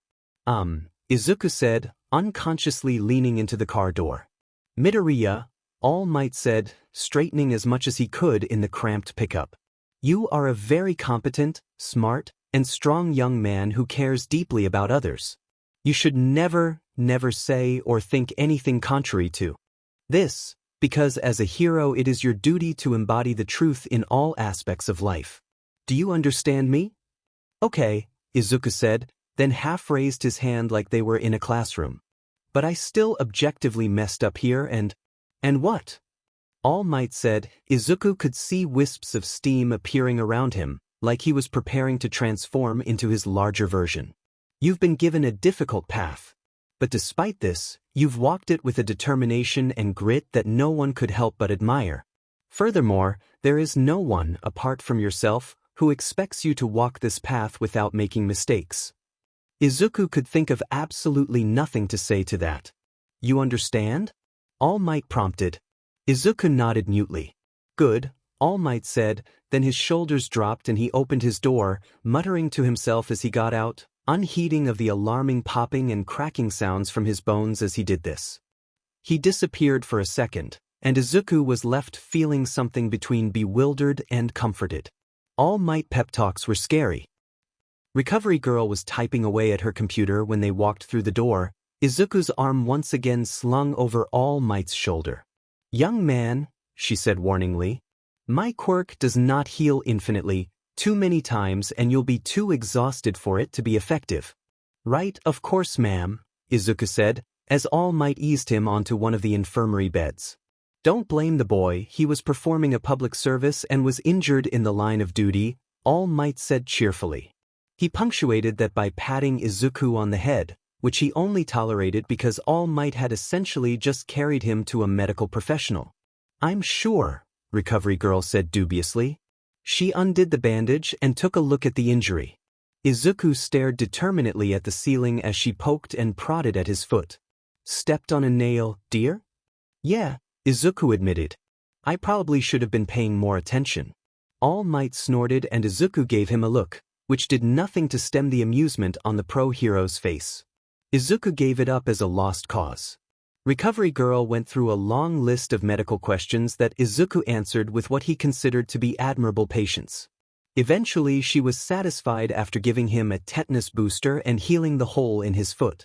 Thankfully, the injury was minor enough that Izuku still had the energy to be conscious by the end. "Now be careful and wear shoes with hard soles the next time you're performing community service," she muttered. Then she produced a spare UA uniform from a rather impressive stash in a cabinet and sent him to the bathroom to change. As soon as he was done, she gave them both a gumball and shoved them out the door of her office. It only took a few seconds for that weight to seep into the silence once again. "I thought you should know that I've been using my connections to expedite the process of changing Shinso's guardianship," All Might said in a rush, looking distinctly sheepish. He scratched the back of his neck. "I didn't think it would." Izuku stared at him. "That's fine," Izuku said. In all honesty, it was. As far as these things went, helping a foster child transfer to a home they preferred was pretty hard to criticize. Izuku sighed. "Plus, thank you for telling me, I guess. I probably would have made it worse if not so." All Might's face was getting dark again. No, Izuku said, waving his hand to dispel any additional pep talk that All Might could give. "I'm just trying to say thank you, that's all." "You're welcome, Midoriya," All Might said, a blindingly genuine smile appearing on his face. Something about it made Izuku abruptly feel guilty. He looked away. He deliberately tightened and loosened a fist. "I'm still set at you," Izuku said into the linoleum. "I know," All Might answered. "But," Izuku gestured vaguely. It's not your fault? I don't know. It just happened, right?" "Thank you, Midoriya, but please, don't trouble yourself on my account," All Might said, patting Izuku on the shoulder. "It's so hard to be mad at you," Izuku grumbled, pinching the bridge of his nose. All Might let out a booming laugh and Izuku smiled behind his hand. It was a nice moment that ended when Izuku saw a wall-mounted clock. "I am so late," Izuku said. "Late for?" All Might seem to remember that they were at a school. He pulled out his phone and looked at the time. "Midoriya, your class started 30 minutes ago." "Oops," Izuku said, scratching his cheek. "Young man, your education is important." All Might reprimanded, but he was smiling. He glanced at a window then gave Izuku a speculative glance. "What would you say to a shortcut?" "What shortcut?" Izuku asked. "This one," All Might said, walking to the window and opening it. If beeped in protest, but All Might ignored it. There was a flash of steam, and he was standing there in his full-muscled All Might form. "Well?" he asked. Izuku looked over the ledge. They were on the 4th floor. "Yes, but how do we?" The rest was cut off, as All Might had grabbed Izuku and casually held him under one arm like a sack of flour. Then he jumped out the window. The wind pulled at Izuku's hair and swept into his eyes. There was a brief feeling of complete weightlessness. All Might had jumped a few hundred feet into the air and Izuku could see the entirety of the UA grounds along with a huge swath of the surrounding city. Once the moment of shock had passed, Izuku let out an excited whoop and All Might responded with his own. They seemed to stay there, weightless, for longer than should have been possible, but then they were hurtling down back to earth. Just when Izuku was starting to worry about how hard they would land, All Might did something complicated with his legs using one for all that dissipated most of their momentum only a few meters before impact. Okay, fine. Izuku had to admit that was really cool. Now, young Midoriya, what classroom are you meant to be in? 420, maybe, Izuku said, after consulting his rather blurry mental schedule. Hold on, All Might said, before jumping back toward the main UA building. He had pretty impressive aim and managed to grab a hold of a sturdy-looking column in a clean motion. He and Izuku looked into the classroom together. A number of unfamiliar faces stared back. It's further to the left, I think, Izuku said, waving at the stunned students. Onward we go, All Might said, before carefully jumping to the next classroom. It took them 4 tries, but they eventually found a classroom filled with the right people. Izuku's classmates reacted with various expressions of surprise, but the teacher, a tall blonde man with a faintly ridiculous jacket, was facing the wrong way. Since All Might's arms were busy gripping the column and holding Izuku, he had to reach up and knock on the window himself. The teacher reacted with almost comical shock and took a while to actually come over to open the window. All Might, he stammered. What? Present, Mike. I'm afraid I had to borrow one of your students. All Might cried, before somehow switching his grip to the back of Izuku's jacket and throwing him through the window and into the classroom. Izuku rolled twice before he could regain his balance and rise smoothly to his feet. He gave All Might a look that did precisely nothing to stop the publicity-bright smile on his face. You had to borrow him for, present, Mike tried to ask. Please mark his tardiness as due to my interference. All Might said blithely, then directed a decidedly unsubtle wink to Izuku. Oh, the teacher said. That's not really how that. Go on, students. Seek your education. All Might shouted unconcernedly, waving at the rest of the class. Plus ultra, he cried before launching himself out into empty air. Within a few seconds he'd disappeared. Izuku was left standing in the front of the class, feeling a little windswept but otherwise rather satisfied with the situation. Hello, my name is Midoriya Izuku. It's nice to meet you, teacher-sensei, he said, bowing politely before strolling back to his assigned seat. Oh, nice to meet you too, Present Mike said. He blinked at Izuku in confusion for a few moments. Aren't you the student who went up against the 0-pointer? Izuku stared back at him. But he stopped talking when he realized there was nowhere good for that sentence to go and instead whirled back to the board. Anyway, who can find the mistake in the following English phrase? It was only the second day of school, so it wasn't like Izuku was sick of his classes or anything, but about 3 minutes after he sat down he remembered that he didn't have his school backpack and consequently lacked his textbooks and note-taking supplies. He attempted to force himself to pay attention to the lectures, which lasted about 2 minutes. He considered asking Shinso to borrow his books and just read through the lessons, but that seemed inappropriate given the circumstances. So for the next several hours Izuku had the wonderful opportunity to sit in his too-short desk and think about how bored he was, his uncomfortable borrowed uniform, how hungry he was, and the fact that the tenuous social connections he'd managed to make were fraying in ways he fundamentally didn't understand. Eventually, though, it just settled into a general boredom. Izuku wasn't really suited for extended PRDS of worrying. He didn't actually fall asleep, but it was a remarkably close thing. As soon as class was over, Izuku shot out of his desk and slipped through the door before anyone else was even fully out of their seat, something he'd gotten pretty skilled at over the years. He thought he had a clear shot to the cafeteria, but then there was the distinct sound of a number of people scrambling their way out of the classroom door behind him. Izuku glanced back and found that he'd collected a rather intent entourage. He tried walking faster, only for them to start basically running to catch up. On a hunch, he took a turn into a deserted hallway. Sure enough, the group blindly followed him into it and practically tripped over themselves when faced with him standing there, arms crossed. There were 7 total, and Izuku didn't know a single one of their names, which actually was not at all a meaningful metric, but he was fairly certain he hadn't talked to any of them. Yes, he prompted, not bothering to catch any of their eyes. There was the compulsory shuffling and awkward movement. Why'd All Might bring you to class? One of them, the pink one, asked. Why wouldn't he bring me to class? Izuku asked. He's a teacher, isn't he? Why'd he bring you through the window? The one with red hair asked. It was a shortcut, Izuku said, glancing past them.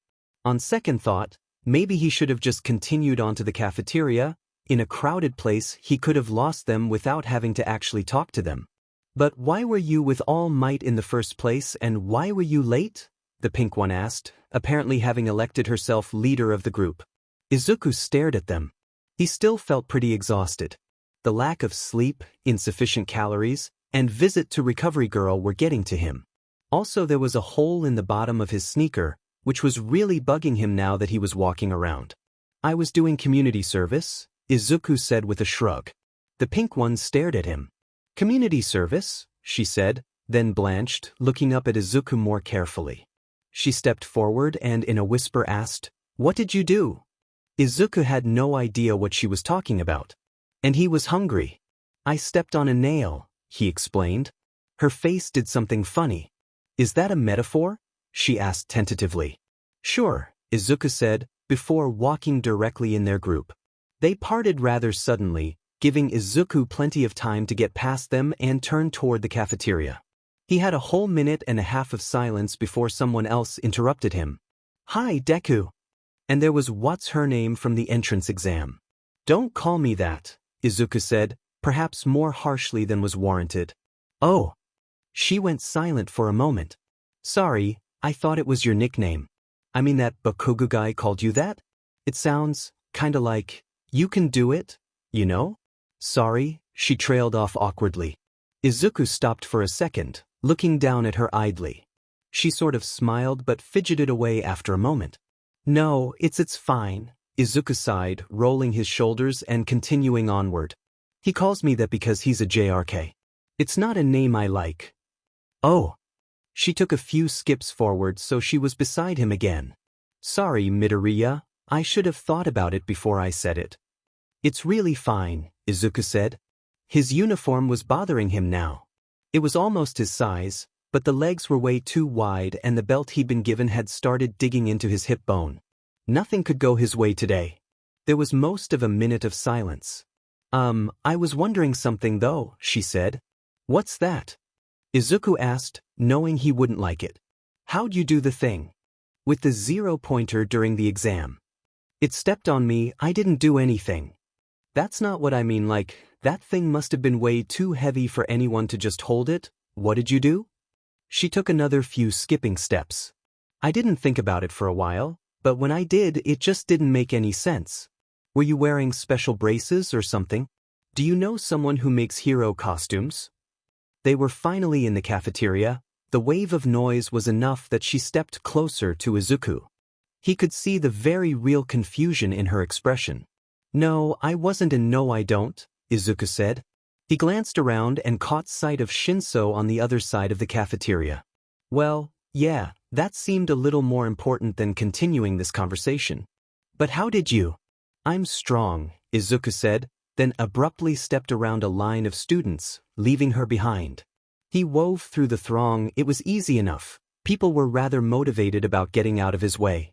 That tended to be the case following all of Izuku's growth spurts. It was crowded, which kind of surprised Izuku before he remembered that there were non-hero students that went to UA. That would increase the number of people going here by a lot. When he got to the other side of the cafeteria, he paused for a second. Shinso was sitting alone at a booth. He had his head on the table, pillowed on his backpack. He didn't have any food in front of him, which wasn't great seeing as they'd be doing hero activities in under an hour. Shinso didn't react for a minute, then finally he turned his head and opened a single eye. When he saw Izuku, he just groaned and closed his eyes again. Izuku frowned, then slipped into the seat opposite Shinso. Didn't sleep well? He asked. Shinso's insomnia defined rather a lot about both his personality and appearance, but at this point Izuku could tell the difference between Shinso's normal exhaustion and the kind which only appeared after particularly bad nights. Leave me alone, he said into his backpack. So, yeah, Izuku said. He leaned forward and set his chin on his folded arms, bringing himself level with Shinso's face. You okay? I said, leave me alone. Izuku tapped his fingers on the table. I'm sorry about yesterday, he tried. Shinso let out a mumbled string of words he'd never say if Mom was within earshot. So he was actually upset. Izuku was right about that at least. I am really, Izuku said. That was not called for. Shinso finally lifted his head off the table and looked at Izuku. You don't have to apologize, he said. Okay, but I want to, Izuku insisted. He'd rather been hoping that this could just be resolved as soon as he said sorry. What are you even apologizing for? Shinso asked, exasperated. Izuku had to take a second to think about this. He'd told Shinso to leave his house, which was kind of rude on its own, but really bad in the context of Shinso maybe being fostered by Izuku's mom. But if Izuku just said that he was okay with Shinso living with them, he'd more likely than not take it as lip service or even more likely condescension, judging by the fact that Shinso had taken Izuku trying to help him with the trials yesterday as exactly that. Maybe Izuku should be apologizing about the trials? But he honestly still felt like that had been a valid strategy. Plus, it had worked out in the end, so there was no reason for it to be a problem in the first place. Or maybe Izuku was supposed to be apologizing about assuming Shinso would get last in the trials.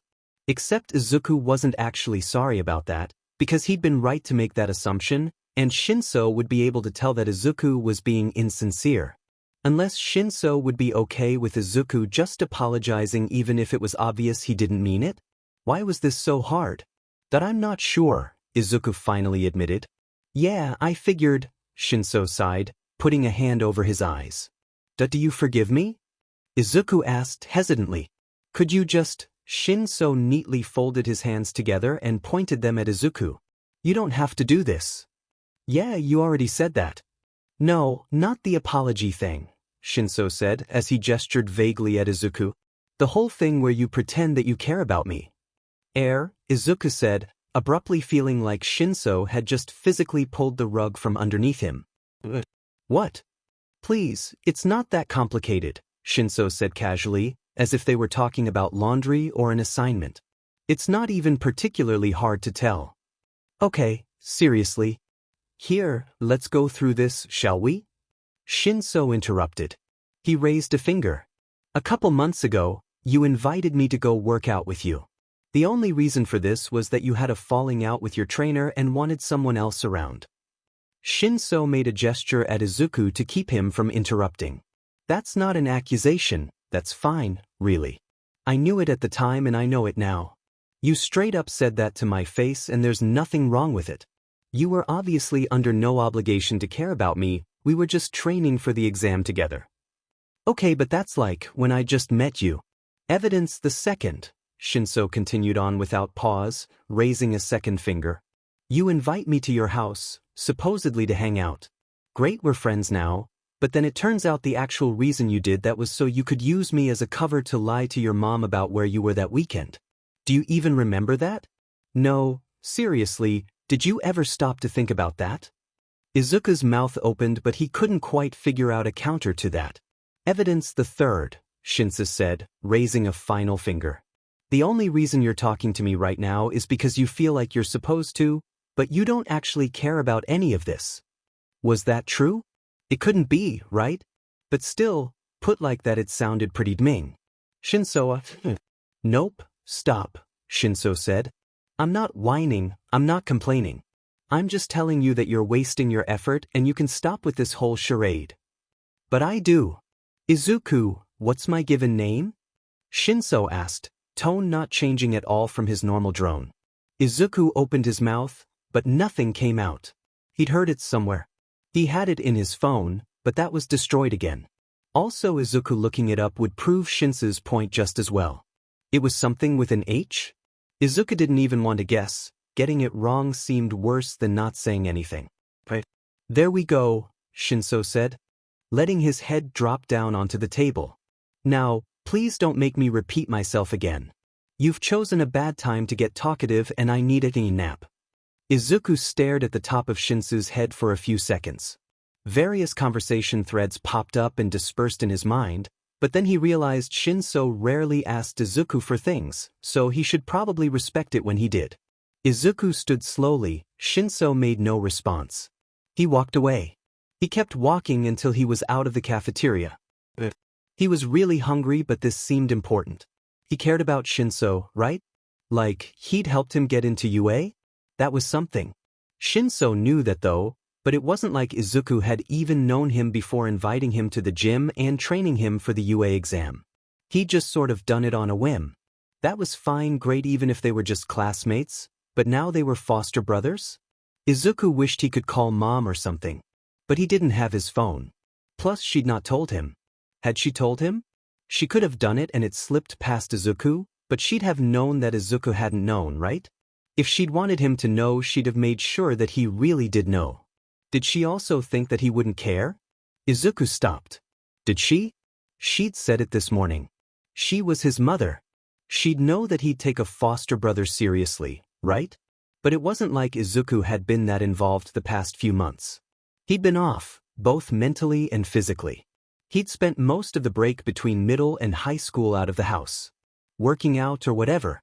He'd just left the house, not bothering to bring Shinso with him plenty of times. If he'd really cared, he would have invited his friend? Guest? With him, that was the expectation, wasn't it? Could he blame mom for expecting him not to care if he'd never done anything to demonstrate it? Izuku took 3 slow breaths in and out. He wanted to talk to mom about this, but also didn't want to know what she'd say. He'd just have to figure it out. That's what he'd told All Might. So that's what he would do. And he knew where to start. Shinso'd given him that much of a hint. He walked to the 1A classroom. Once he was there, he saw a familiar flash of yellow behind the desk in the front and walked in. He crouched in front of the sleeping bag, a single eye opened and stared at him with a disturbing intensity. "Can I have a class roster and a schedule?" Izuku asked. "It was in the folder you got yesterday," said the caterpillar. "I forgot my backpack." "It's in your email." "I broke my phone." Aizawa lay face down for a long few seconds, before rising from his sleeping bag in a single, ominous motion. "What sort of joke do you think this is? You're in UA, one of the most prestigious hero academies in the world, and you're showing up without supplies on the second day of school." Izuku squinted up at his teacher, who didn't look particularly offended, just deeply disappointed. "I required medical attention this morning and I prioritized getting here as soon as I could over retrieving my school supplies. I assumed my presence as soon as possible was preferable to having all my things," Izuku explained. "That really?" "Really," Izuku confirmed. Aizawa said, then turned and walked out of the room. "Come on," he said, not bothering to look back. Izuku followed him down a few hallways and was instructed to wait outside as Aizawa went into the teacher's lounge. After a few minutes, Aizawa reappeared, bearing pieces of paper. He didn't offer them, just stared at Izuku with a not quite hostile shade of uncomfortable intensity. "Come on," he said. Izuku followed him down another set of hallways into some kind of conference room. Aizawa stood there, looking down at Izuku. He was remarkably hard to read. Izuku couldn't tell if he was mad, tired, or bored, though perhaps it was one of those. "I'll give you this," Aizawa said, waving the schedule and roster, "if you answer a question of my choosing." Izuku tilted his head. "That seems kind of unethical, maybe exploitative," he suggested, then added, "Aizawa-sensei, sir. You want them?" Aizawa asked. "Yeah, fine," Izuku said. Aizawa spent a long time staring at Izuku, thinking through his question. "Why would you risk losing your spot at UA?" "What?" "You took a gamble yesterday. If I'd so chosen, you'd have been expelled. Why not try your best to actually impress me?" Izuku had been expecting something different, so had to think about it for a while. The bell for the end of lunch rang, but Aizawa's pointed look told Izuku he couldn't rely on the bell to save him here. The rescue points, Izuku finally concluded. In the entrance exam, there was a secondary set of expectations which we weren't made aware of until after the test. Yesterday, I was the only one who wouldn't be automatically expelled by being in last place. So it was the best-case scenario, assuming that you were telling the truth. I was taking a risk, but it protected the rest of my classmates. That's what being a hero is, right? Taking risks so that other people will be safe. Aizawa stared long and hard at Izuku, which was a losing battle as Izuku could stand and stare blankly at someone for hours should the need arise. Why did All Might come to greet you, specifically, on the first day of UA? I'm afraid that is beyond the scope of our deal, sensei. There was a moment of absolute stillness in Aizawa's face, then his mouth did something complicated. Don't be late again, you'll get a demerit, he said, passing Izuku the papers. Yes, sensei, Izuku said. Except I'm late right now, so. Your teacher is All Might, will he mark you tardy? Aizawa asked, with an unexpectedly authentic curiosity. No, probably not, Izuku admitted. He waited for a moment but his teacher seemed content to leave it at that. Izuku took the chance to scan through the class roster. Shinso Hitoshi. He stared at the paper, trying to force it into his memory through pure force. Hitoshi, that's his name. Okay, I can remember that. What? Hitoshi, Izuku repeated, turning and walking out of the room without a second thought. By the time Izuku got back to the cafeteria, lunch was no longer being served and the students had long since filed back into their classrooms. He sighed and turned back to the 1A classroom. This day just felt longer every second. When he got there, All Might was standing at the front but he paused when Izuku stepped through the door and gave him an assessing look.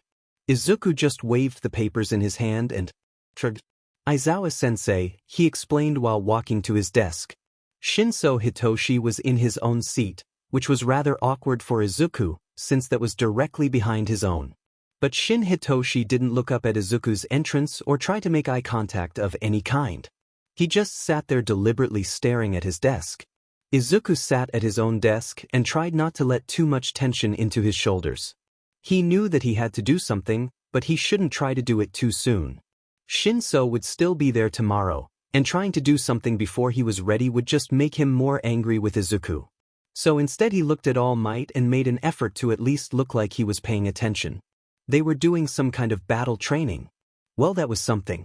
Compartments appeared from inside the walls of the classroom and ordered racks of numbered boxes appeared. Those were the hero costumes the school had promised. Okay, now Izuku couldn't help but be interested. The process of going to the locker room and changing was no less awkward than last time. But the excitement of seeing his costume for the first time was enough that it didn't matter. He'd been pretty precise about his requirements when he'd sent in the form, so he knew about what it would be, but seeing it in person was just different. It wasn't especially flashy, a green jumpsuit with red, white, and black accents. Though it did have some special features. The belt could be undone to work as bandages, the shin guards were designed so that he could use them as weapons if necessary, and there were areas of extra support around the knees and elbows. But that wasn't the important part. The important part was that he was entirely covered. Between the boots, gloves, and full-face helmet, there was no way someone could actually see his skin. Which meant that when he was wearing it his quirk wouldn't be able to anchor onto anyone new. Izuku smiled and was pleased to find that not a single thing changed on the outside of his helmet. It wasn't perfect, of course, this was only Mark 1. Though the only significant issue Izuku could see right now was that it was way too tight in the chest and shoulders, which wasn't great as it limited his range of motion. Had Izuku grown even more in the past weeks? At this rate it was going to be a real problem for his long-term maneuverability. He tried rolling his shoulders back and forth only to realize that there were at least 3 guys in the locker room conspicuously trying not to stare at him. Seriously? He was just standing there. Izuku trudged out of the locker room and across campus to the meeting place. It was in front of another one of those abandoned buildings. Yesterday, Izuku had been wondering why so much of the campus was in poor repair, but of course UA had abandoned buildings. Maintaining them would be a waste of resources if their purpose was to be destroyed during hero training anyway. Midoriya. All Might called. Izuku realized that at some point the rest of his classmates had appeared around him. He made a vague noise of acknowledgement. All Might gave him a thumbs up and proceeded to explain that they would be put in teams of 2, assigned either villains or heroes. The villains would be defending a nuclear bomb and the heroes would be trying to secure it or capture the villains. Midoriya, you're first. For your teammate you get Uraraka. Izuku tilted his head, trying to match a face, or at least a costume, to that name. Thankfully, she appeared within a few moments. Oh, That was what's her name from the entrance exam. Izuku reminded himself, Uraraka. Uraraka. He'd feel pretty stupid if he made the same mistake twice in a single day. Uraraka. Her costume didn't seem particularly practical, but then again, her quirk wasn't ideal for close-quarter combat, so it wasn't necessary for her gear to be optimized for that. She gave him a smile as she moved to stand next to him, but it was considerably weaker than the ones she'd given him previously. Izuku gave her a nod, and they lapsed into silence as the rest of the teams were drawn up. Hitoshi was paired with some guy who was half covered in ice. The two of them were standing side by side, apparently competing for whose expression could scream, "I don't want to be here" more.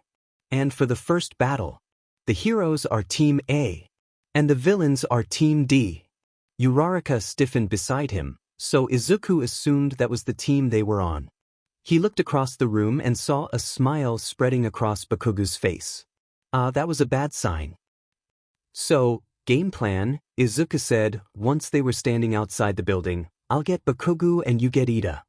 "Shouldn't we stick together?" Uraraka asked, looking up from the blueprint in her hands with growing concern on her face. "Bakugo's going to go after me no matter what I'm doing," Izuku explained. "It's better to keep him away from the actual objective. Keeping him on the ground floor works for that." "But are you going to be okay?" she asked. "Yes. Bakugo's really strong and his expulsion quirk is really dangerous, though." "And I'll be fine," Izuku said. He tried giving her a reassuring expression, but realized that with his helmet she couldn't see his face at all and the entire venture was pointless. "That's not really a plan," Uraraka said. "What if something goes wrong? How are we supposed to back each other up if we're in different parts of the building?" "It'll be fine," Izuku said, clipping the capture tape stuff to his belt. "You go through the roof, I'll go through the first floor. You should sneak down to the level with the object, try to be silent. Once me and Bakugo start being loud, that's your signal to go after the objective. If I finish up with Bakugo before you've gotten the bomb, I'll come join you." "How do I get up to the? Can you use your quirk on yourself?" Izuku asked. Well yes, but not for long and—" "Great, I'll throw you," Izuku concluded easily. Okay." She was still staring at him. "What?" "You use your quirk on yourself, then I throw you upward. Once you're at the right height, you cancel your quirk and land on the roof," Izuku explained. "That sounds super dangerous and adds an unnecessary risk," Uraraka pointed out. "But it'd be quick and would work," Izuku defended. "What if I miss the roof?" Uraraka asked, but with waning conviction. "I'll catch you. Come on," the timer started. Uraraka sighed.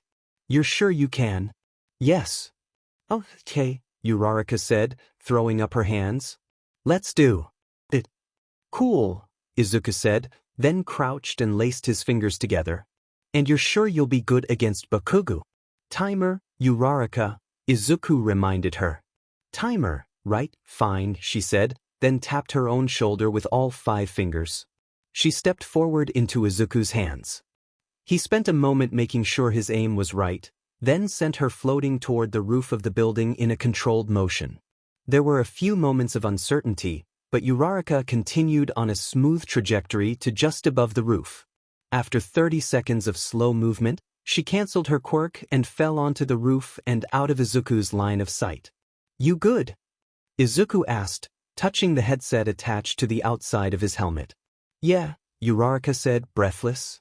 "Do all gloves you wear turn weightless?" Izuku asked. Yes, why?" Uraraka asked.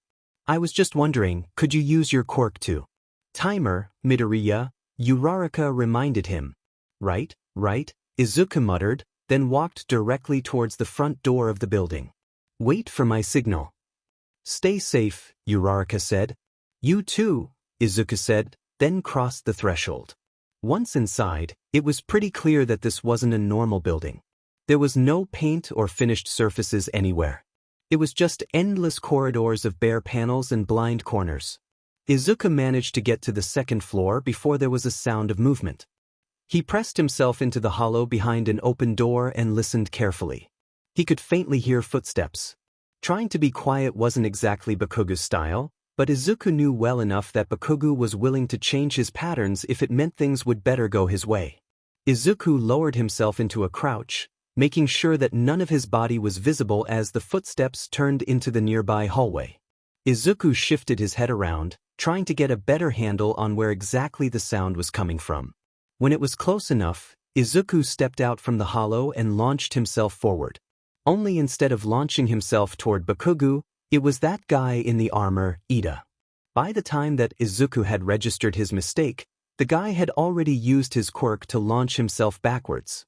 Izuku wound up landing awkwardly and almost ran into the wall. That would have been the end if he hadn't been able to then dodge across the hallway as Ida was suddenly rushing toward him again, capture tape in hand. Midoriya. Bakugo's, came Uraraka's voice from his headset. Then there were explosions as the sound cut out. Which meant that Bakugo had known what Izuku had thought Bakugo would do, so had intentionally not done that. Which in retrospect was obvious, since Izuku predicted Bakugo's actions all the time. And meant that Izuku shouldn't have expected. Izuku's entire body was spun around as Ida's capture tape attached itself to Izuku's forearm guards and yanked him down the hallway. Focus. Izuku managed to pivot around Ida's hit-and-run attack and yanked on his end of the capture tape to unbalance Ida and send him flying. Unfortunately, he corrected almost immediately and disappeared into another corridor. Izuku needed to get to the top floor, but he couldn't leave Ida here. He had to deal with him now, otherwise he'd just attack from behind once Izuku was up there. Izuku pulled the capture tape from his belt and unwound it into a loose coil in his hands. The seconds trickled past at an intolerable rate, and all Izuku was able to do was stand there in the empty hallway and wait for Ida to appear again. It wasn't as though Izuku could chase him. But he needed to be clever about this. If Izuku was a super fast hero in training, which direction would he attack a fellow student from?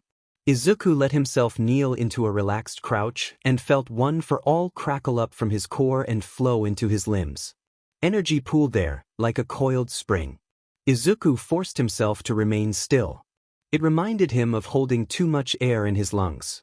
A distinctly uncomfortable feeling, but bearable in the short term.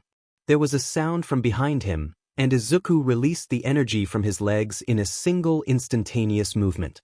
The world blurred as he brought himself up in a semi-controlled flip. That left him upside down and directly above when Ida's charge sent him right through where Izuku had been a moment before. Or more specifically, Ida's charge sent him directly through the loose coil of capture tape hanging below Izuku's hands. There was a brief, violent twisting as all of Ida's considerable momentum was transferred through the tape to Izuku. This sent him flying in the same direction as Ida had been moving a moment before. There was a brief PRD where they were both sent flying in uncontrolled arcs. Izuku smashed into something that was either a wall or Ida, then bounced off in another direction.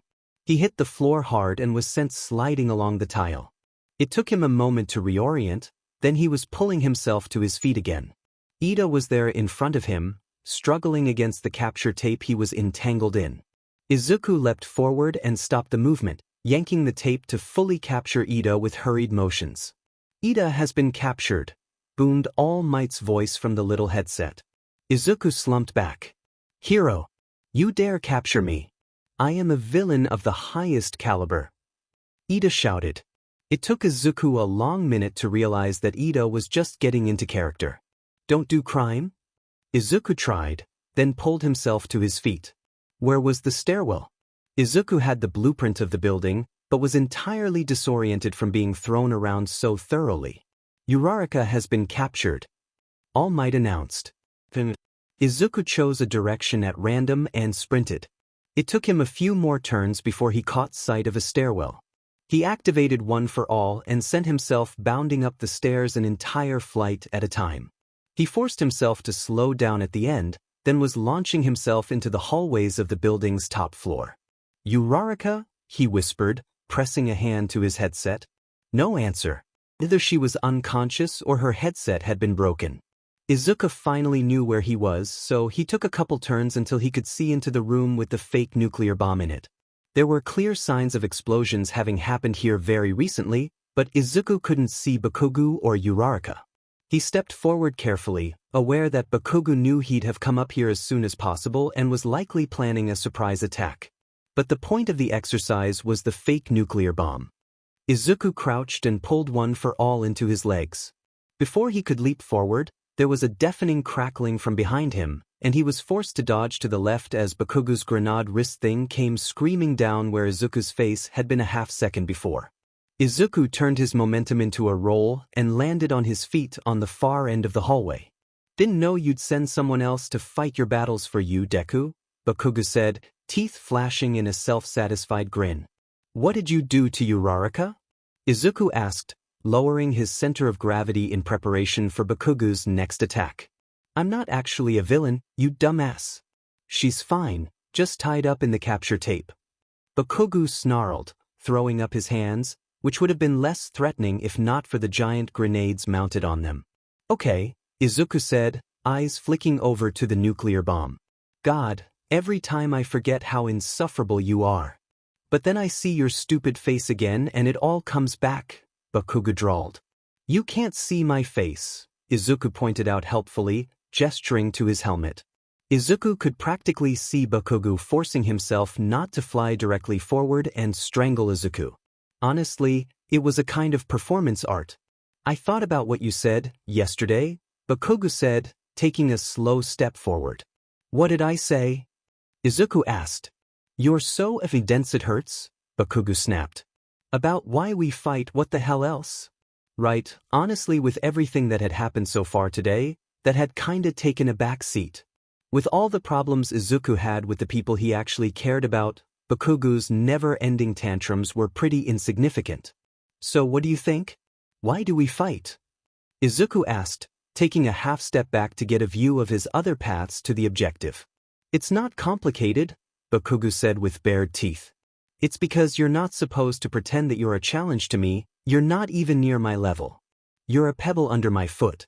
I'm the only person from that snake-bit middle school who's going to be worth anything. And I'll beat you as many times as it takes for that lesson to sink into your thick skull." Izuku thought about that. "Okay, so that doesn't really make sense," Izuku pointed out. "Because I beat you, like, not always, but I did manage it a couple times." Bakugo's hands sparked dangerously.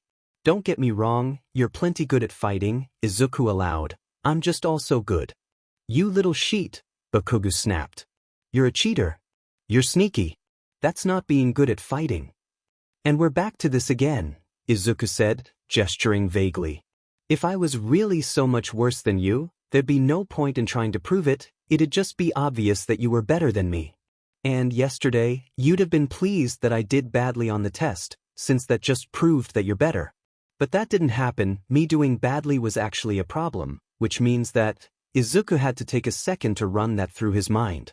"Which means that you think that I am good, since I'm approaching or at your level. So me losing reflects badly on you, because me failing means that you were beat by someone who wasn't even that strong. That about right?" Bakugo looked a little shocked, but that translated into anger within a blink. "You're so wrong I don't even know where to start." "Okay," Izuku said, rocking on his heels. "Here's something else though, someone suggested that I should just tell people how I feel, so I'll give it a shot." "That's so stupid. You're all wrapped up in your superiority nonsense. You're pathologically obligated to prove yourself to everyone every second of the day." "I'm not. I don't care about what people say or think. My point being that I wasn't fighting you because you were important. You were just the strongest person around and willing to fight. You were a training dummy, a benchmark for my own strength. Useful, but not important." Bakugo's grin grew rigid. "So that's the truth of it," Izuku said easily. "I just don't really care about you." "You little..." Bakugo breathed, face growing more intense each second. He took a step forward. His face wasn't that normal mask of anger. There was something more personal, more real there. Had Izuku really hurt his feelings with that? Did everyone have to be so upset just because Izuku wasn't telling them how important they were to him? That was a bad thought. Izuku shouldn't be thinking things like that. This was what was getting him in trouble again and again. But what? Should he lie? It wasn't like Izuku owed Bakugo anything except for a decade's worth of injuries. "What's wrong?" Izuku asked, tilting his head. "I thought I was a pebble? Do you need a pebble to care about you?" "Shut the f up," Bakugo said. He flipped a switch on one of his gauntlets. "You know, The support department did something for me, he muttered, then held up his gauntlet for Izuku's inspection. My quirk works by combusting the nitroglycerin-like substance I produce. So I asked them to create something which lets me stock it up for an ultimate attack. That seems incredibly dangerous, Izuku said, taking a step back. Yeah, Bakugo said, then pointed his gauntlet directly at Izuku's face. Even from 5 meters away, it looked dangerous, too dangerous. And it's all primed and ready to go. On further reflection, maybe All Might's advice should not have been applied in this situation. Bakugo pulled the pin on his gauntlet. Izuku had enough time to pull up one for all and launch himself directly away from Bakugo. He'd reached the end of the corridor by the time the explosion hit him. His entire world went black as his body was sent through the wall of the building. There was a crack in the ceiling. Izuku spent a long moment considering it. It wasn't particularly large, just a spidering line along a single one of those little foamish tiles that they put in the ceiling of schools and stuff. It crossed from one side to the other in little zigzags, like a cartoon zipper.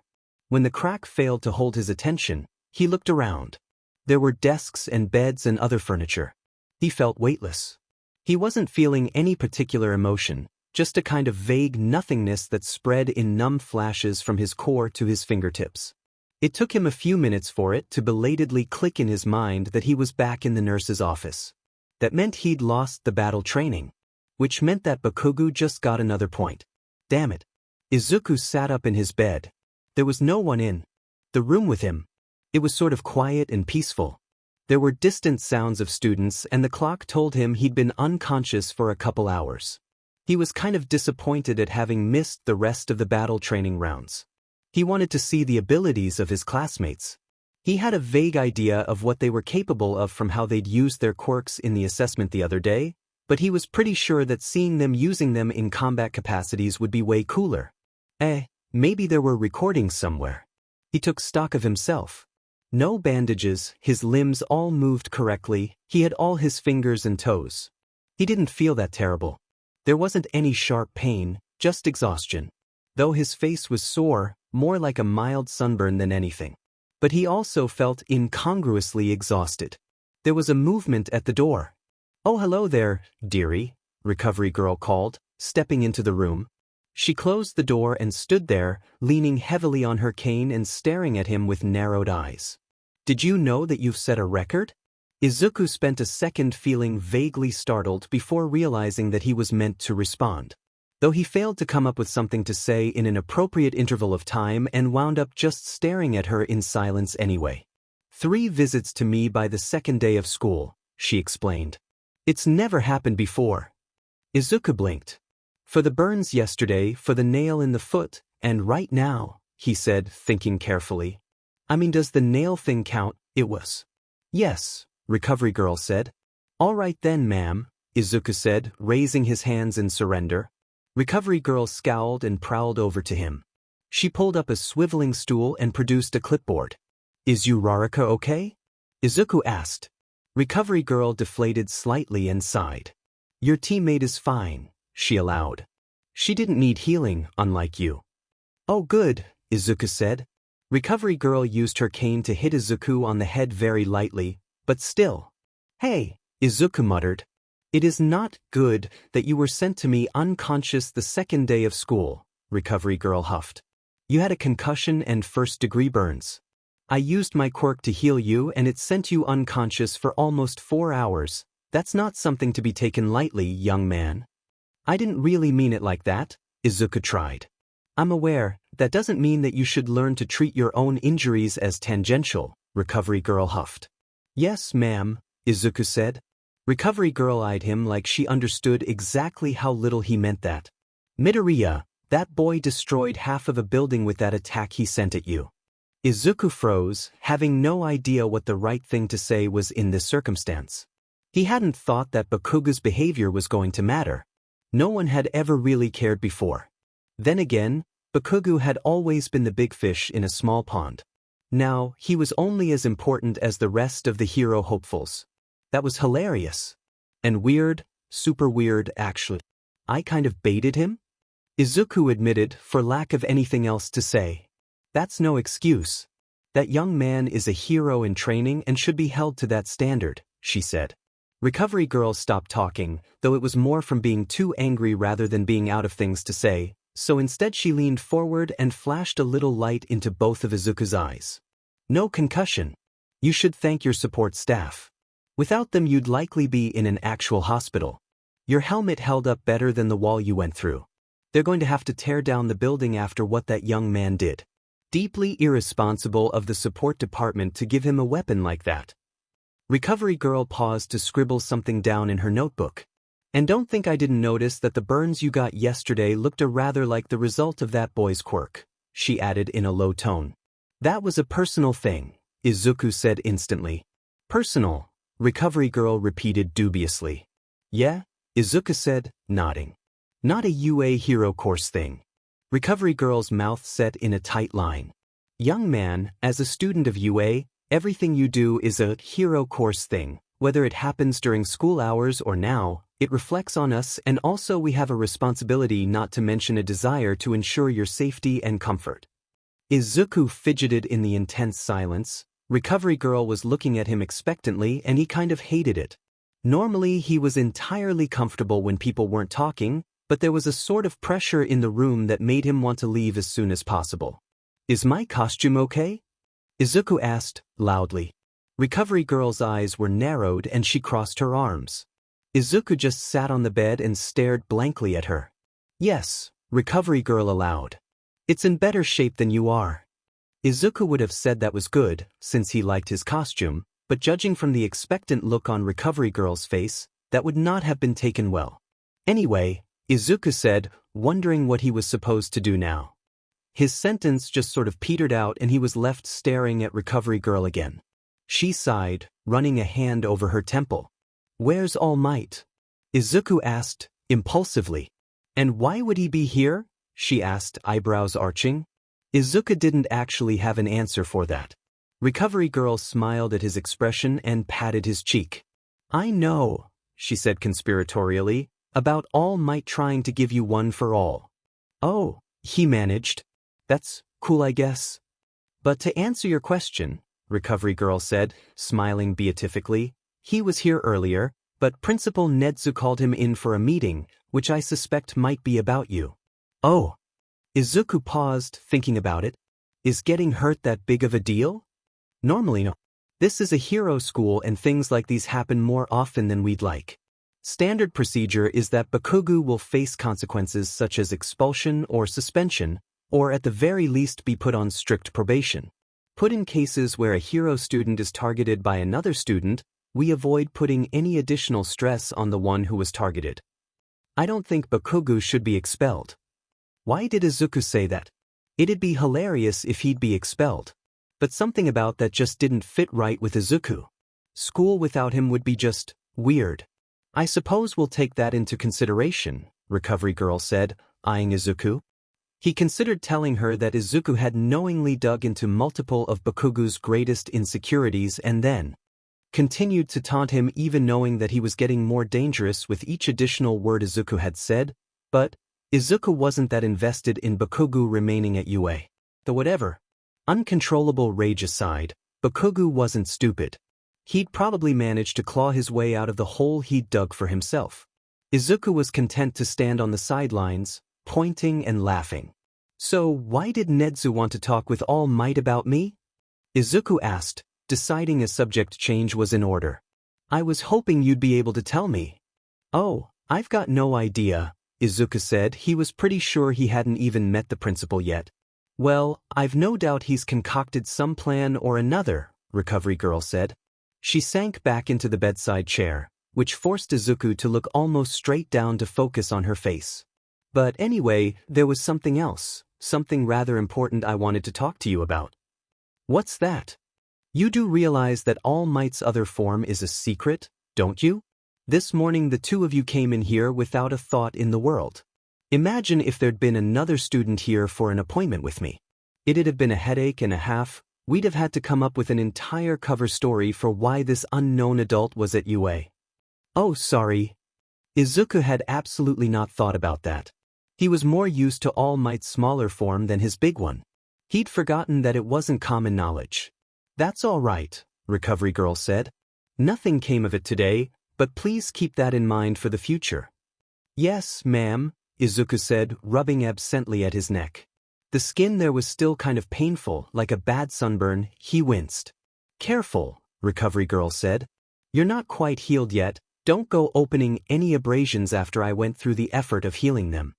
Yes, ma'am, Izuku repeated, folding his hands and trying to look innocent. Recovery Girl let out a long-suffering sigh.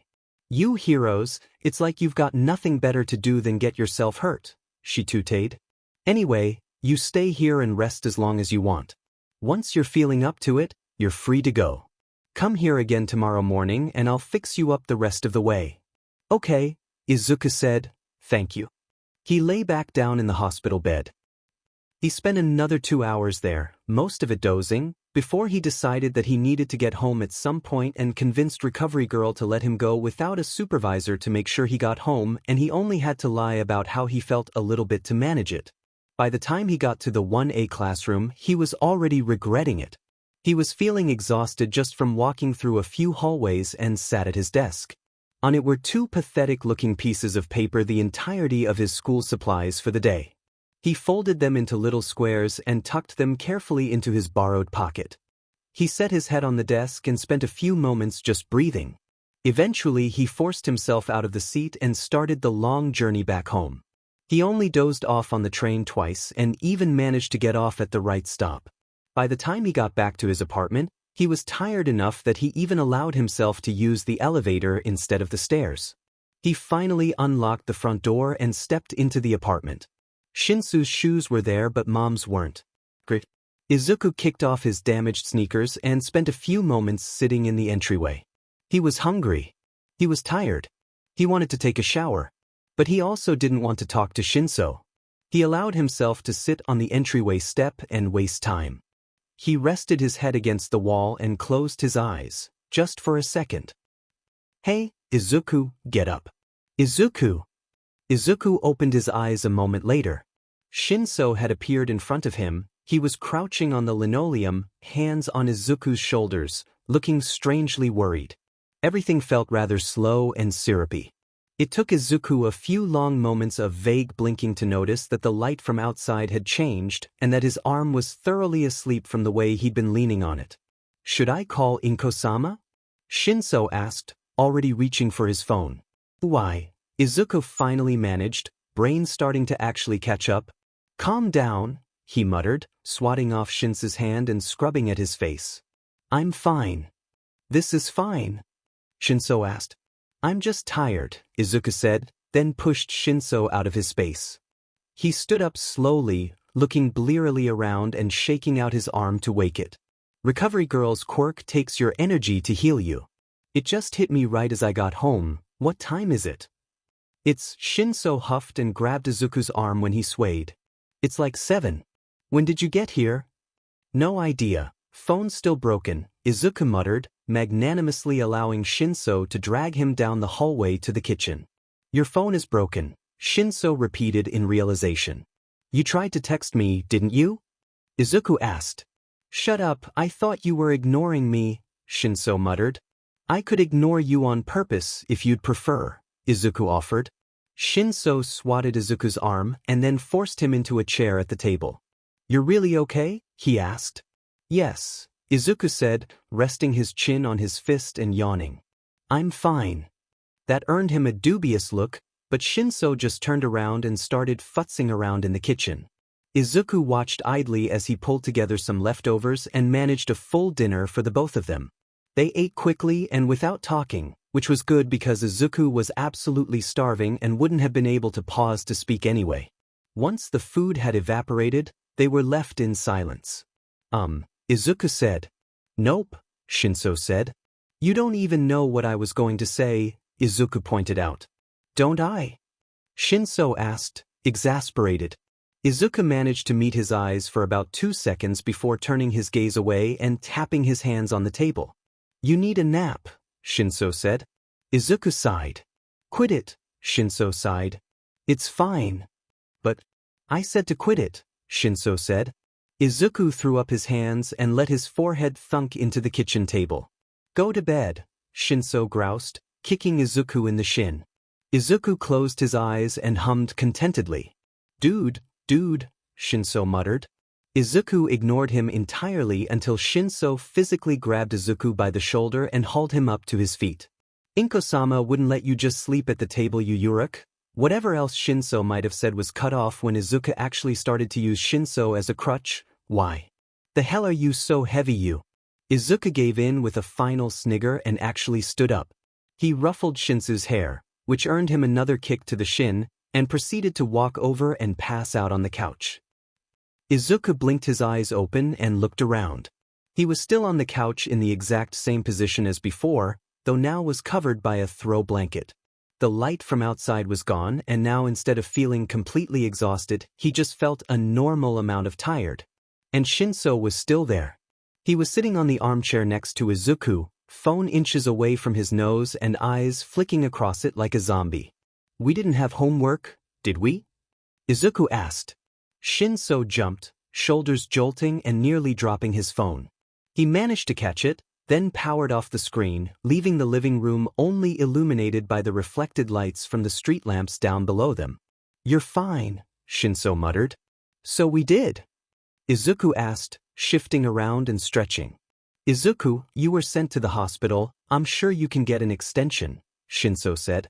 Nurse's office, totally different, Izuku said. Hero school nurse's office, Shinso pointed out. I didn't get a note though, Izuku said, eyes finally adjusting to the dark enough that he could see Shinso's disgruntled face. What time is it anyway? Shinso grimaced and looked at his phone.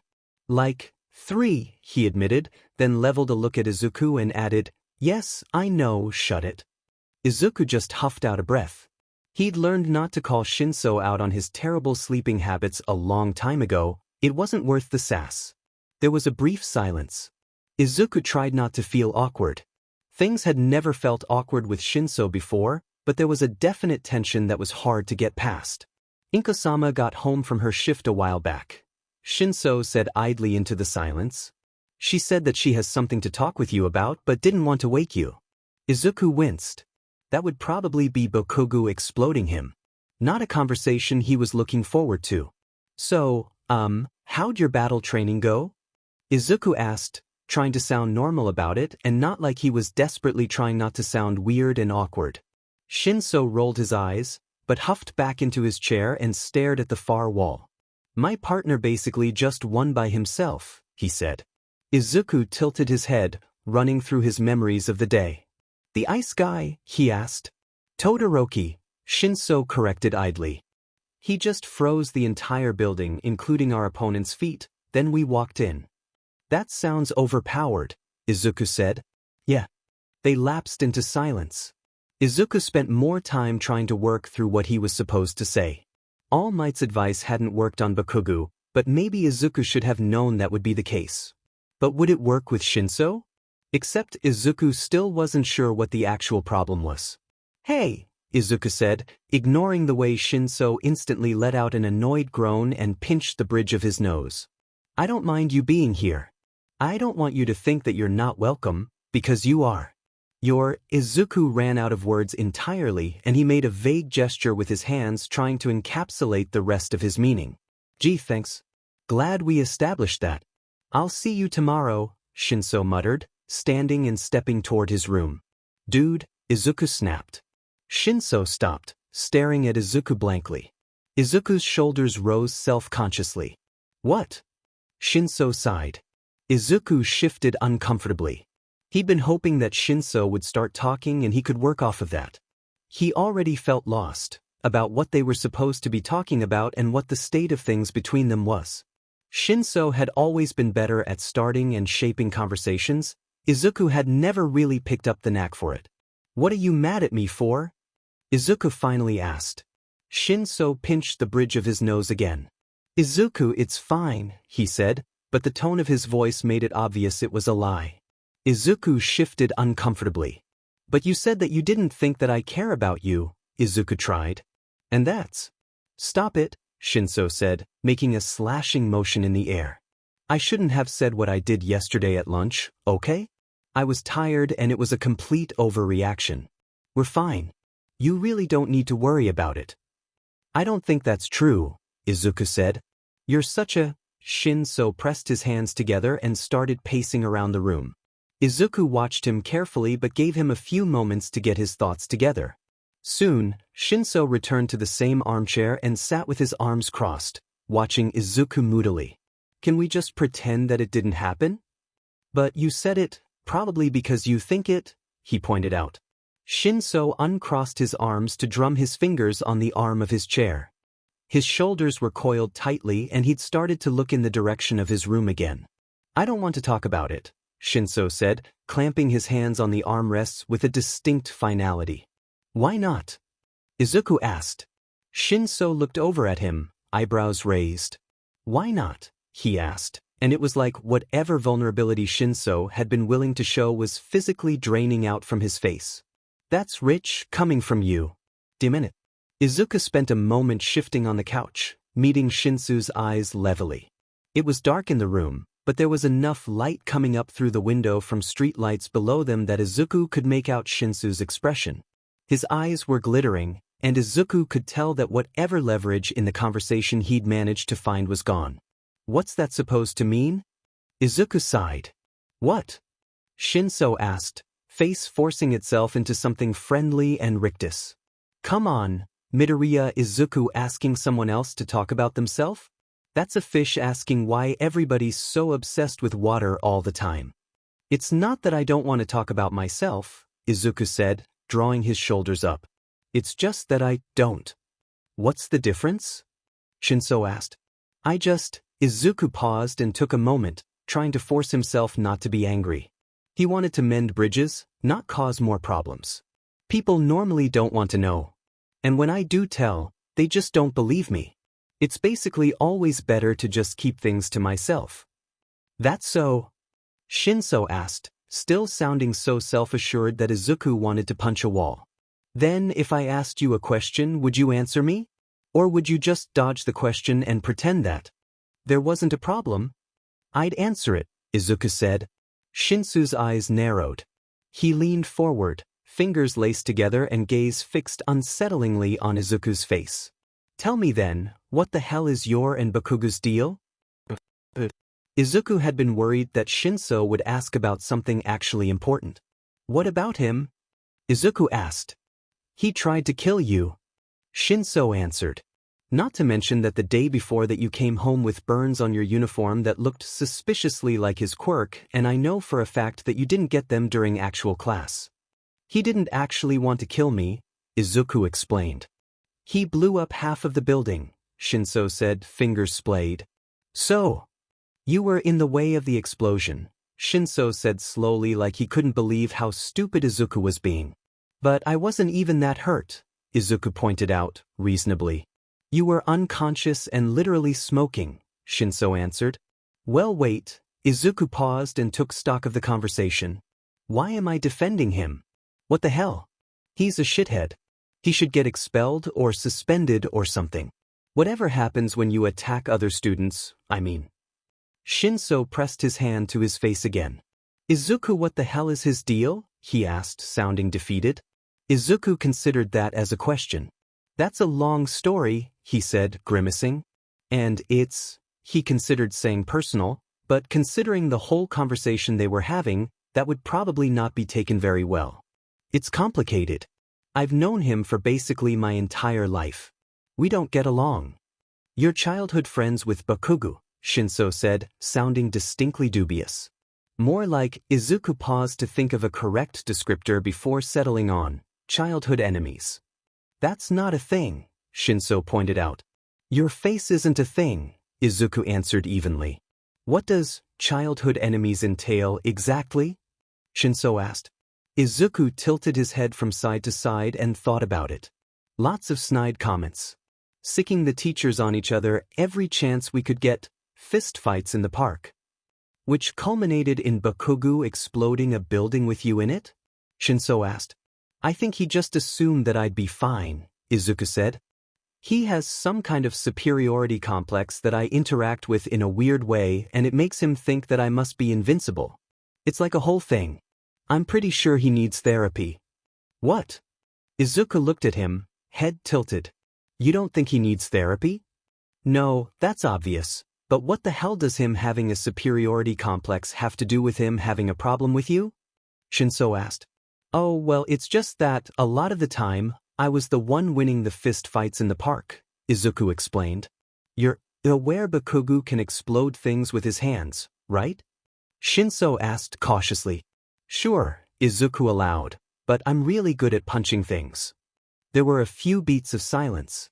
Something brooding and thoughtful was growing on Shinso's face, and Izuku was pretty sure that he didn't like whatever conclusions he was drawing at all. I'm going to go out on a limb and assume that Bakugo was the one to start it, Shinso said. What makes you think that? Because I've interacted with him for more than 30 seconds. Izuku let out a wordless sound of concession. You know that's kind of F-ed, right? Shinso asked. And so is you keeping it a secret for years? Izuku grunted in acknowledgement. But you're not going to tell Inko-sama? He asked. Izuku nodded. Even though what's going on is pretty clearly identifiable as bullying or arguably physical abuse, and you keeping it a secret is just letting Bakugo get away with it? Shinso asked. Izuku felt one for all activate and was forced to spend a long few moments not doing anything. He met Shinso's eyes. He didn't look regretful or even apologetic, just had on a casual mask of his normal self-assured douchiness. There were a lot of things that Izuku wanted to say in response, but most of them were too cruel to ever be spoken aloud, especially to Shinso. So he settled on being nonchalant. It's like you don't even know the first rule of Fight Club, Izuku said, eyebrows raised. This isn't a movie, Shinso answered. And, besides, the whole point of Fight Club is that the wanton violence in the name of true masculinity is toxic and damaging both to the men who take solace in it and the people around them who care about them. You just watched that in a YouTube video, Izuku accused. I know for a fact you haven't even seen the movie. Doesn't mean it's not a good point, Shinso said, crossing his arms defensively. You don't know what you're talking about, Izuku answered. Really? Shinso asked. So you're telling me it wasn't Bakugo, someone with the power to literally summon explosions out of thin air, intentionally targeting the quirkless kid because he knew that you wouldn't have the same edge to use to defend yourself?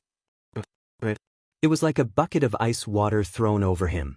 Izuku had almost, for a moment, forgotten who he was, forgotten what his life was like and the immutable rules that held sway over him. Because he'd sort of felt like a normal person for a few moments. But he didn't get that, he didn't get to be just a normal person. There were always going to be people who just weren't going to get it. He had been trying to explain himself to Shinso, but he'd learned over and over again that there was no point to doing that.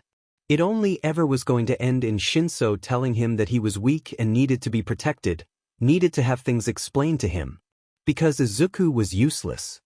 He spent a moment staring at Shinso's face, noticing idly that Shinso was still talking, but not registering the words as anything more than meaningless background noise. Izuku didn't need to listen to this. There was no point. Izuku stood up and walked away, ignoring the way that Shinso was buzzing like an insect beside him. Shinso tried to follow Izuku into his room, stepping into the doorway and grabbing Izuku's shoulder to try and spin him around. Izuku still had All Might's quirk active, he couldn't figure out how to turn it off, so he had to be infinitely careful not to shatter Shinso's bones as he slowly took hold of Shinso's wrist and drew it away from himself. He spent a ponderously long time wondering what to do now, before he looked up at Shinso's face, and realized that his brother had been trying to escape had been since Izuku had grabbed him. His eyes were wide and frantic. He was trying to yank his wrist from Izuku's grip, putting his whole body into the motion and probably hurting his shoulder with how much he was struggling. It was hard to notice, not when all of Shinso's strength was negligible compared to One for All, even just the limited portion of it Izuku had access to. He had to be careful with his timing to make sure that Shinso didn't fling himself into the wall as soon as Izuku let go of him.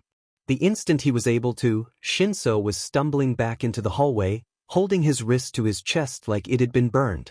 He wasn't talking anymore, just watching Izuku with wide eyes. Sorry, Izuku said. I just F-dash. Sorry. He had no idea how the hell he was supposed to deal with the way that Shinso was looking at him, so he just shut the door. Izuku pulled himself upright and stared at his backpack lying innocently on his desk. Yesterday had been his first day of real classes and he had no idea what they'd learned. He'd spent most of the day in a blank haze and had missed even more than he normally did. Today's classes would probably be rough. At least he could make sure that he ate enough that he could actually enjoy whatever they were doing for the hero activity in the afternoon. Assuming Bakugo didn't explode him again. Still, he felt infinitely better than yesterday. The faint feeling of sunburn had mostly dissipated and the exhaustion was gone. It was only 5, which meant that Izuku was able to shuffle into the bathroom and kitchen without fear of running into Shinso or Mom, neither of whom he wanted to talk to right now. Mom he probably should, though. That wasn't going to be fun. Shinso, Izuku didn't know. He really didn't want to. But also not talking to him sounded like a super shitty thing to do and Izuku should probably be apologizing as soon as he could. But he was also still said, which was a recipe for it spiraling even worse, somehow. He shouldn't be angry. It was unfair and petty. Shinso was affected by Izuku's quirk the exact same as everyone else and it wasn't his fault. He couldn't blame anyone for thinking that he was quirkless if they were being brainwashed into it. It was petty and unfair, but also Izuku couldn't get himself to stop feeling like that. He'd talk to Shinso tomorrow. He spent the train ride wishing that he had his phone. Both because he was days behind on hero news and because riding public transport without it felt way more awkward. When he got to campus, there was a crowd of reporters gathered around the gates. Once they saw someone in the UA uniform, they surged toward him. But as soon as they got a good look, most of them descended into confused mutterings before scattering like the Red Sea when he walked through them. It probably helped that he was taller than any of them and was staring people who got too close to him directly in the eye with as much intensity as he could manage. He went through the gate and made his way to the nurse's office. There were other students present this time, so Recovery Girl kept the conversations strictly to things related to his injuries. She used her quirk on him one last time, and though he felt tired again, it was nothing like yesterday, and at least he finally wasn't limping anymore. He got to the 1A classroom and found it completely empty. He wandered over to his desk and pillowed his head in his arms. He was almost asleep when his impromptu nap was interrupted by someone opening the door. "Midoriya!" Uraraka exclaimed. Izuku sighed and twisted his head to see her standing in the doorway. Her normally genial face was twisted into something uncharacteristically intense. Dear Lord, what did she want from him? Izuku let his forehead thump into the desk again. "Hey!" Uraraka complained. "I'm trying to talk to you." "Okay," Izuku allowed. "You could at least look at me. I showed up like an hour early." "Okay," Izuku said. "Why?" Because I want to apologize," Uraraka said. Izuku blinked and finally lifted his head. Uraraka was standing in the aisle in front of him. She had her hands on her hips and her cheeks were comically red with heat. "What for?" he asked. "You got hurt," she said, like it was as simple as that. "Oh," he managed. "You don't have to. It was my fault. I'm your teammate. I should have done something." "It was my plan," Izuku pointed out. "It went bad. We failed. That's my fault. That's all there is to it."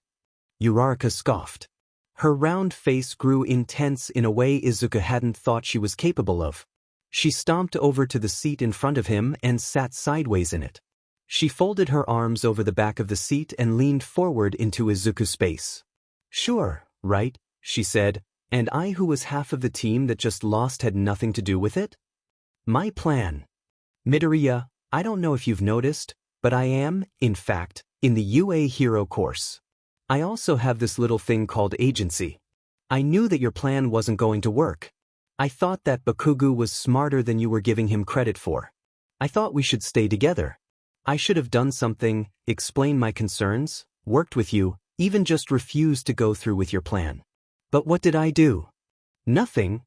Nothing," Uraraka exclaimed, throwing up her hands. "And more than that.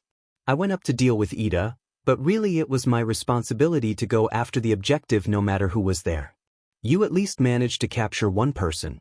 Bakugo took me down so fast it wasn't even funny. If I'm going to be a hero, that can't happen. I failed this test just as much as you did. Are you arguing that I should blame you for this? Izuku asked, twisting his neck to get a better fix on her face. Yes. She had her cheeks puffed out with exasperation. But her eyes were serious and met Izuku's evenly.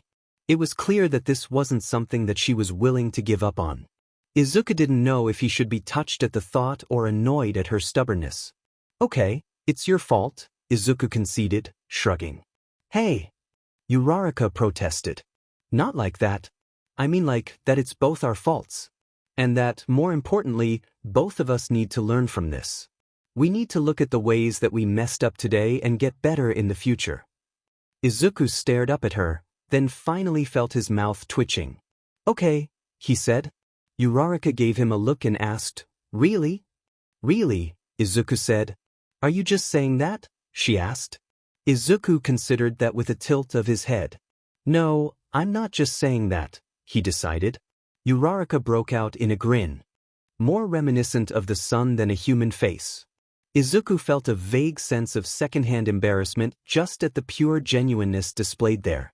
We're agreed then, we do better next time? Uraraka asked. Yeah, okay, Izuku said. He managed a good hour of light dozing before he was forced to wake back up at Aizawa appearing at the front of the classroom. Izuku sat up. Midoriya, how good of you to join us, Aizawa said, entirely without inflection.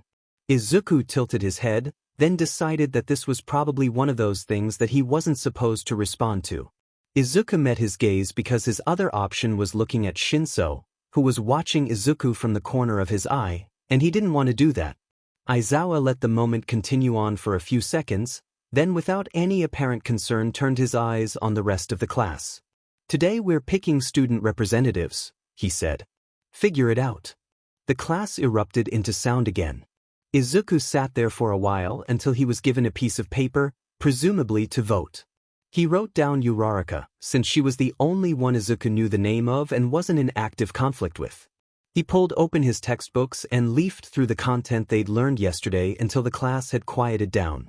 In the end, Izuku had one vote and so did Uraraka. He looked back at her. She stared back, then burst into a bout of poorly disguised laughter. Okay, so apparently they'd voted for each other. A sign of poor communication but also objectively hilarious. In the end it was the girl with the spiky black hair. Izuku didn't know anything about her but she seemed fine. The rest of the classes went more normally. Izuku spent half the time zoning out and the other half skipping around the textbooks to see what content they'd cover over the rest of the year. Yo, Midoriya. You're okay? Dude, how are you? What did you say to Bakugo? That takedown of Ito was so slick. How'd you manage that? Midoriya-kun, I apologize for the behavior of my teammate. Izuku stared at the pack of classmates who'd swarmed around him the instant he'd tried to walk to the cafeteria for lunch. They were staring at him with wide eyes. You know this is hero school yet? You'll have to learn how to take injury a bit less seriously, Izuku said, and it was only after the various alarmed looks crossed their faces that he realized maybe that was the sort of thing he should keep to himself. Though whatever. Anyway, I'm fine, he said and walked out the door. At the very least, he'd gained himself nearly 2 minutes of time without being pestered for answers. But inevitably someone appeared at his elbow. Izuku turned, then realized who it was. I need to talk to you, Bakugo muttered, his hands in his pockets. That's great, Izuku said. I'm going to get some lunch. I need to talk to you alone, Bakugo hissed. What if I don't want to do that? Izuku asked. Why not? Bakugo demanded. Remember when you exploded me yesterday? Since when do you care about that sort of thing? Beats me, Izuku answered. You're such a weirdo, Bakugo said, rolling his eyes. He reached out and grabbed Izuku by the shoulder in an attempt to yank him into a side hallway. It achieved exactly nothing since Izuku saw it coming a mile away and braced himself, but still, for good measure he casually swept out a foot to trip Bakugo up as he continued onward. He started humming absently as Bakugo took a few stomping steps to catch up, hands sparking. Careful, cameras, Izuku informed him, tilting his head in their direction. I'm not going to attack you, shitface, Bakugo snarled. Could have fooled me. I actually just need to talk to you, he said. Alone. Come on, just follow me. If someone sees us together, I'm going to get into even more shit with these idiot teachers. I need lunch though, Izuku said, gesturing toward the cafeteria. Bakugo's eyes narrowed. You be a studie, he muttered. I'll get you something from the vending machine, then you'll come talk to me. Once Izuku had extracted enough snacks from the vending machine that Bakugo's hands were sparking dangerously and his eyebrow was doing the thing, Izuku wandered over to sit in the weirdly shaped nook area on the ground floor underneath one of many stairwells of UA. Bakugo spent a few moments looking around and looking super suspicious before stomping over and sitting next to Izuku. He stole a bag of chips without any remorse whatsoever. So you get a huge talking to or what? Izuku asked, mouth full of trail mix. Bakugo muttered. So that's a yes. That sort of thing happens when you explode somebody, or so I've been told, Izuku said, nodding. What did you want to talk to me about anyway? Bakugo spent nearly a minute just loudly eating. When the hell did you become a real person anyway? He asked. Izuku reached over and swatted Bakugo on the back of the head. Hey Bakugo said. You've been ignoring literally everyone for years. Teachers, classmates, me, your mom. But now you've got, like, a personality and sheet. You're talking back to Caterpillar. You're asking questions. It's like you switched back on overnight. I always had a personality, Izuku said. I know that, Bakugo muttered. But you only showed it when we were punching each other. The rest of the time you were like a FING robot. There wasn't a point. To being a person? Sure. Bakugo scowled. You're such a Deku, he muttered. Don't call me that. Bakugo stilled, head tilted dangerously. There was one of those moments of complete stillness, and then he was tossing aside his bag of chips to grab Izuku by the shoulder and attempting to trap him in a lock. Normally Izuku would have been able to escape, but his attempts to keep his snacks from being crushed were enough of a distraction that Bakugo was able to beat Izuku with pure martial arts for once. He ended up on his stomach, one arm locked behind his head and the other spread across the linoleum. On the other hand, his Cheez-Its were uncrushed, so he wasn't that upset at the loss. Izuku tried unsuccessfully to break out of the hold with a few exploratory movements, but Bakugo knew his tricks well enough. Of course, Izuku could have just called on one for all and punched his way out, but that felt like cheating. I can call you whatever the hell I want, Bakugo hissed, still breathing hard. Wait, was that a pickup line? Izuku asked. Bakugo's immediate reaction of sputtering fury was enough of an opening for Izuku to break his way out of the lock and grab Bakugo's collar and slam him into the wall. Izuku used the moment of disorientation that caused to drag him into a more elegant wrist lock. It let Izuku kneel above Bakugo and left more space between them. As soon as Bakugo realized that he wouldn't be able to escape, his hands started sparking dangerously. Careful, Izuku chided mildly. If I show up somewhere with soot marks on my uniform, our idiot teachers are going to start drawing conclusions pretty quick. Bakugo snarled, but his quirk dialed down. Anyway, what was it that you wanted to talk to me about? Izuku asked. Bakugo's teeth bared in a snarl, but it was obvious he wasn't able to escape Izuku's lock and instead he just twisted around to watch Izuku with an expression of waspish intelligence through the corner of his eye. I know what you're hiding, he announced. Well, this was going to be good. You're too FNG strong, Bakugo said. Like, you're trying to keep it a secret, but I know what human beings are capable of and you're going beyond that. There's something unnatural about you. And I figured it out. You must have contacted someone, made a deal or something. It was around the last year of middle school, you suddenly got way faster and stronger. You must have met someone with the quirk to give someone else super strength. Izuku stared at him. Holy shit, Izuku muttered. So I'm right, Bakugo muttered, face splitting in a self-satisfied grin. No. Well, sort of, Izuku said. I cannot believe you're the one to figure this out. Someone else gave me super strength. What the hell? Bakugo made an attempt to escape the lock, which Izuku stopped without much thought. This solves so many problems, Izuku said wonderingly. What? F you. Bakugo snapped. I'm trying to blackmail you. What? I'll FNG tell everyone that you're a lying cheat and are using someone else's power to be a hero if you don't tell them that everything's fine between us and that yesterday was your fault and there's no reason for me to get kicked out. Izuku paused. You literally exploded me, Izuku pointed out. You were talking out your butt and deserved it, Bakugo muttered. Dude, what if I, died or something? Izuku asked, though honestly there was something comforting about how absolutely consistent Bakugo was about not giving a shit about Izuku's health and well-being. You're fine, don't be such a baby, Bakugo snapped. Izuku forced himself to return to the topic at hand. Anyway, that's terrible blackmail material, Izuku said.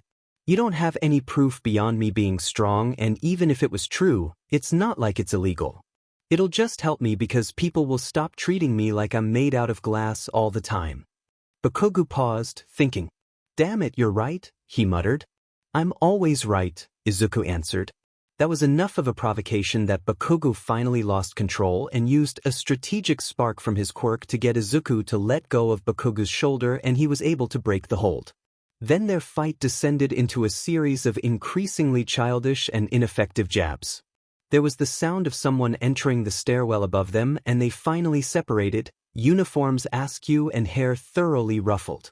They paused for a few moments as there was the sound of someone walking down a flight of stairs and then exiting to another floor. As soon as they were alone again, Izuku started talking. Anyway, why would I want you expelled? He asked. Bakugo paused. You said it yourself, I'm useful but not important, Bakugo muttered, scowling. Izuku blinked. Useful, he repeated. So why would I want you to leave?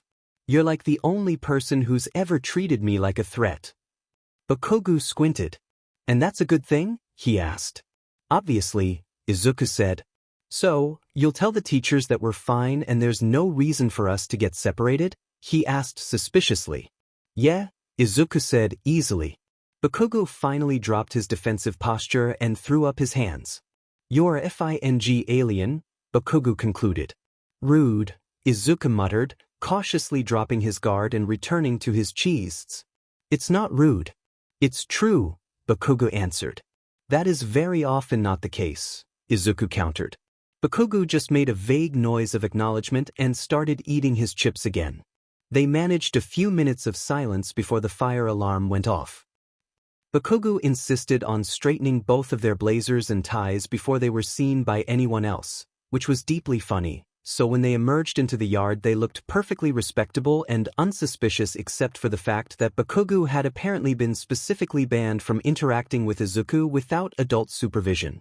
So, Izuku was immediately the focus of a number of incredulous stares when he and Bakugo casually joined the larger group of their classmates out in the yard. At least Shinso was far enough away that he hopefully hadn't noticed. He comfortably used his years of experience to ignore them all and continued to eat his chips. Once the whole alarm thing was finally dealt with, they returned to the classroom. Aizawa announced that they were going to be doing some kind of special rescue training and they had to change into their costumes again. Thankfully, Izuku's was ready to be worn again, so he didn't have to resort to his UA gym uniform. He loaded onto the bus with the rest of the students and let his head thunk against the window. He was the only one wearing his helmet, but that was fine. It was nice being able to watch everyone without them knowing. Not so much because he was being discreet so much as it meant no one tried to talk to him when he accidentally made eye contact. There was a spirited discussion about quirks that started almost immediately, but Izuku could see his classmates staring between Bakugo and him, trying to get a read on what was going on. Izuku wished something else interesting would happen and the attention of the class would shift to someone else. But that wish immediately proved useless as one of his classmates, the redhead whose costume didn't have a shirt for some reason, smoothly slid into the seat next to Izuku with a wide grin. Hey there, Midoriya, right? He asked. His teeth were sharp, like a cartoon shark. I'm Kirishima Ijiro, nice to meet cha. Hi, Izuku said, thinking about what strategy he might use to get into another seat. Are the teeth related to your quirk, or did you file them to look like that? Kirishima paused. There was a loud snort from somewhere behind them. No, he said. They, grew in like this. Okay, Izuku said, turning his face toward the window and trying to project the air of someone who just finished a conversation. It didn't work. "So, you know Bakugo?" he asked. At least he'd lowered his voice a little. Izuku immediately hated this. He'd literally told Shinso yesterday that he didn't hide things on purpose, but he also desperately didn't want to even approach getting into this with someone who he'd just met. He knew that he had to say something, but couldn't think of anything that would let him get out of it. "We went to the same middle school. And if you've got questions about me, then ask them to my face, dipshit." Bakugo shouted from across the room, which cut Izuku's Gordian not quite cleanly. At least Izuku could depend on Bakugo's a-holishness. "Bakugo," Aizawa said from where Izuku had thought he was sleeping toward the front of the bus. Bakugo instantly started twitching, but managed to shut his mouth for once as he stared down the teacher. After about 30 seconds of weirdly tense silence, Aizawa settled back in his chair. Bakugo's hands were clenched, but for once he wasn't even sparking in irritation, which was remarkably self-controlled for him. Kirishima gave Izuku a wide-eyed glance. "Well, you heard him. He's the one to ask," Izuku said with perhaps too much enthusiasm. Kirishima's mouth opened, but he actually did set his shoulders and walk over to Bakugo, which meant he was braver than most people. Though perhaps that was to be expected of a student of a hero school. Izuku settled back into his seat, staring out the window. He had more important things to think about. Bakugo had figured out that Izuku couldn't be as strong as he was without outside intervention. That was interesting. That was fascinating. That probably meant that Izuku hadn't been working nearly as hard on getting around his quirks limitations as he should have. Then again, he'd basically given up on the whole idea literally years ago, just accepted that it was easier to ignore people than to correct them. But Bakugo had figured it out.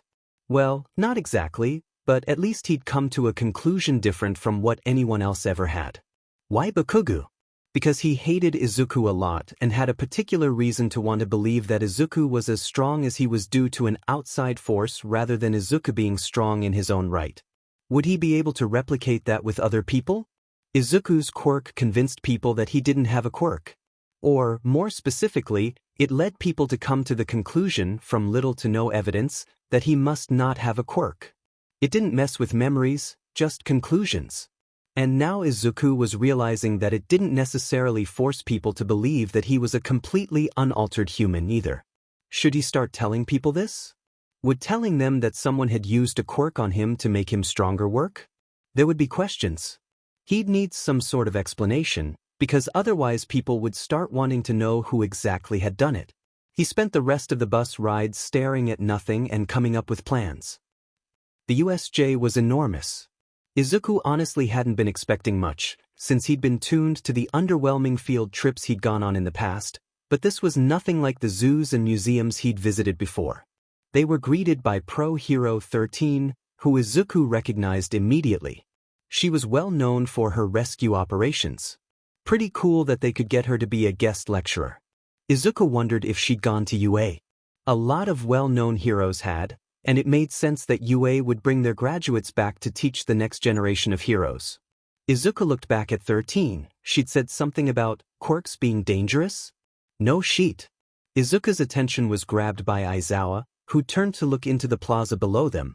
Some aspect of how he was standing instantly told Izuku something was wrong. Izuku took a few steps forward, and saw something that brought him immediately to a stop. That was that warp villain. And in front of the enormous crowd of what Izuku was pretty sure were even more villains who were walking into the USJ through his teleportation quirk was that handy guy. Those were the villains that had tried to recruit him when he'd gone out as the Black Bandit. Not great. Don't move, those are villains. Aizawa shouted. There were more screams, students sounding scared and teachers throwing out orders. Aizawa was leaping forward, sending himself directly into the horde of villains. Those goggles he just put on. The weird scarf thing. His seemingly plain jumpsuit. That was Eraserhead. Izuku's homeroom teacher was Eraserhead, the underground hero who could erase quirks.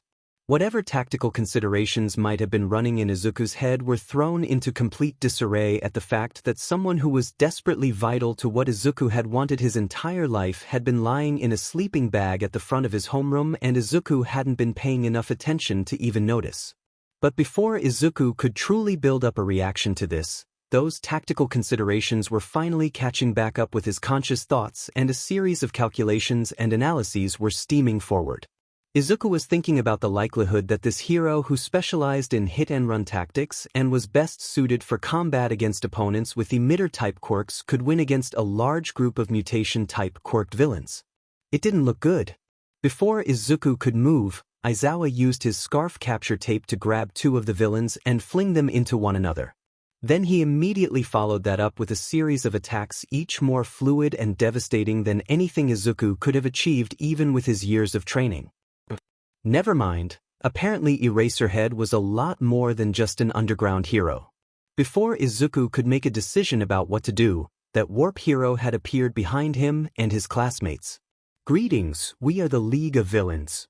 He increased in size to hang ominously above them, directly between them and the exit. "Forgive our audacity, but today we've come here to end the life of All Might, the symbol of peace." Bakugo and the redhead launched themselves in tandem toward the villain, but their combined attack did nothing. Izuku could have told them that. He should have. He was the one with the most information about their attackers. He should be coordinating their defense. But instead the warp villain was suddenly there, engulfing both Izuku and their classmates in his quirk. Before Izuku could do so much as bring one for all to bear, the ground beneath him disappeared and he was falling. He twisted in the air and saw a brief flash of water before he was suddenly submerged in it. He took in a mouthful of water and wasted a valuable few seconds feeling shocked and confused. Then he felt movement around him and frantically kicked and swam until he hit the surface. He emerged coughing out water and frantically looking around to reorient himself. "There you are," someone said from behind. It was a villain of the fish-themed variety. Izuku had barely enough time to register his presence before he was being dragged back under the water. Izuku finally activated One for All. He needed to move. He needed to be higher. He needed to get back to the main fight. He needed to deal with the villains before they did anything else. Before he could get back to the surface, his classmate the Frog One was appearing through the gloom, moving lightning fast through the murky water and sending a two-footed kick directly into the villain's face.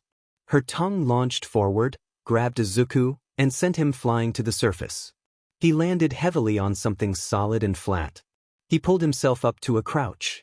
He was on the deck of a boat. It wasn't huge, but it wasn't one of the little fishing boats he normally navigated around while swimming at the beach. Izuku didn't know what the right word was when the boat was this size. They were in the middle of the lake he'd seen just a minute ago from the USJ entrance. The shore wasn't too far away, but he could see movement in the water around them, which meant it wouldn't be as easy as just swimming there. Before Izuku could get too much farther, Shinso was launched onto the deck the same way as Izuku had been a moment before. Before he'd recovered, their classmate pulled herself over the railing. "I'm Azui to you," she said, perching and sending a searching look into the water around them. "It seems we're in some trouble here." "No sheet," Shinso said, finally pulling himself upright and sputtering for a moment. "You good?" Izuku asked. Shinso had a brief and very complicated reaction to seeing his current company. Izuku spent a moment sure that Shinso was going to try and hash out emotions or something right here and now, but then his gaze slipped around to assess their situation and Izuku could practically see the compartments locking shut as Shinso decided that this wasn't the time. He sat up, shoving his soaked hair out of his face and said, "I'm fine." "Okay." Izuku had to take a moment to think. "How many other villains are in the water?" "More than I saw, but I'm sure I spotted at least 5, Azui said. Okay, Izuku said, bringing himself over to the railing and trying to figure out the closest direction to land. But something distracted him. Why were they here to kill All Might? He wasn't even here. Had they assumed he would be? Wait, hadn't Aizawa said that All Might would be here earlier? So this was either a slide of good or bad luck, depending on if and when these guys would resort to killing the students of Class 1A. There were shouts from below him. The aquatic villains were circling the boat. "Shinso," Izuku said, nodding his head toward the water as he did.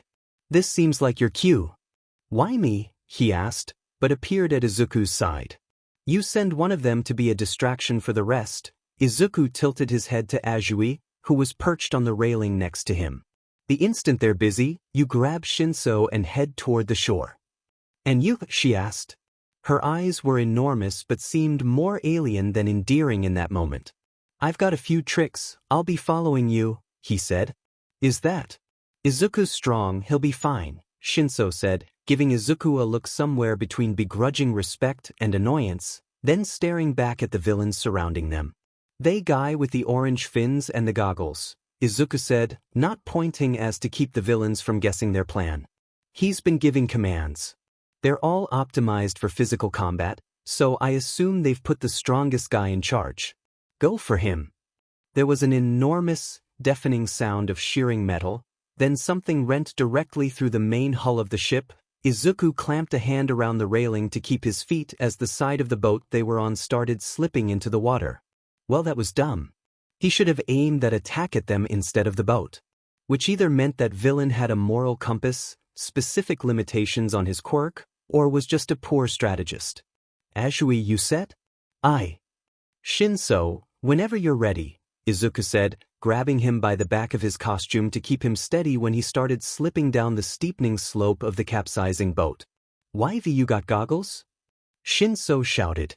"I thought you're a fish? You scared you'll get some water in your delicate little eyes?" "You little." The villain abruptly went still and silent. "Now, you can't really like those allies of yours, right?" Shinso shouted, face twisting into something honestly disturbing. "Attack them!" The villain was instantly launching himself at his fellows. There were shouts of alarm and offense, but most of all, there were no sounds of reaction when Ashui grabbed Shinso around the waist and launched both of them toward the shore. Izuku made sure he stood somewhere in plain sight, then jumped to the highest point of the boat. The villains were still in a free-for-all. The guy Shinso'd brainwashed was fast, but some of them were realizing it was a distraction and looking back to Izuku. Izuku crouched, analyzing the new strategic situation. He had a plan, right? The guy who'd broken the boat in half was raising his arm again, like he was planning another attack. There it goes. Izuku hopped to another area, then was jumping to a new place as soon as the villain corrected his arm to aim at him there. There were cries as the clump of villains Izuku had put in the line of fire on the other side of the boat were hit with the wave of force. That was another 4 out. The leader was out and he'd taken down another 2. Just 5 more people? Izuku could deal with that. The boat was sinking quickly, which Izuku could use. He hopped toward the lowest part of the boat which was still above water, eyes flicking from villain to villain. It didn't take them long to surround him, trying to ensure that there was no way he could just jump out into the water and get past them. "What's the pay anyway?" Izuku asked amiably, channeling the cheery, absolute confidence of all might during one of his hero fights. "I hope it's good if you guys are out here getting your butts kicked. You got a union at least?" No less than 3 of them launched forward. Apparently that was a touchy subject. Izuku danced backwards, forcing them to join him on the precarious surface of the sinking boat. He lunged forward and grabbed one of them by the arm, swinging her around and sending her flying full speed into the one who'd thought he'd been sneaking up on Izuku. The final one moved much faster than Izuku expected and landed a heavy punch on Izuku's stomach that sent him tumbling backward. He managed to correct and land in a low crouch, but before he could do much more something grabbed him from behind and pulled him into the water. He spent a moment entirely disoriented and unable to even figure out where the surface was.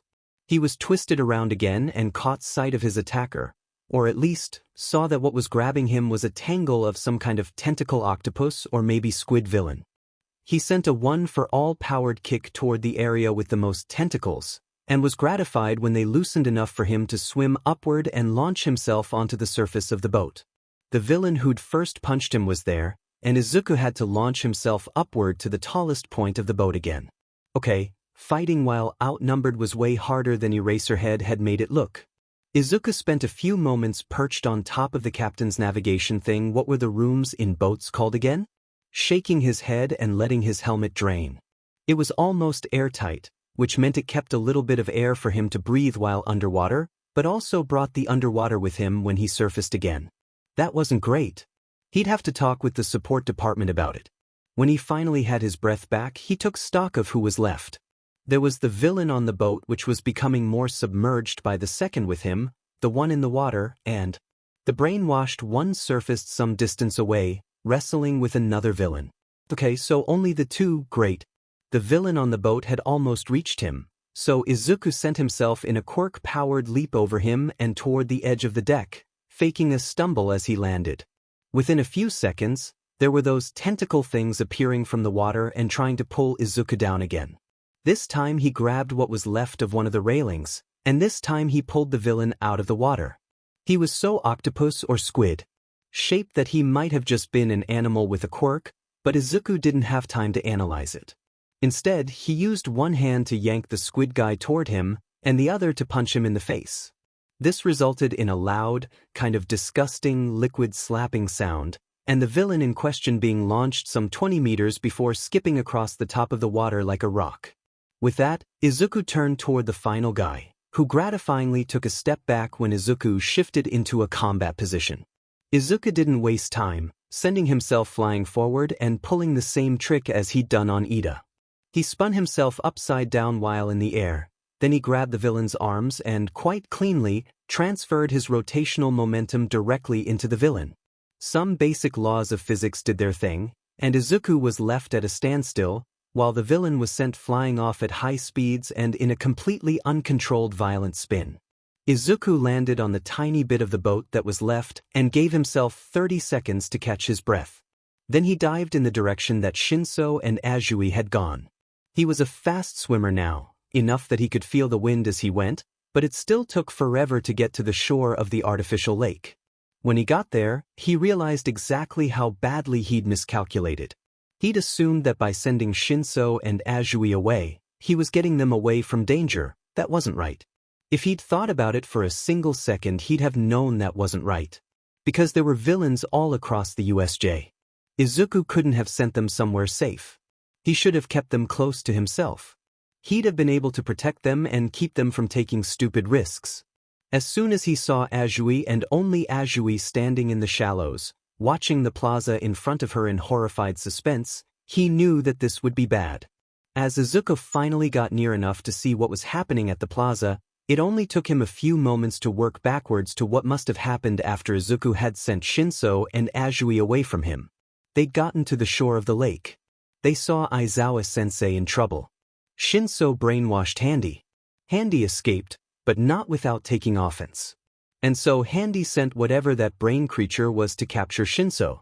So now, as Izuku stepped onto the shore, the creature was holding Shinso's head in a single enormous hand. His mouth was covered and he was being held just a hair's breadth too high for his feet to touch the ground as they violently scrambled for purchase. He was clutching and tearing at the creature's arm with his hands, trying to keep himself from being hanged. His expression was almost what Bakugo's had been when he'd been held by the Sludge villain, but it wasn't the same. Bakugo's expression had been asking someone to save him, Shinso's wasn't. His eyes said he knew he was in danger, he knew he had no way to escape, and he didn't think anyone could save him. Here was something. Shinso hadn't been wrong the other day when he'd accused Izuku of initially getting to know him just for the sake of having a person there and not because he cared about Shinso.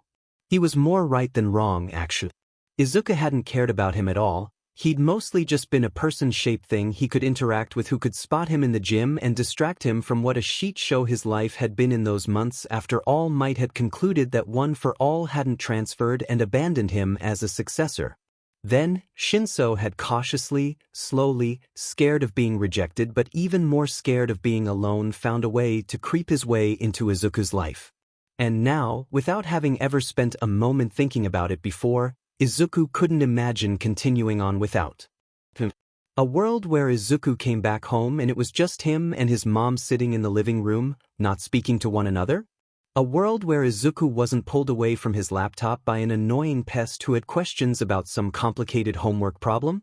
A world where he never stayed up until 3 in the morning watching stupid YouTube videos he couldn't have cared less about? He couldn't. And there was Aizawa, arm bleeding from where it had been partially dissolved, crouching at some distance, staring at his student and obviously working out a way to get him out safely. But this was all Izuku's fault. He'd known about these villains. He should have warned someone. He should have told All Might everything he knew about them the instant he'd gotten home from that terrible weekend in Kamino. He should have come up with a better plan on the boat.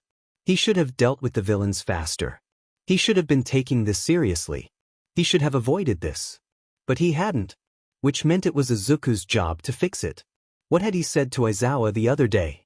A hero's job was taking risks so that other people could be safe. And Izuku would be a hero. God, this was a stupid thing to do. He stepped onto the beach, gesturing for Azui not to follow him.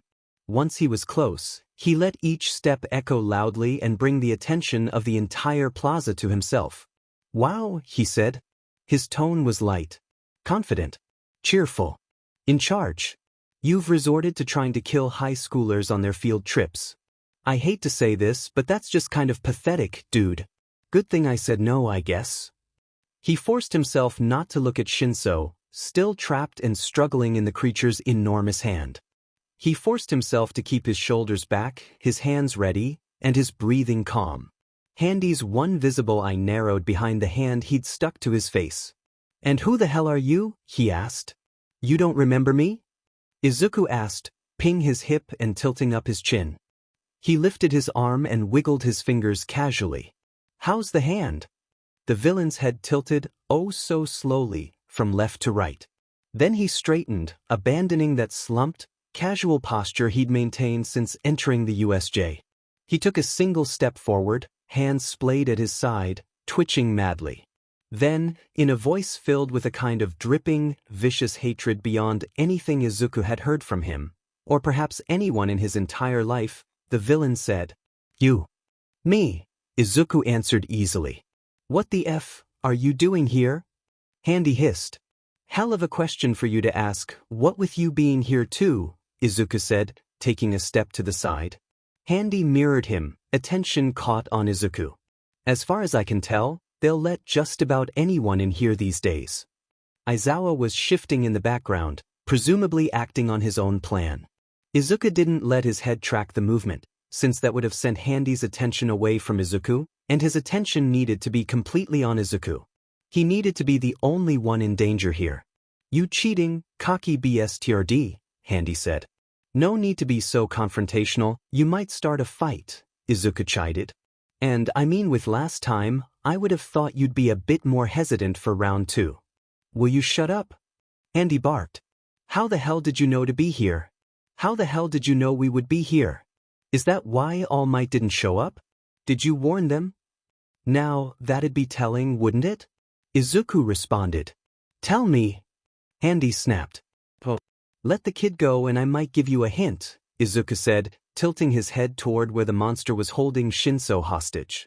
The villain's hands clenched, like they were their own agents and wanted to find their way around Izuku's throat. Nomu, Handy rasped, set him down. Don't let him talk.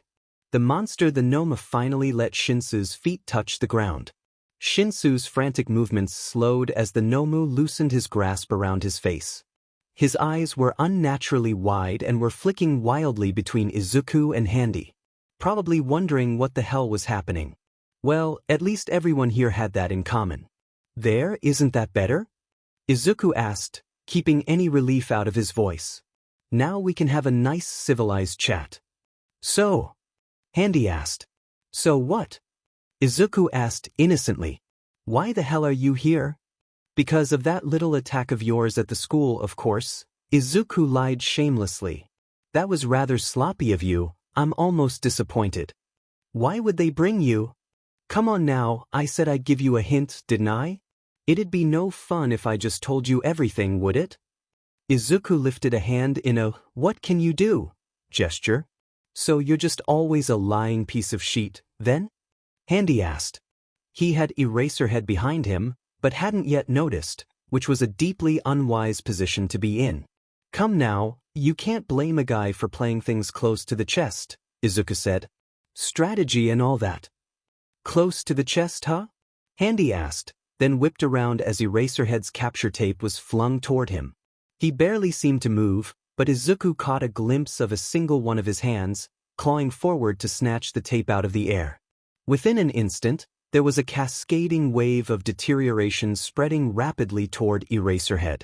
He responded by snapping the tape like a whip, which stopped the effect of Handy's quirk, but left him with only half of its original length. Handy paused for a second, then his eyes flicked back to Izuku. "How the hell did you get the heroes to trust you anyway?" Handy asked, like nothing had happened. "You cut a deal with them? Was it worth it, enslaving yourself to be their dog?" It took Izuku a long few moments to even parse that. Handy's understanding of the whole situation was so alien to what was going on that keeping track felt like watching a game of tennis. "What can I say?" Izuku said, shrugging. "I've got one of those faces. Trustworthy, you know?" "I know you're full of shit," Handy said, "and once I figure out what the hell your deal is, you'll wish I'd killed you last time." He glanced at Shinso and a smile spread across his face, sending sharp lines across his papery skin. "Nomu." Izuku was moving before Handy had even fully turned. His first thought was going for the legs, of course, but Handy was fast, inhumanly so, and Izuku was forced to launch himself upward in a one-for-all powered handspring to avoid his fingers at the last moment. This was different from their last fight. They'd underestimated Izuku the first time. He'd been in a confined space where he could use the walls and ceiling to change direction on a dime. More than that, this time Handy had a grudge, and he struck Izuku as the kind of person who was highly efficient at translating spite into violence. All of this went through his mind in the long second that Izuku spent arcing over Handy's head. Before he could come up with a more developed plan, he saw an inky portal growing in the ground below him, exactly where he was going to land. He had enough time to think about how badly he'd just miscalculated, when something grabbed him by the waist and he was moving too fast to keep track of his surroundings. There were a few moments of incoherent, violent movement, then Izuku was set back on the ground. The roller coaster he'd just experienced sent him tumbling to his knees. Azui was crouching just above and in front of him. She'd brought him to the edge of the courtyard, out of range of any immediate attack. There were still loud sounds of shouting from just out of Izuku's line of sight. "I think you've upset him," she said, peering at him from the corner of her eye. "It happens," Izuku managed through his spinning vision. "You don't strike me as a reformed villain," Azui said. "It's because I'm not," Izuku explained. Azui stared at him with enormous eyes, then the edges of her wide mouth curled up in a sort of private amusement. "Aizawa says to stay out of the way," she said, with no apparent conviction, as she was immediately springing forward into the fight herself. With her gone, Izuku sat up to have a clear view of the fight. In the few seconds he'd been gone, Eraserhead had captured Handy's attention, and was leaping backward from Handy's clumsy, almost taunting attacks. But Shinso was still there, his head trapped in the grip of the towering Nomu. He wasn't moving, but his eyes were huge and roving wildly around the plaza. Izuku took a few jogging steps forward until he was springing back into the main courtyard. "It's like you're physically incapable of doing anything cool," Izuku shouted into the chaos. Handy let out an incoherent sound of rage. "You're ruining it," he shouted. "This is my moment and you're ruining it. Maybe choose a cooler shtick than killing teenagers. I don't know what else to tell you, man. It's just not a good look and you don't have the chops to really pull it off," Izuku called back. Handy took a step toward Izuku, which Eraserhead used as an opportunity to attack. He flung what was left of his capture tape toward Handy's legs, then pulled it tight. That was enough to send Handy sprawling to the ground, but before Eraserhead could capitalize on it, an inky black puddle formed around where Handy had fallen and absorbed him into the ground. Izuku could see the momentary flash of indecision on Eraserhead's face. Follow the villain and take him down or protect his students? With obvious reluctance, he flicked his capture tape dismissively and the whole thing flew back out from the portal an instant before it disappeared. That left only Izuku, Aizawa, Azui, Shinso, and the Nomu in the plaza. There was a long silence. "What the hell did you do?" Aizawa asked, looking right at Izuku. His goggles had been shattered and there was a concerning amount of blood splattered across his hero costume and face. "I didn't think it would come up," Izuku said. That did not have the effect he'd hoped for, as Aizawa did not look particularly mollified. But Izuku had more important things to worry about right then. He turned on his heel and asked, "Shinso, can you move?" The Nomu still had its hands around his head, fingers wrapped around his mouth and chin. Shinso was still struggling, but it wasn't doing anything. The Nomu was just standing there, eyes huge and unblinking, like it was a robot waiting for a command. It hadn't moved at all in the last 2 minutes, so perhaps Shinso wasn't in active danger, which was promising. On the other hand, Shinso was now giving Izuku a bewildered, vaguely disappointed expression, which was not so promising.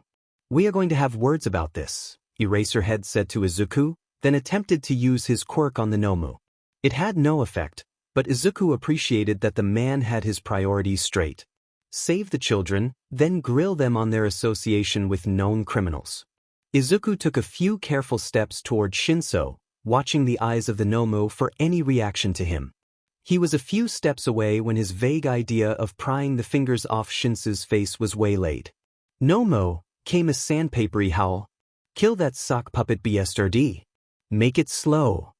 Izuku had enough time to say, "Oh shit," under his breath before the Nomu dropped Shinso and was leaping towards him. Izuku activated One for All and flipped back away, channeling his years of parkour and gym classes to move as quickly and unpredictably as he could. He got to the edge of the clearing and partway into a small thicket of trees, and he looked back at the others. But before he could make out what was happening, the Nomu's fist was right in his face. Izuku managed to kick out with a One for All powered kick which changed his trajectory enough to keep him from being directly hit, but the Nomu got a hold of Izuku's shin guards and yanked him down to prevent Izuku's escape. Okay, they were too easy for opponents to grab. Izuku'd need to tell the support. "Focus." Izuku brought his fist down on the shin guard, shattering it under his hands. He used the same motion to send himself flipping away from the Nomu. Within an instant, its bulbous eyes were back on him and it was leaping forward again. Izuku sent himself straight upward and above the foliage of the small forest. For a few seconds in the air, he had enough time to run through flashes of strategic musings. He finally made a decision just before he touched back to the forest. The USJ had an area that simulated abandoned buildings. That was Izuku's best bet. The instant he had something to kick off of, he flung himself in the right direction. The Nomu was behind him, reaching for his legs to try and stop him from moving any further. Each time Izuku kicked off the ground for another jump, the Nomu got closer. There was less than a meter between them by the time Izuku finally lined up the shot and was whistling between the tightly packed buildings. In a complex, crowded space like this, Izuku had a huge mobility advantage. Izuku bounced off one wall, then another. He abruptly and silently rolled to a stop in an inset portion of a rooftop. He hurriedly pulled himself upright, prepared to flee. The instant he heard something approach, he was breathing heavily, trying to force oxygen into his lungs as quickly as possible. He needed to recover, he needed to be ready for anything. He needed time to think. "Oh, what's that?" "Bach." There was the sound of crashing and violent wrenching. Izuku bounded towards the sound, and after a few jumps, he landed on the edge of a building overlooking the action. The first thing he saw was the Nomu, not looking around for Izuku, but instead focused on another student. That student was Bakugo. He was standing in front of a pile of rubble. No, not just a pile of rubble. There was a person beneath that. Izuku could see parts of a costume, pieces of red and black. The friendly redhead. Izuku couldn't see any blood. What was the guy's quirk? No time. Bakugo was protecting him. That must mean he was alive, right? But he wouldn't be for long, not if the Nomu went after him. Izuku whistled. "Look up here." Izuku shouted for lack of anything particularly clever to say. The thing's neck twisted unnaturally.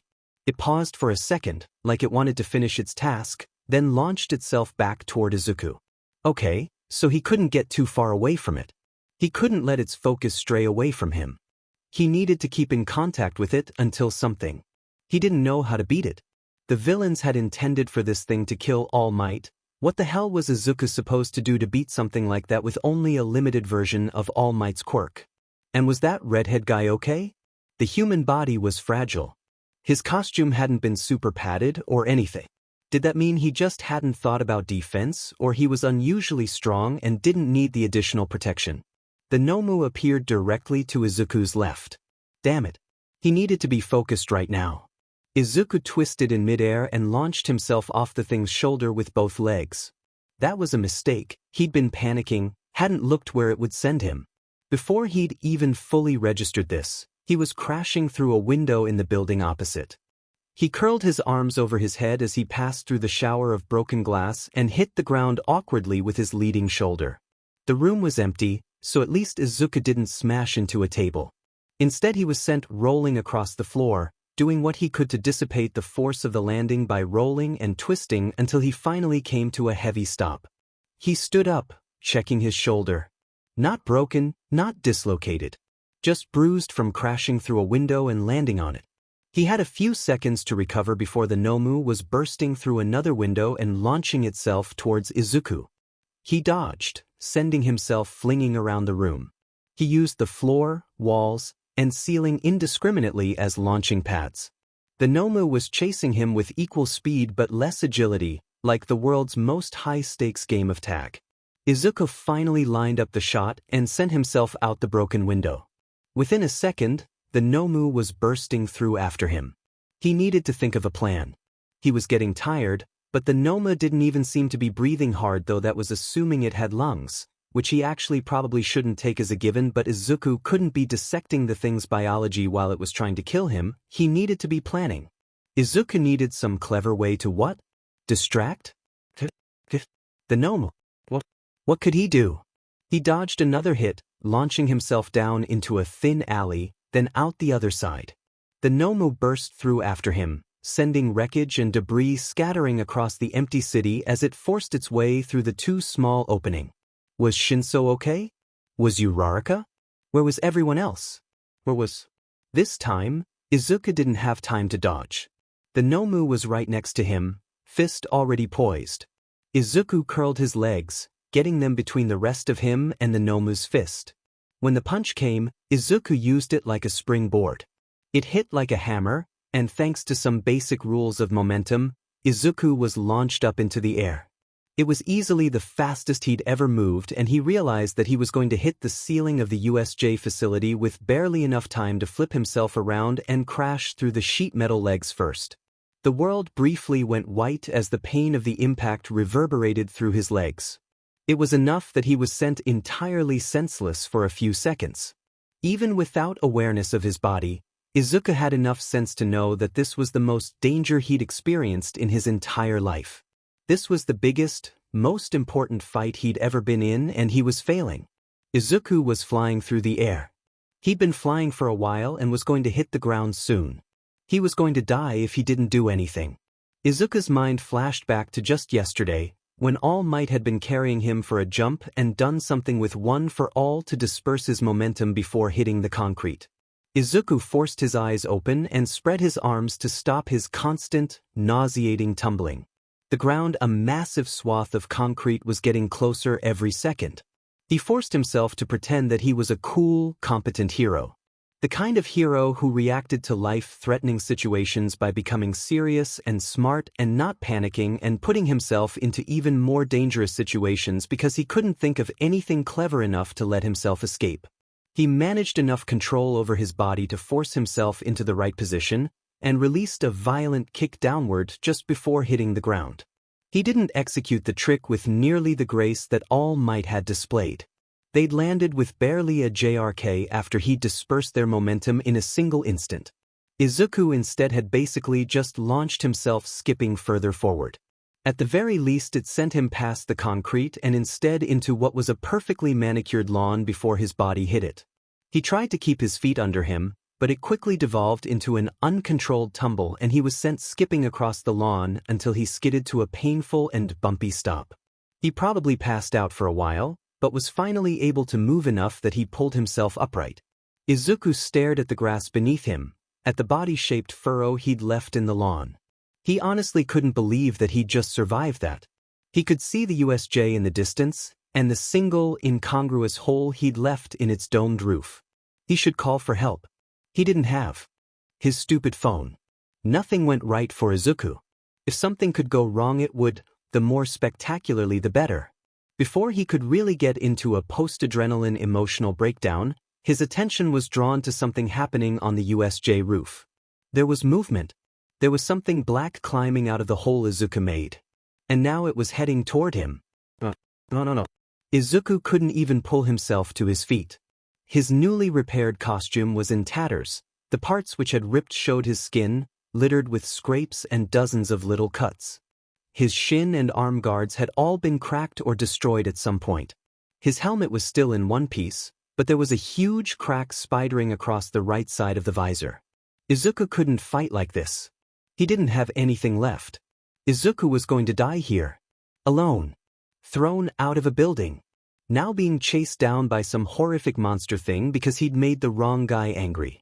Mom would be sad. That couldn't happen. Izuku couldn't let her be sad.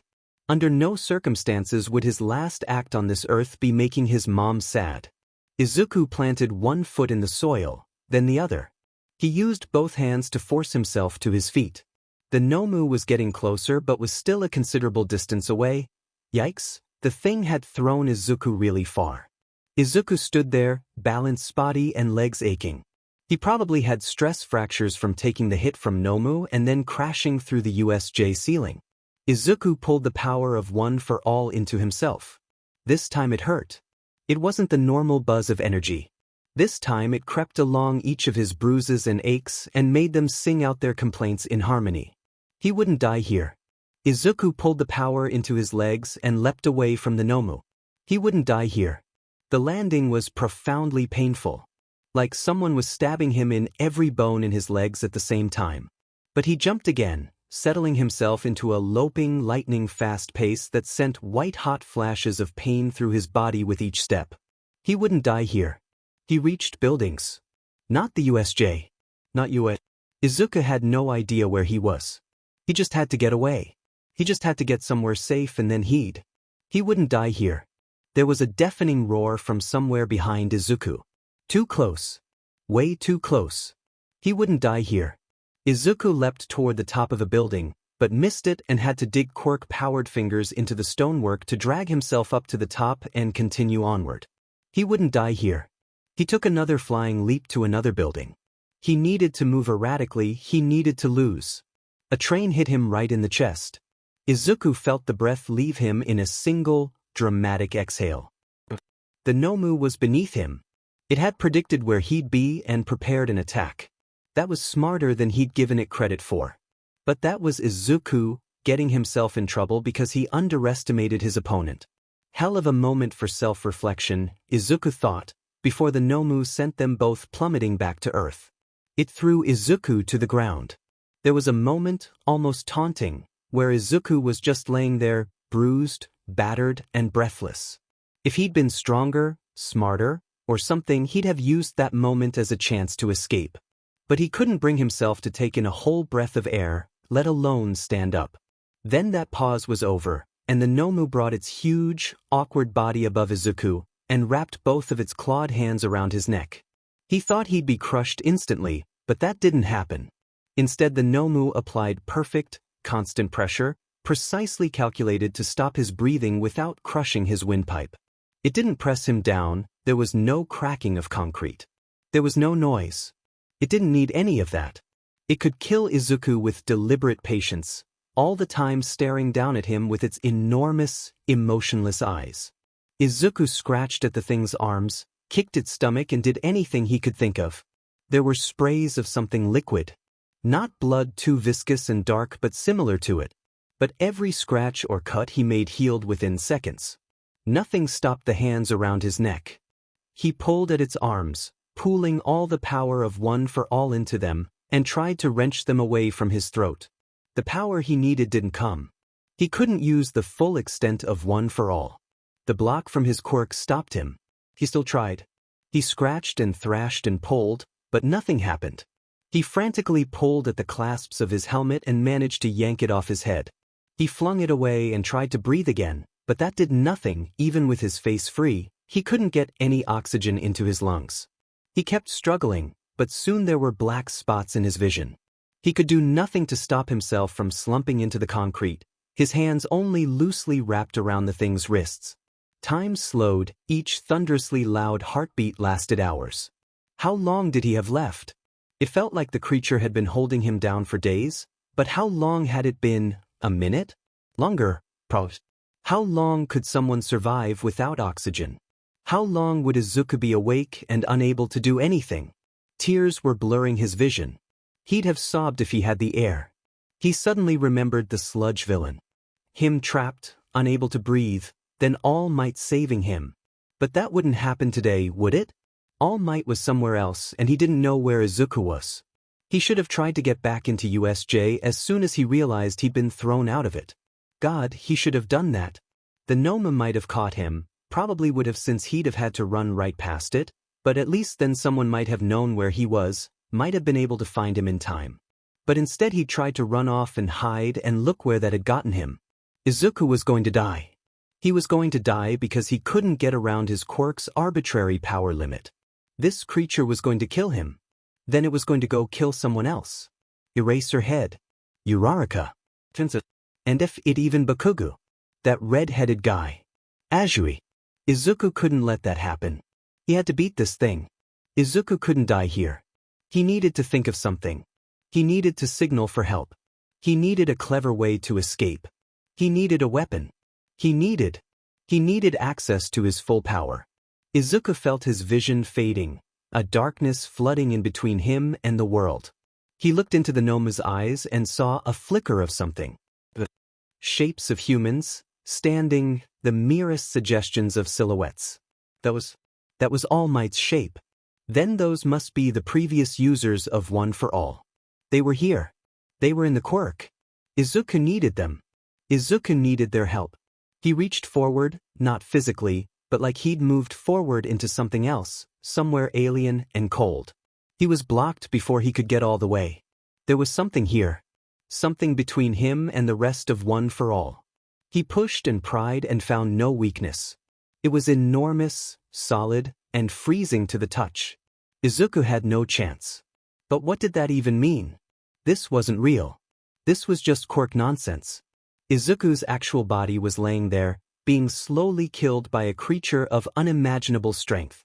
"Help me!" Izuku shouted into the darkness. No response. "I'm dying." Izuku tried. Nothing. "Please," Izuku whispered. "Please help me." Something. Izuku jerked forward. There was something moving in the darkness of the wall. He pushed through the overwhelming feeling of helplessness. He pressed into that wall and felt it give beneath his will. There was a gloved hand out there in the darkness. It was reaching for Izuku.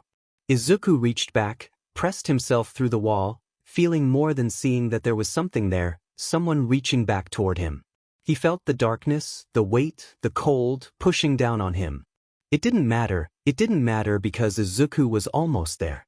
Almost. For an agonizing moment, there was nothing. Izuku pressed forward but made no progress. Then the gloved hand pushed forward and brushed his index finger. The wall cracked and shattered into countless pieces. He overflowed with power. So much more than he'd ever had access to.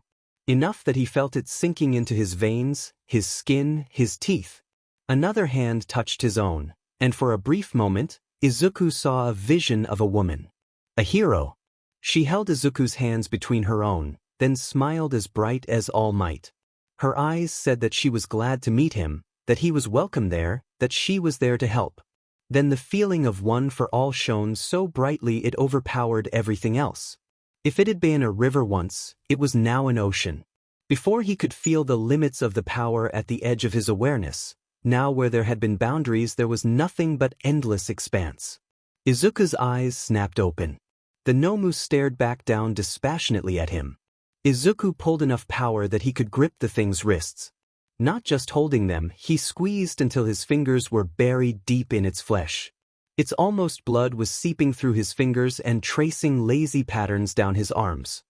He brought his legs upward, twisted his body until they were curled almost completely, with the soles of his feet planted firmly in the direct center of its chest. Izuku kicked. No, that wasn't right.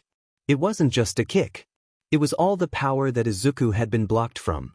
It was an ocean of bright, crackling lightning. Tired of being trapped and useless. Fighting and rearing to escape. And here it had that release. Here it had something to target. Someone to protect and someone to save. The thing went flying. It hit the edge of a building on the way up, but its momentum forced it to continue onward unchecked, leaving a trail of destruction where there had been stonework. The Nomu was only visible for a moment before it was so far away that its body was less than a speck in the blue sky. The thing's arms were still clasped in Izuku's hands, along with chunks of bone and muscle that had once been the Nomu's shoulders. He let them drop away from him, and there was a disgusting liquid sound as they flopped to the ground. Izuku tilted his head back and finally was able to take in deep breaths. The first few seconds hurt, almost as much as the Nomu holding him down. His windpipe was probably damaged. Izuku closed his eyes and laid there, just bringing air into his lungs. He tried to sit up, and a sudden, all-consuming pain sent him twitching back into the concrete. It radiated from everywhere. No, not everywhere. His arms, his legs. It was like the feeling of fractures from before, but 1,000 times worse. So bad that he could barely even breathe for a few moments. He arched his neck and saw that his arms and legs were broken. Not just broken. Shattered. Bending in ways that limbs were not supposed to and quickly turning a dark bruised purple that set off instant alarm bells. Thoughts about blocked blood flow, dead tissue, nerve damage. Izuku let his head fall back down, but that disturbed his throat and set off a coughing fit, which was undoubtedly the worst thing Izuku had experienced in his life. The fit sent out waves of pain which he had no way to escape from. He felt like nothing but a coughing, wretched pile of twitching limbs.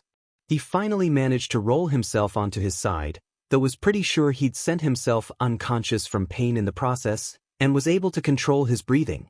Wasn't he supposed to not feel pain for a while after the injury? Shouldn't he be running off of adrenaline? But everything hurt now. His throat, his legs, his chest, his arms. At least if he retched he wouldn't choke and die now. How stupid would it be if he survived all of that and then died here? He let out a wheezing breath of hysterical laughter at the mental image of that obituary, but then felt like he'd mistakenly swallowed a handful of razor blades. It sent another wave of pain through his entire body, and he was sent through the whole ordeal of each area of pain setting off another until he could finally force himself to stop moving. He was left there, staring into the concrete wall in front of him, feeling such overwhelming pain that he could do absolutely nothing except he was still Midoriya Izuku, so no matter what else was happening, he could still cry. The sobs were deeply painful, though more than that there was the feeling of utter and complete helplessness that he couldn't escape from. His face was covered in snot and tears, and he felt it mixing with his own blood along with the Nomu's. He wanted to survive this more than anything, but he never wanted to remember exactly how pathetic and defenseless he felt in this moment, how absolutely useless and weak he was, lying here unable to even breathe without pain. Then, after what felt like hours, but probably hadn't been, Izuku felt a hand on his shoulder. There was movement, Izuku being adjusted into a different position. Izuku briefly saw nothing but red. There was a jerking. Movement, then nothing. It took some time for Izuku's sense and feeling to return. He was being cradled against someone's chest. There was one enormous arm supporting his head and another one carefully keeping Izuku's limbs in place. There weren't many people big enough to do that anymore. Izuku pried one eye open and saw the pained face of All Might. No, not pained, that wasn't the right word. It was more like fear? But that couldn't be right. This was All Might. He didn't feel fear. That was what made him the world's best hero. As soon as Izuku was looking at him, All Might forced his face into something that was almost his signature smile. Izuku tried to respond in kind, but his body wasn't really listening to him. All that resulted was a spasm of his facial muscles. But now his vision was dissolving into black dots, and Izuku tracked their dancing movements with his eyes. He felt All Might start to run as the world drifted away. Izuku woke up to the sound of breathing. He also woke up to a surprising absence of pain. He felt untethered, like every part of his body, especially his head, was someone else's, and he was just taking a curious peek through their eyes. He tried to move his head, and was rather surprised when the body he was inhabiting obligingly responded and did as he'd asked. He looked around and saw that Mom was there. She was asleep, slumped against the side of Izuku's hospital bed. Izuku was in a hospital. Right, because he'd almost died. Because the Nomu. He waited for a flash of panic. Of fear. Anything really. All he got was a vague drifting feeling in his stomach. Pain meds. Likely a lot of them. He could see casts covering the entirety of his legs, along with elaborate braces on both of his arms. And there was something in Izuku's mouth, one of those respirator things. It was apparently breathing for him. That was bad, probably. Izuku had seen those on TV before. It looked like it should hurt, though honestly Izuku couldn't feel a thing. He looked the other way and saw that Shinso was on his other side. He'd been at the USJ. Was he alright? He'd been held by the Nomu. Izuku's hand, burdened by various medical equipment, reached out and clumsily bumped into the top of Shinso's head. He shuffled away but didn't wake up. Izuku hit him again, harder, on the cheek. Shinso scrunched up his face, then finally opened his eyes. It took him a good 10 seconds to orient himself and realize Izuku was staring at him. Shinso took an awkward, aborted breath. His hands grabbed the sheet. He opened his mouth but said nothing. He had on normal clothes but had a medical bracelet on his wrist.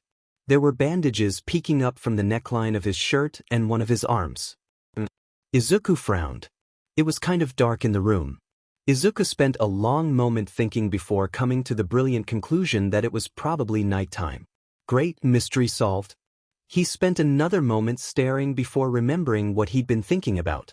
There was some kind of mark on Shinso's face, something dark which spread from one ear, over his cheeks and mouth, and over to the other ear. Izuku reached a hand forward and took hold of Shinso's temple in the palm of his hand. He awkwardly maneuvered Shinso's face around to better see the whole of the mark. Shinso's expression was still something vaguely like a deer in headlights, but he didn't do anything to make Izuku stop. After a few moments, Izuku decided it was okay, because the marks were bruises, just bruises, spread out in the shape of the Nomu's fingers where it had held him. Shinso was hurt, yes, but he was alive. The Nomu had him but now he was fine. He'd gotten out alive and was fine. Izuku let go of Shinso's face, then, on a whim, flicked Shinso right on the forehead, feeling gratified when he reared back, taking on a much more typical expression of absolute offense and disdain for Izuku's existence. Izuku grinned at him, then let his head fall back onto the pillow and closed his eyes. The next time Izuku woke up, it was to pain. The first burst was what had brought him to consciousness, and he flinched away, only to find that there were hands on him. Lots of hands. There were lights shining in his eyes and lots of masks, gloves, and scrubs. Doctors? Then there was the start of another burst of pain, and Izuku felt a wild bout of one-for-all's power burst from his right leg. He was sent flying backward, hitting people and carts and eventually a wall.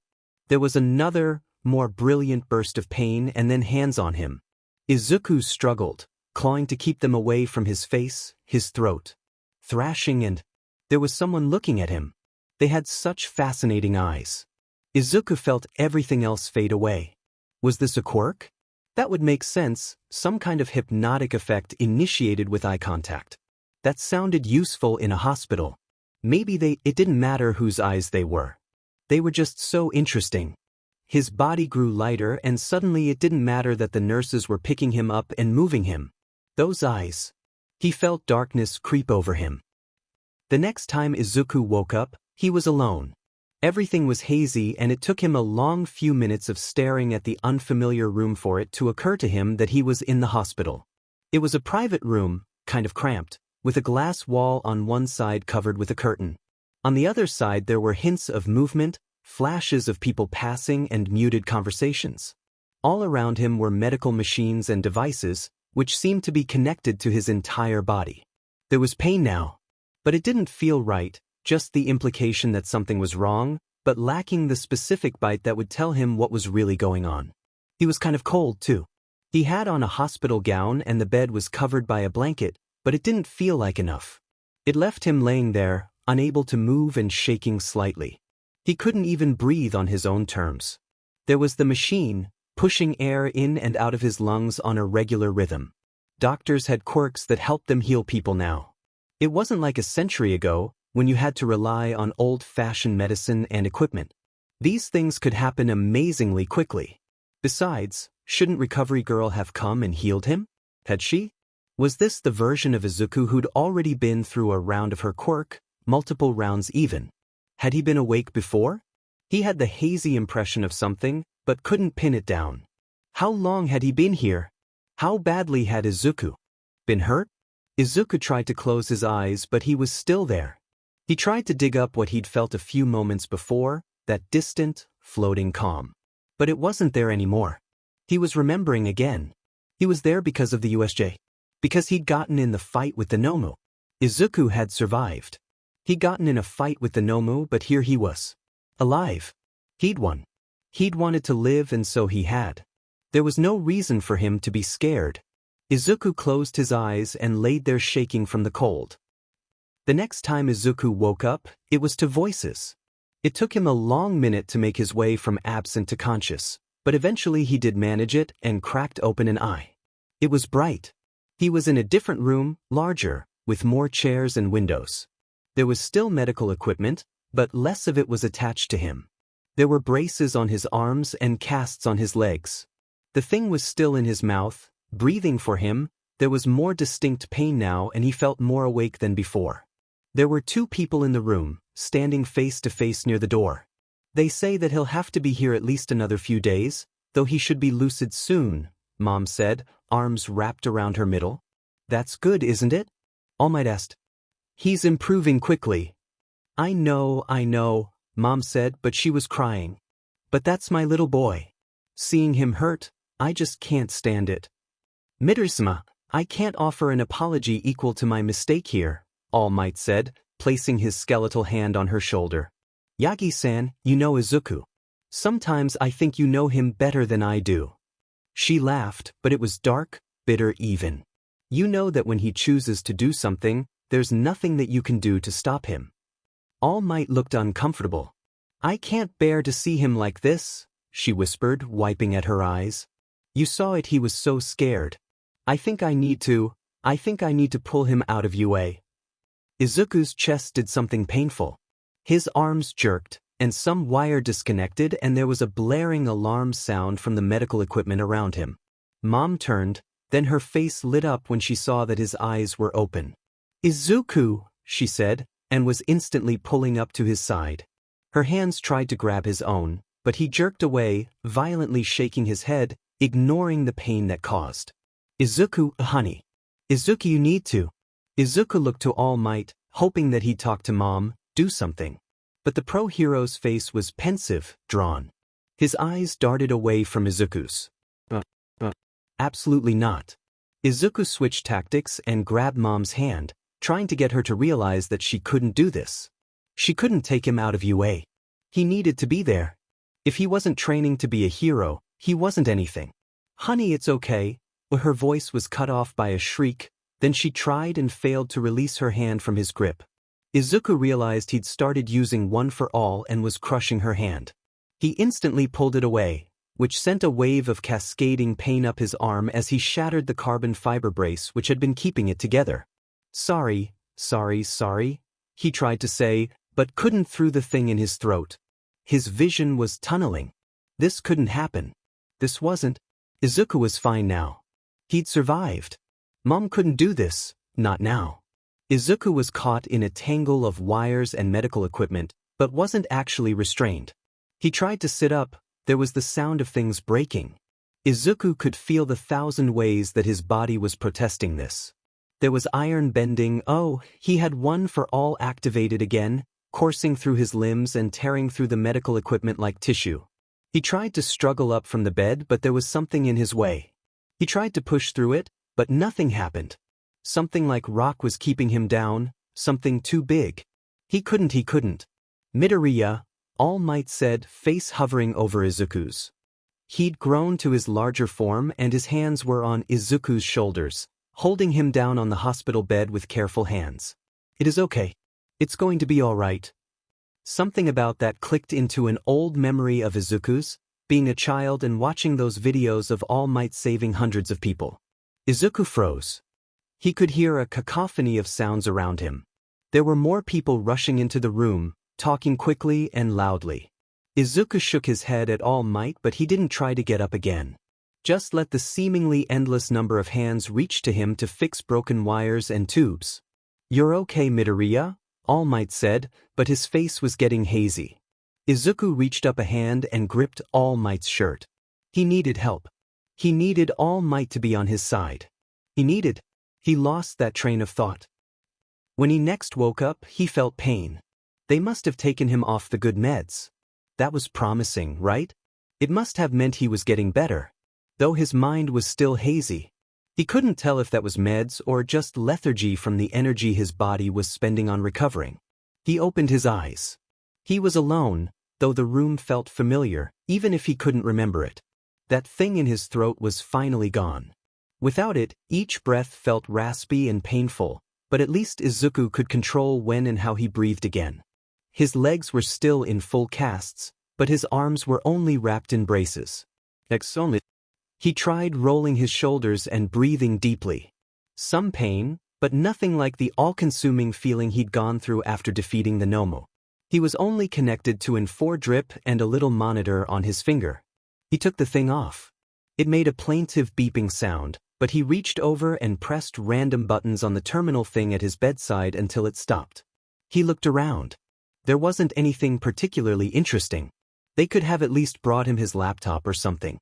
He swung his legs over the side of the bed, experimentally putting some weight on them. A line of fire traced its way through his leg bones and up his spine. Okay, not doing that. He drummed his fingers on the 4-pole. This was boring. Izuku reached over and found the nurse call button.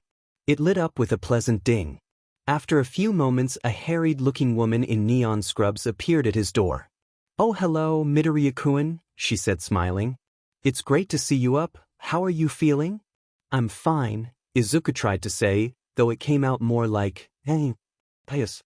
I'm afraid your throat might give you trouble for a few days. We only took out your ventilator yesterday," she said, putting the little heart rate monitor thing back on his finger with a reproachful look. She then went through the normal medical tests: blood pressure, heart rate, pupil dilation. After that, she produced a wheelchair and brought him to the bathroom, which was fantastically awkward. "You're recovering remarkably quickly," she said, once Izuku was back in his bed. "This was quickly?" She looked at him thoughtfully. "Your mother is gone at the moment. Should I call her and—" Izuku was shaking his head before he had formed the intention to.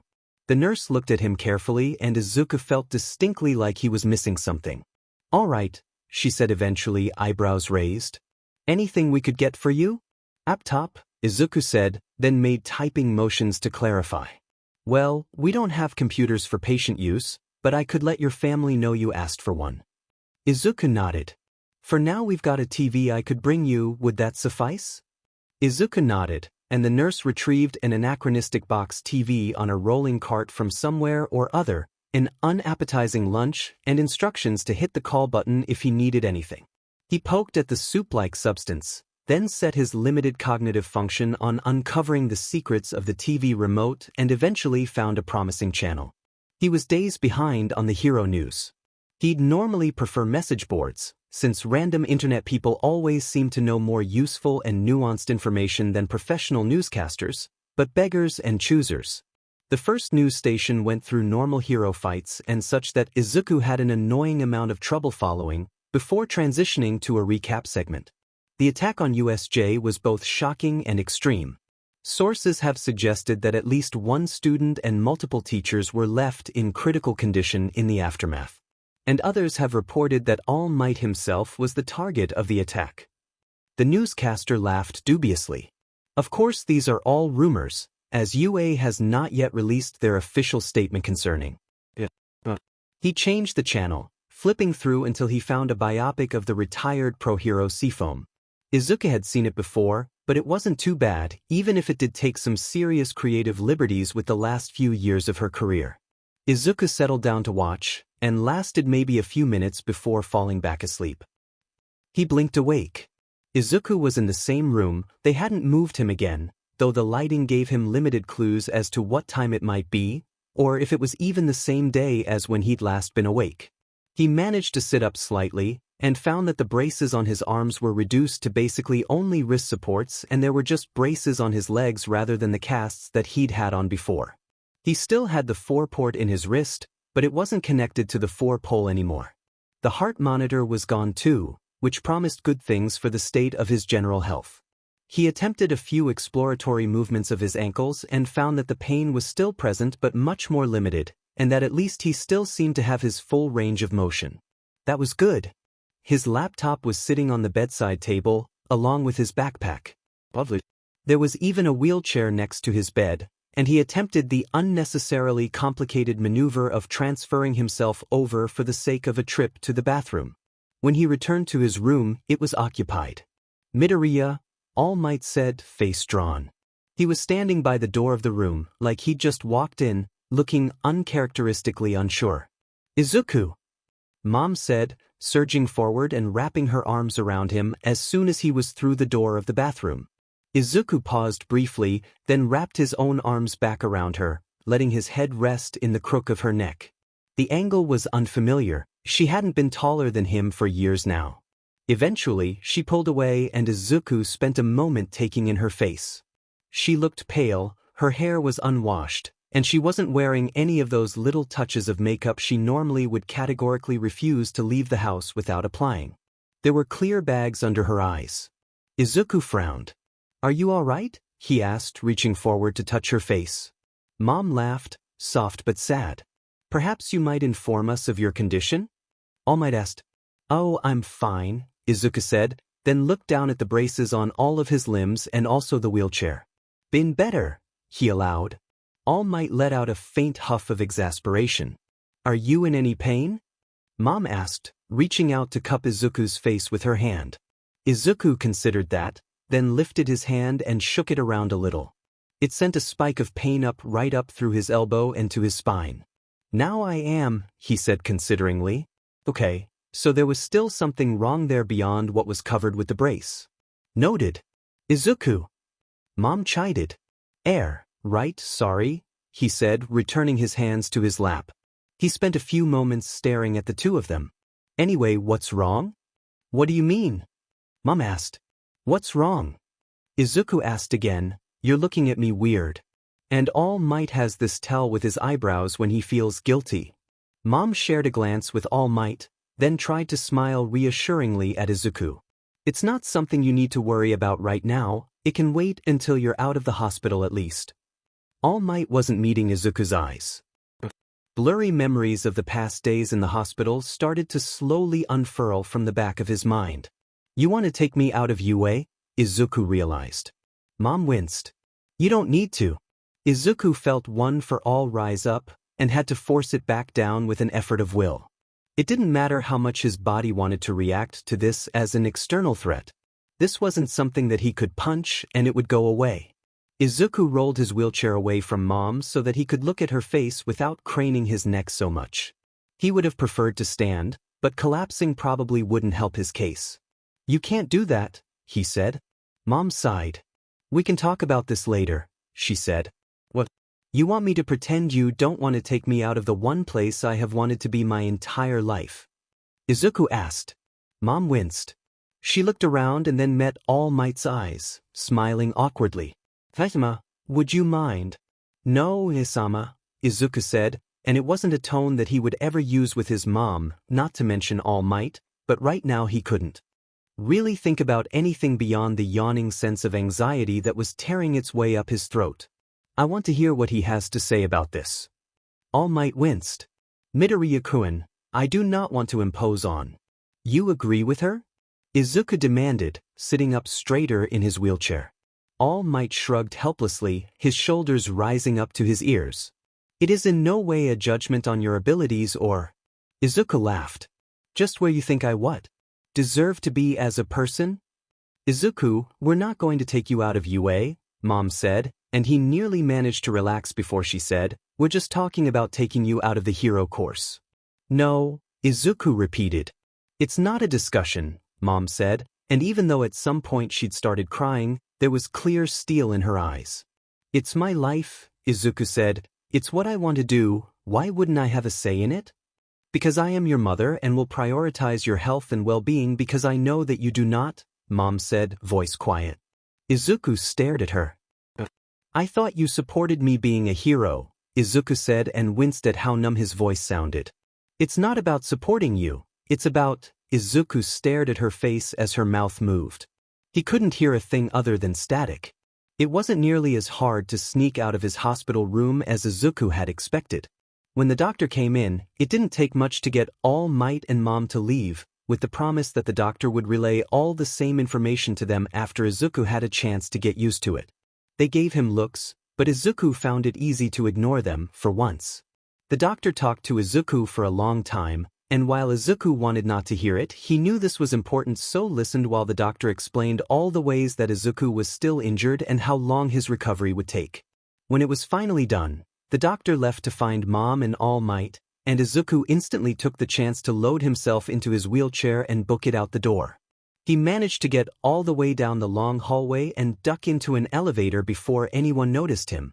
He continued up to the top floor and then had to abandon his wheelchair to make the climb up the last short flight of stairs on foot. The problem wasn't the pain, which was familiar at this point. Izuku had been training himself to push through pain for years now. That was how he'd trained himself to be always faster and stronger than the day before. But right now it felt like his years of training had abandoned him. Pushing past the pain did nothing when all he found beyond it was a broken body. He had to spend a few minutes just sitting beside the access door to the roof, breathing and letting the flashes of fire pass through his legs. When he got bored of carting his hands through the gravel covering the rooftop, he pulled himself upright and made the slow and shaking walk to the heavy-duty metal fence around the rooftop. He sat on the ground in front of it, slipping his legs through the gaps between the bars. It was just tightly woven and high enough that there was no chance of someone falling through, probably intentional. He rested his forehead on the fence.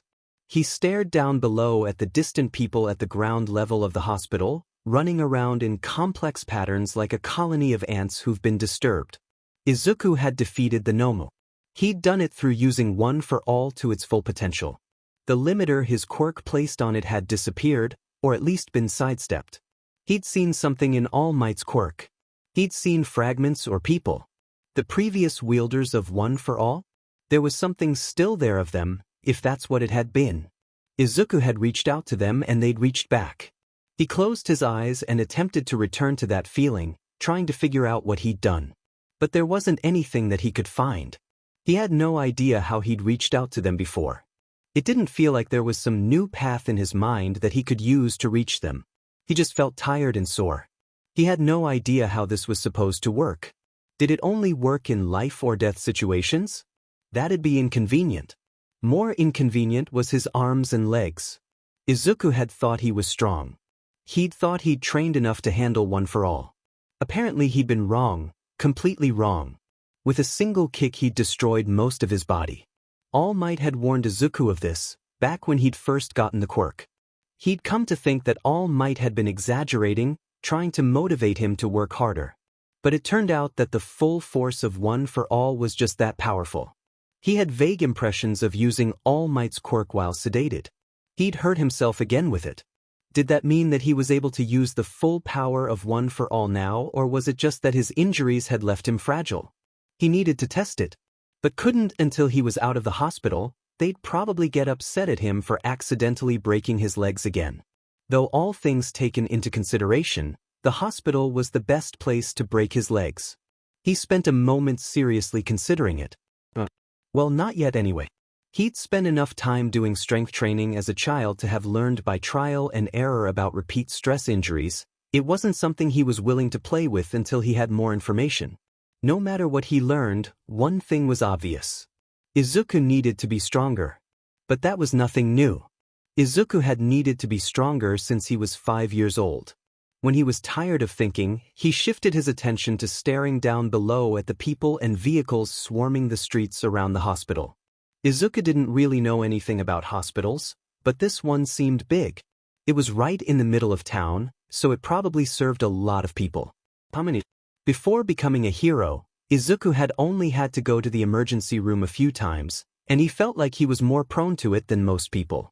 If the average person went to the emergency room once every 4 years, that was something like 1 in 1,500, but multiply that 1 by however many people were in the city, how many people would visit the emergency room a day? But that didn't account for people visiting the hospital for appointments or routine checkups. Those probably happen more often than emergency visits, so Figured you'd be here. Izuku blinked, then tilted his head to glance behind him. Shinso was standing there on the rooftop. The bandages were gone and the bruises on his face had disappeared. He was wearing his UA uniform and had his backpack slung over his shoulder. If Izuku didn't know any better, he'd have no idea that the USJ had happened. Shinso held up a plastic bag. Lunch? He asked. It took Izuku an embarrassingly long time to extricate his legs from the rooftop railing. They'd become alarmingly stiff and difficult to maneuver in the time he'd spent staring out at nothing. Eventually he managed to get himself sitting cross-legged, leaning against the fence. Shinso had acquired teriyaki chicken from somewhere. He sat next to Izuku and they spent a few minutes eating in silence. Izuku didn't feel particularly hungry. Probably one of the medications they were giving him was affecting his appetite. But still, he accepted the food as the peace offering it was. "They're looking for you," Shinso said, once it was clear Izuku was done eating. "I know," Izuku said. "They'll either find me here or I'll go back down and find them." "Okay," Shinso said. "Perhaps and bear with me because this might be difficult for you, but maybe you could extend a little bit of empathy and realize that they're worried about you." Izuku let his head clang softly into the fence.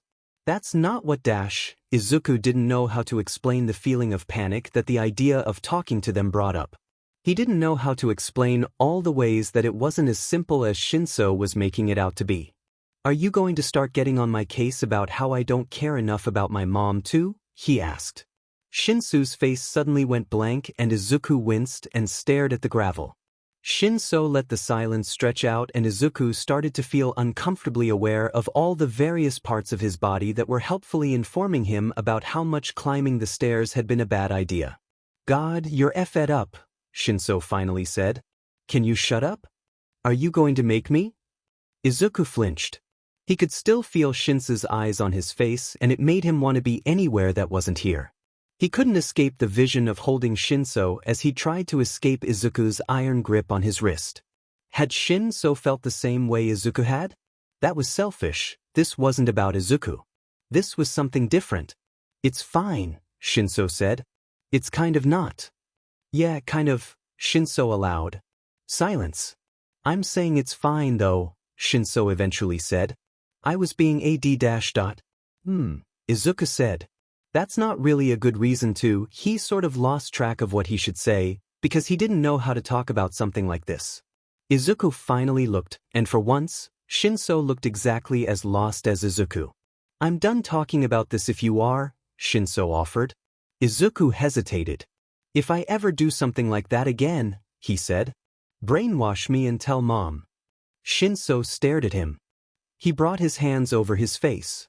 "Sometimes I can't believe you," he mumbled through his palms. Izuku just stared at him.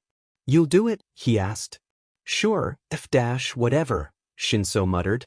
Izuku slowly lifted a hand and patted Shinso's shoulder, which didn't actually seem to comfort him whatsoever, since his shoulders just hunched even more into themselves. Izuku withdrew his hand instantly. "I literally just came up here to tell you to stop hiding from Inko-san," Shinso muttered. Izuku shifted uncomfortably. "What?" Shinso asked, sounding exhausted. "Can you not try to pry into my personal relationships like that?" he asked, not sure how else he was supposed to say that. "Oh, I thought Midoriya Izuku was great about sharing personal information and didn't hide things for no reason?" Shinso suddenly snapped, dropping his hands to glare at Izuku with bright eyes. Izuku shifted away from him. Shinso's face finally softened. His jaw moved, like he was coming up with a dozen different things to say, before dismissing each of them in turn. "Am I just supposed to pretend that everything is okie dokie and ignore it?" Shinso asked, sounding exhausted. Izuku, who'd been doing that for years, had sort of been hoping that Shinso would be okay with it as well. "I know it's not great," Izuku finally managed. "It's just that having you standing in the peanut gallery, telling me all the ways that I'm failing at this isn't actually helping." Shinso snorted, shifting until his chin was resting on his knees and his arms were wrapped around his leg. He stared back at Izuku, then sighed. "I'm not trying to criticize," Shinso grumbled, looking back down at the ground. "You are though," Izuku said. Shinso allowed that with a huff of breath, then straightened his shoulders. I'm worried about Inko-san, he said, eyes still not meeting Izuku's. She's falling apart and you disappearing isn't going to help. She's terrified that you're going to get hurt again. Izuku sighed, picking at the straps of his leg braces. I know, he admitted. He lost what he was going to say again, and stayed lost until Shinso reached out an elbow and poked Izuku in the side. He rubbed a hand over his face. Can you just text her? Tell her that you found me and that I'm all good. Do it yourself, Shinso said. My phone's broken. Still? It's been like a week. I've been unconscious for days. When did you think I had the chance to do that? Izuku asked. Shinso stared at him, then there was some shift, a lightening in the tension in the air in a way that Izuku couldn't explain or have predicted, and the lines of exhaustion in Shinso's face finally loosened. Right? Shinso allowed. He rolled his shoulders again, then took out his phone and spent a few seconds rapidly typing. Should I tell her where we are? Could you not, please? I just need a bit before I talk to her. What happened? Shinso asked, frowning at his phone as he started texting again. She's taking me out of one, putting me in gen ed, Izuku said. Shinso said, lowering his phone and staring at Izuku like he'd grown a second head. But that's like your entire personality hero stuff, I mean. Thanks. But I am right, Shinso said, shrugging. She really wants to take you out? It's too dangerous. She thinks I'm going to get myself killed, Izuku explained, looking at the ground. That's such bullshit, Shinso said. Besides, do they think that's actually going to stop you from doing stupid shit? 1A is the one thing keeping you from trying to take over the country or whatever. Izuku smiled despite himself. Yeah, but All Might's starting to agree with her, Izuku said. DMN. They lapsed into silence for a few minutes. There's a video, Shinso said quietly. Izuku glanced over Shinso's face, which was pinched, waiting for the rest of the explanation. I heard them talking about it when they thought I was asleep in your hospital room, Shinso said, shrugging. After you left the USJ, you disappeared from the cameras. But wherever you ended up after that there were CCTV cameras. They recorded your fight with the Nomu. I heard them talking about it. From what I can gather, that's why they're all so upset about this, Izuku interrupted, squeezing his eyes shut and running his palms over his face. He abruptly wished he'd not eaten the teriyaki. His stomach started to curl unpleasantly in on itself. He spent a few seconds trying to force himself to be normal about this, but had no success. He pulled his stiff legs to his chest and set his forehead on his knees. DMN, Izuku said emphatically. That bad? Shinso asked. Really bad, Izuku confirmed. He knew what that video must look like. He didn't want anyone to see that. He hated the idea of them seeing how helpless and terrified he'd been when the Nomu had him pinned. It had probably recorded after the fight too, Izuku being so absolutely torn apart he'd nearly killed himself from coughing. Izuku couldn't imagine anything worse than this. What happened? Shinso asked. I won, Izuku said. But they still want to kick you out of heroics? Izuku sighed and said, It caught me. He touched his throat and shrugged non-committally. It was bad, really bad, I guess. I nearly died and then. He let out a sound that was meant to be a laugh but didn't make it through the tightness of his throat and scathed.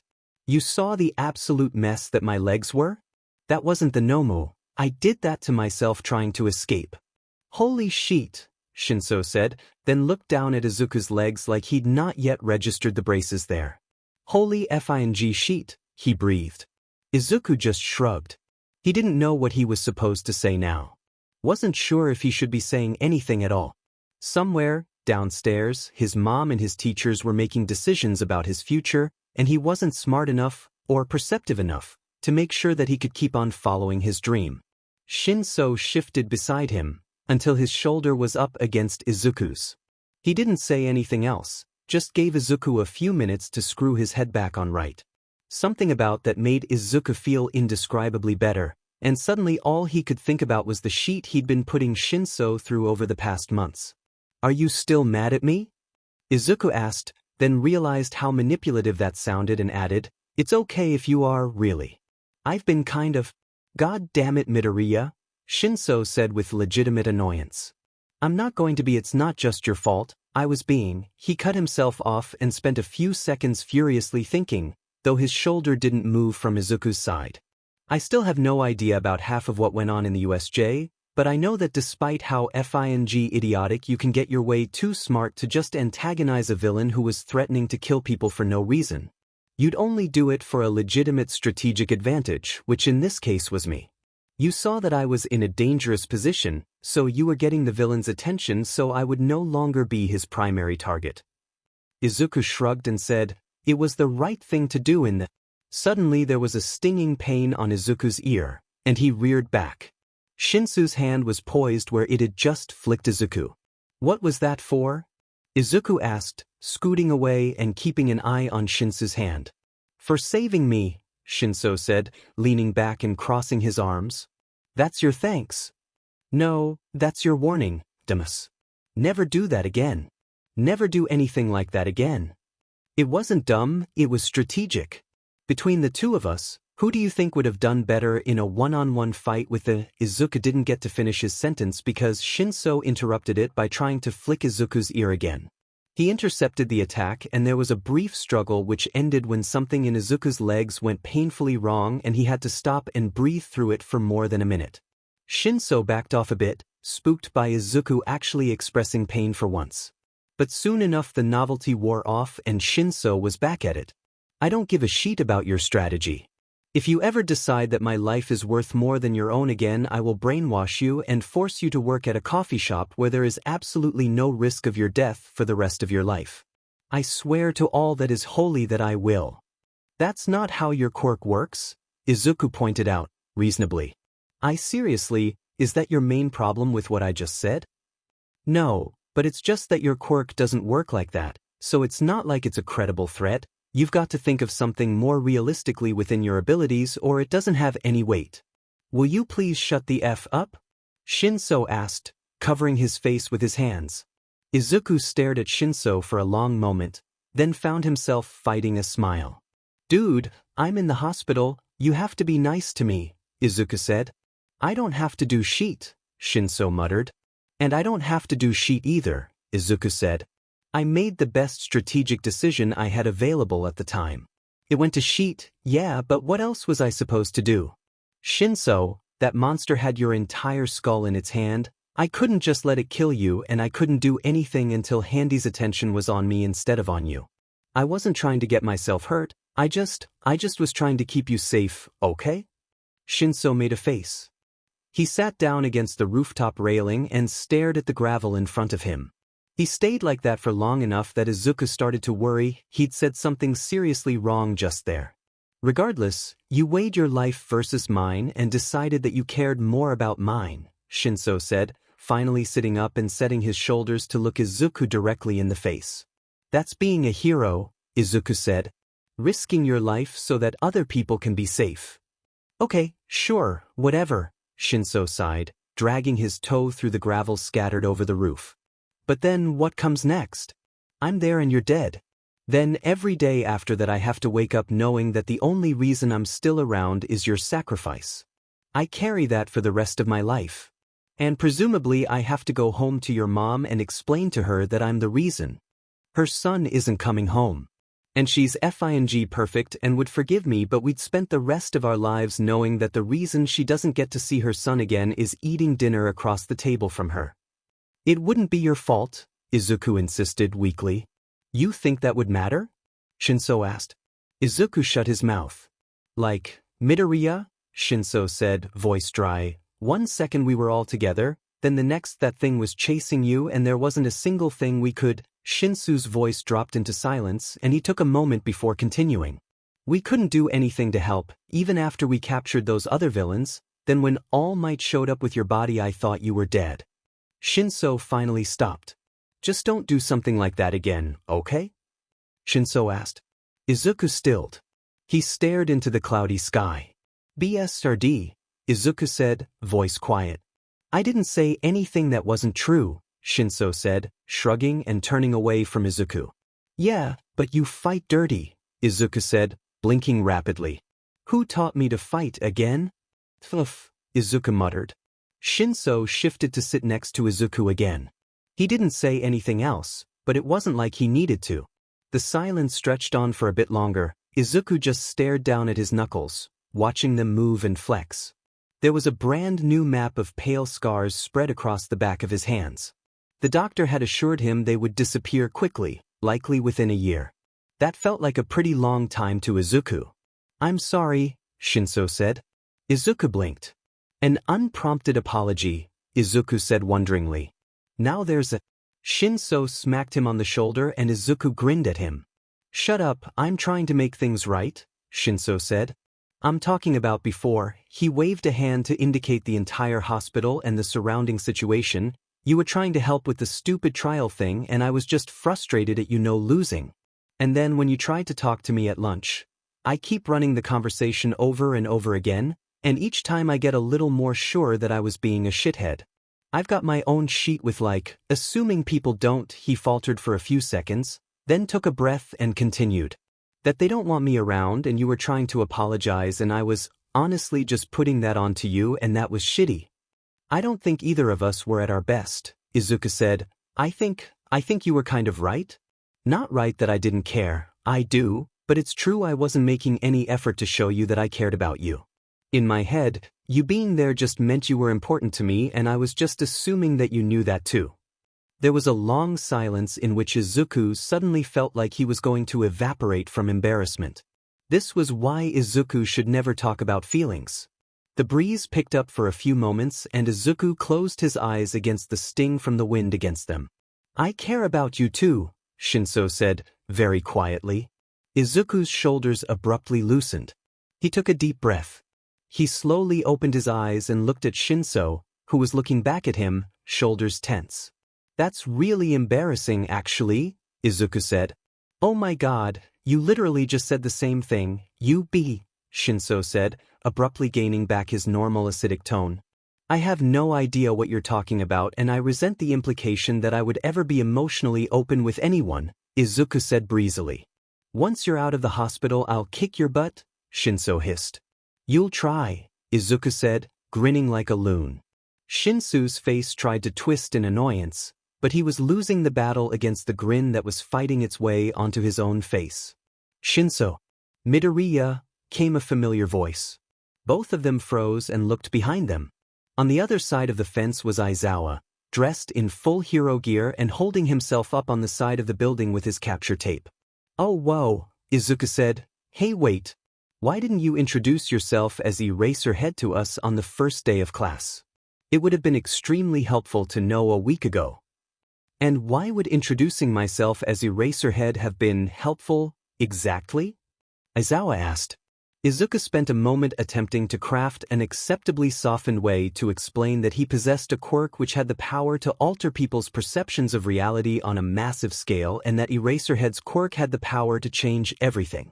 Before Izuku could quite work out how to start that sentence, Aizawa was already leaning forward, his eyes narrowing and his expression going intent, like he was looking for something and Izuku might be about to let it slip.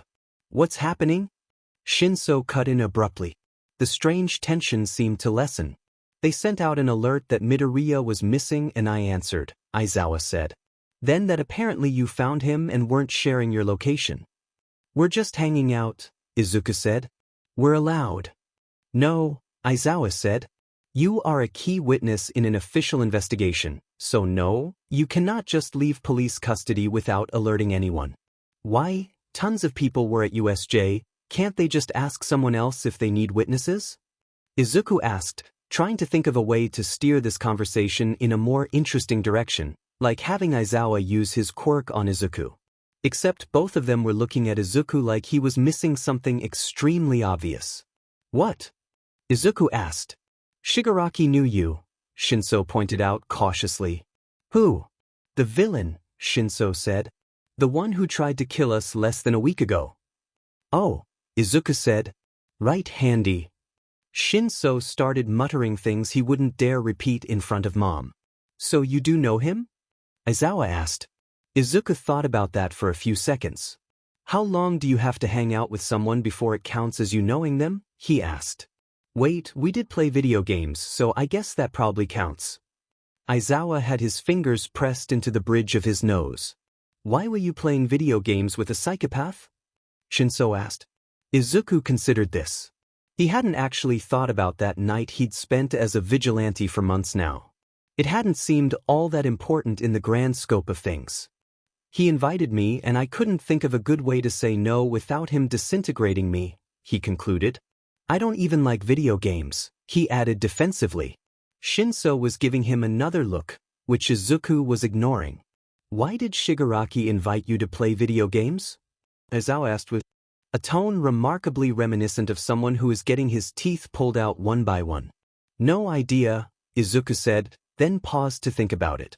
Wait, actually, now that I think about it, I'm like 95% certain that he was trying to recruit me as part of the assault force for the USJ attack. Yikes, that would have been super awkward. They were both giving him looks now. So, Mom hasn't told you about the vigilante thing? Izuku ventured to guess. Aizawa insisted on using his capture tape to carry Izuku down the rooftop stairs back to where he'd abandoned his wheelchair, which was as embarrassing as it was necessary, given the state of Izuku's legs. Shinso followed after them and pretended not to be silently making fun of him as Izuku was manhandled back into his wheelchair. The elevator ride back down to Izuku's floor was supremely awkward. So, Izuku asked, I'm assuming Handy escaped, then? You will be given information as is appropriate for the investigation, Aizawa said. Izuku could practically feel his hands tightening on the handles of Izuku's wheelchair. Izuku spent a moment thinking about that. Well, you were sent to find me very quickly after learning I'd disappeared from my hospital room, so either I'm considered a threat or it's believed there's still a threat to me from outside actors, both of which imply that Handy is not in your custody. Not to mention the fact that he had a guy who could have instantly teleported him out of the USJ, and most of the reason he was sticking around there was that he wanted to kill me.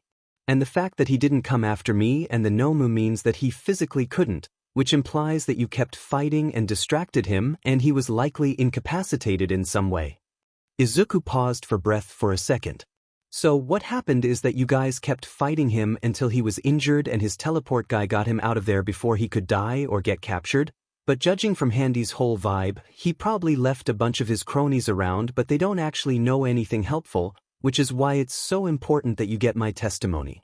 The elevator was very quiet for a moment. What? Aizawa said. Right. Shinso agreed.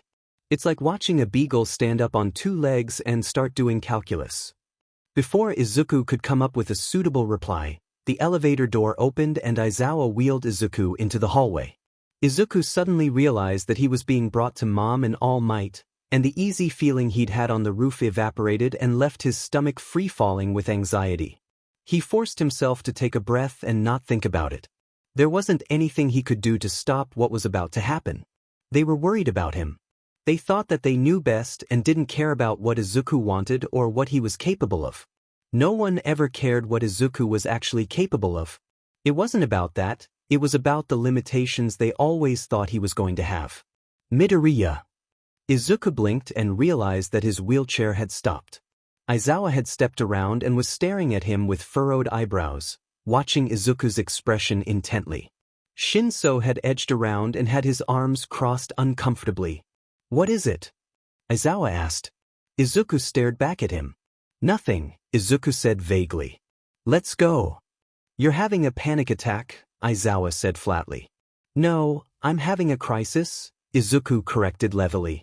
But I'm having it very quietly, so it's fine. Aizawa's hands twitched. This meeting can be postponed, he said, like the words were physically difficult to get out. That wouldn't help, Izuku said. Come on, they're waiting for us. Aizawa's face wasn't particularly expressive, so Izuku had no idea what was actually going on in his mind, but all he did was let out a quiet sound of annoyance and step back around to push Izuku's wheelchair toward his room. The tableau in his hospital room wasn't what Izuku had been expecting. All Might and his mom were there, yes, but so were more people, both familiar and not. There was a man in a rumpled suit with a long tan coat. There was a tall man who Izuku felt was faintly familiar, but couldn't place. He looked like an awkward middle ground between a pro hero and an accountant. Sitting on a stool in the corner was Recovery Girl, expression pinched. The room had felt spacious before, but with 5 people, it felt crowded, and only got worse when Aizawa wheeled Izuku into the room and Shinso crept in behind them. He'd heard talking before he'd entered the room, but it was quiet now, all attention in the room was fixed on him. He looked back, but avoided meeting his mom's or All Might's eyes. So, Izuku said, "Am I being interrogated, arrested, or expelled?" "Izuku," Mom said, hands on her hips. "What?" he asked flat. "It's important to set expectations." "This conversation would be better set in a more formal environment," said the unknown pro-hero. His glasses glinted and he was staring at Izuku with unnerving intensity. "Is that a vote for interrogation or arrest?" Izuku asked. "Wait, someone give me my laptop, I need to make a spreadsheet. Also, who are you?" The pro-hero took a step forward. He was tall, almost as tall as All Might, not to mention nearly as thin as the man's skeletal form. No one moved to get Izuku his laptop, which was disappointing, since a spreadsheet would have been a great reason not to look at anyone's expressions.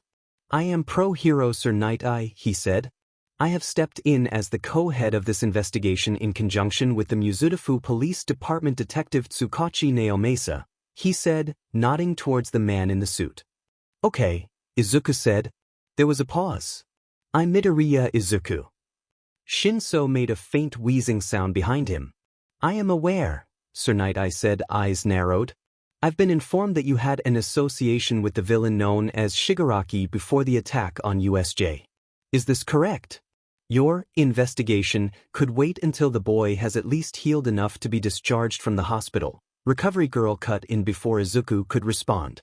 "This is an official investigation," Sir Night-Eye said, face severe though maybe that was just what his face looked like. "Timeliness is a matter of safety." Whose safety is more important than the health of someone who shattered every bone in his legs, fractured both arms, cracked multiple ribs, and nearly had his trachea crushed?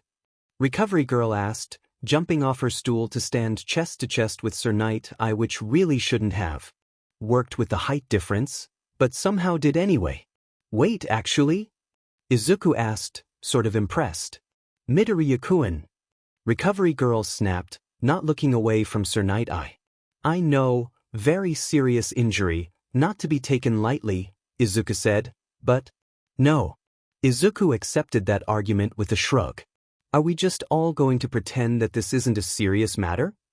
Sir Night-Eye finally demanded.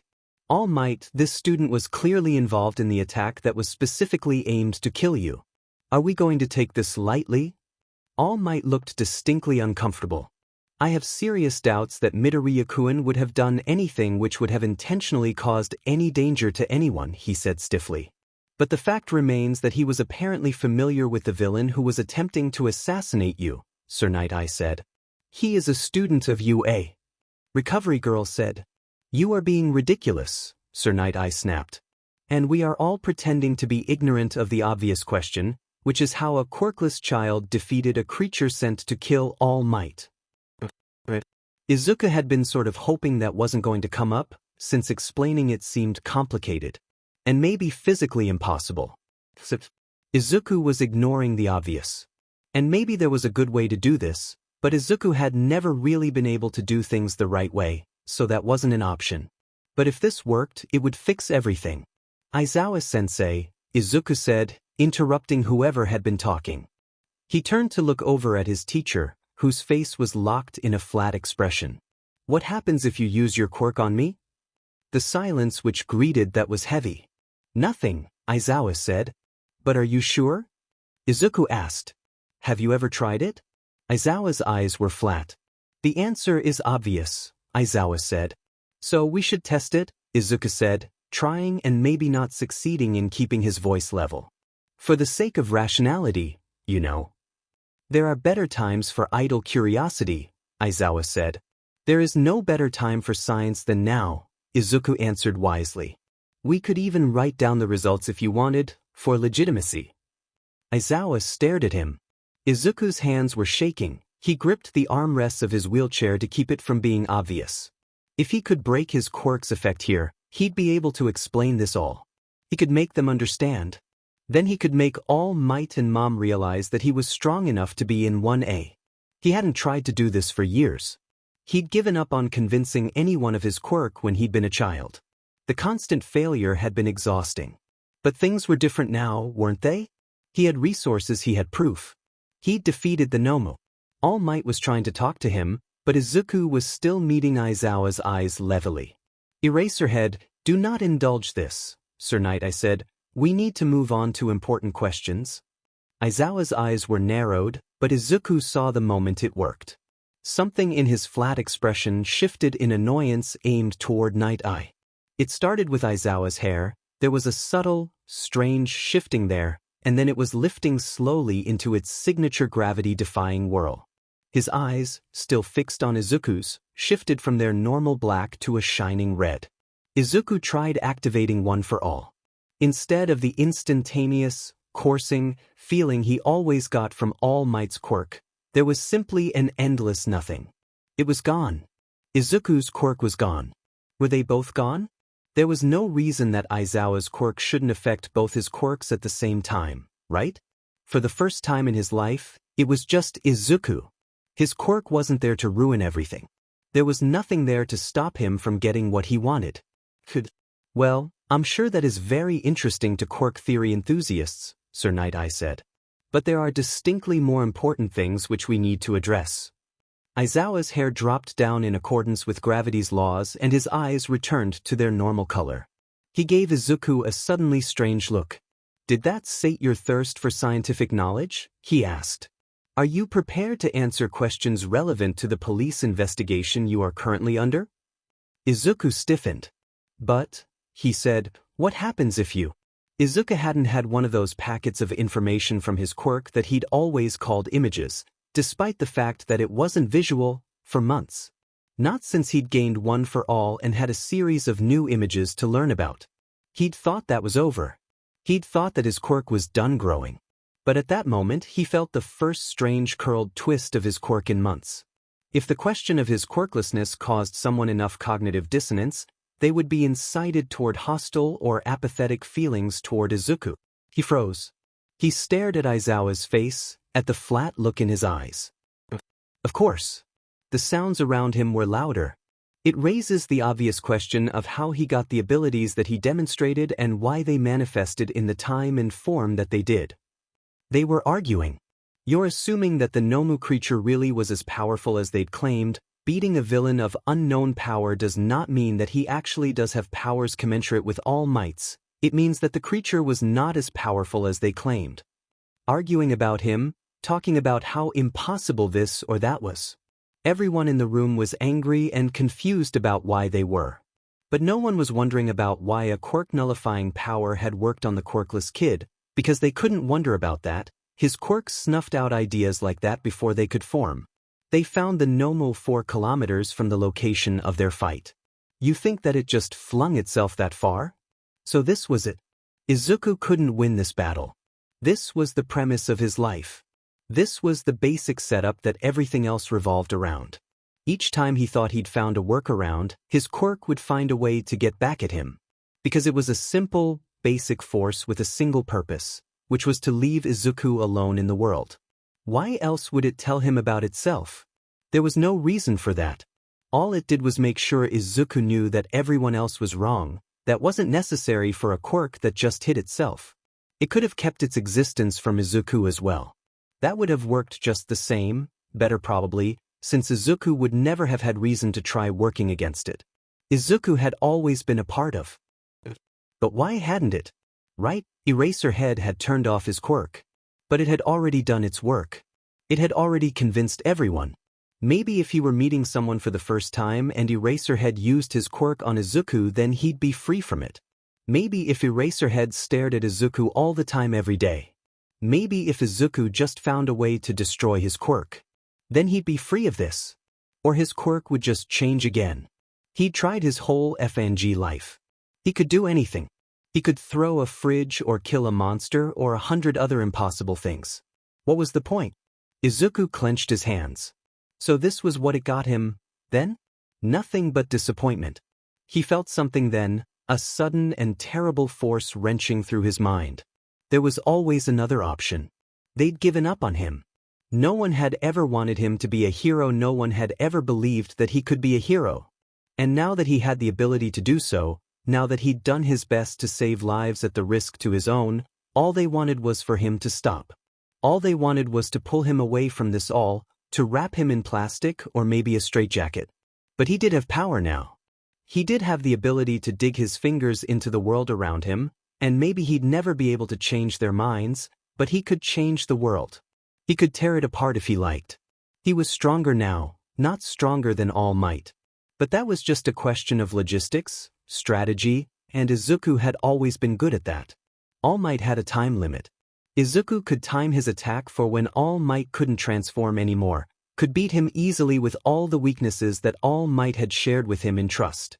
He could do it, and once All Might was gone there was nothing stopping Izuku from doing whatever he liked. He could reshape the world into whatever he wanted. He was smart enough, strong enough, he could do it. No one could stop him. Something, faintly, pulled at his attention. He slowly lifted his head. He drifted into the awareness that the room had quieted again. He looked down and stared blankly at the armrests of his wheelchair. His fingers had dug into the metal so deeply that they turned into a mangled mess under his hands. The metal had splintered and shards had torn into his fingers. There was blood dripping down his wrists and staining the soft hospital pajamas they dressed him in. He watched them vaguely. He couldn't feel any pain from them. He didn't know if that was a result of the wild tearing in his mind or not. The doctor had said something about nerve damage, hadn't he? Sorry, he said absently. Does insurance cover damage to medical equipment? Izuku, Mom said, and only then did Izuku realize she was right there, crouched in front of his chair. Her hands were on his face, trying to shift his eyes towards her own. Will you let go for me? Oh, yeah, of course, Izuku said, feeling the trilling of one for all through his veins as he twisted the metal some more to free his hands. When his mother reached out, he offered them to her without the need for thought. She held them and examined them carefully. It wasn't that bad, really. One for all offered at least some baseline level of protection against itself to the wielder, otherwise even minor use would have left Izuku with constant sprains and tendon damage. It was just a few little cuts, but hands always bled a lot, especially in the palms. I believe, Mom said, her voice quiet and calm in the way that she got when she was on the edge of exploding in fury. It would be wise if we had this discussion later. It's fine, Izuku said. Mom didn't let go of his hands, but turned to stare at the other occupants of the room. What did I say? She asked softly. This is an official, Sir Night Eye started. If you say another word, she said quietly, I will go to every news publication in the country and tell them that over the course of my son's first week at UA, he during school-sanctioned events was threatened with expulsion due to his quirk status, was attacked with explosions by a classmate at point-blank range, and then was nearly killed by villains while attempting to save his brother. And I will then tell them that the response of the hero in charge of the investigation was to accuse my son of conspiring with the villains who tried to kill him because he was jealous that my son was chosen as All Might's heir rather than his protege. It doesn't matter if it's true, because the entire world will believe it. She didn't break eye contact with Sir Night Eye once. Midoriya-san, All Might tried. Yagi-san, she answered. Izuku stared at his mother, then started to laugh, quiet for all it was on the edge of hysterical. He curled forward, feeling the ache in his ribs and back and the pain of his legs from his shaking. There were tears sliding down his face. His mom gently ran her thumb over an uninjured portion of his hands and Izuku looked up to meet her eyes, which of course were looking back at him and also filled with tears, because even when all else failed, they were mother and son and there were certain constants in the world. Izuku smiled at her, wishing that the Nomu had killed him so he didn't have to live another day of this.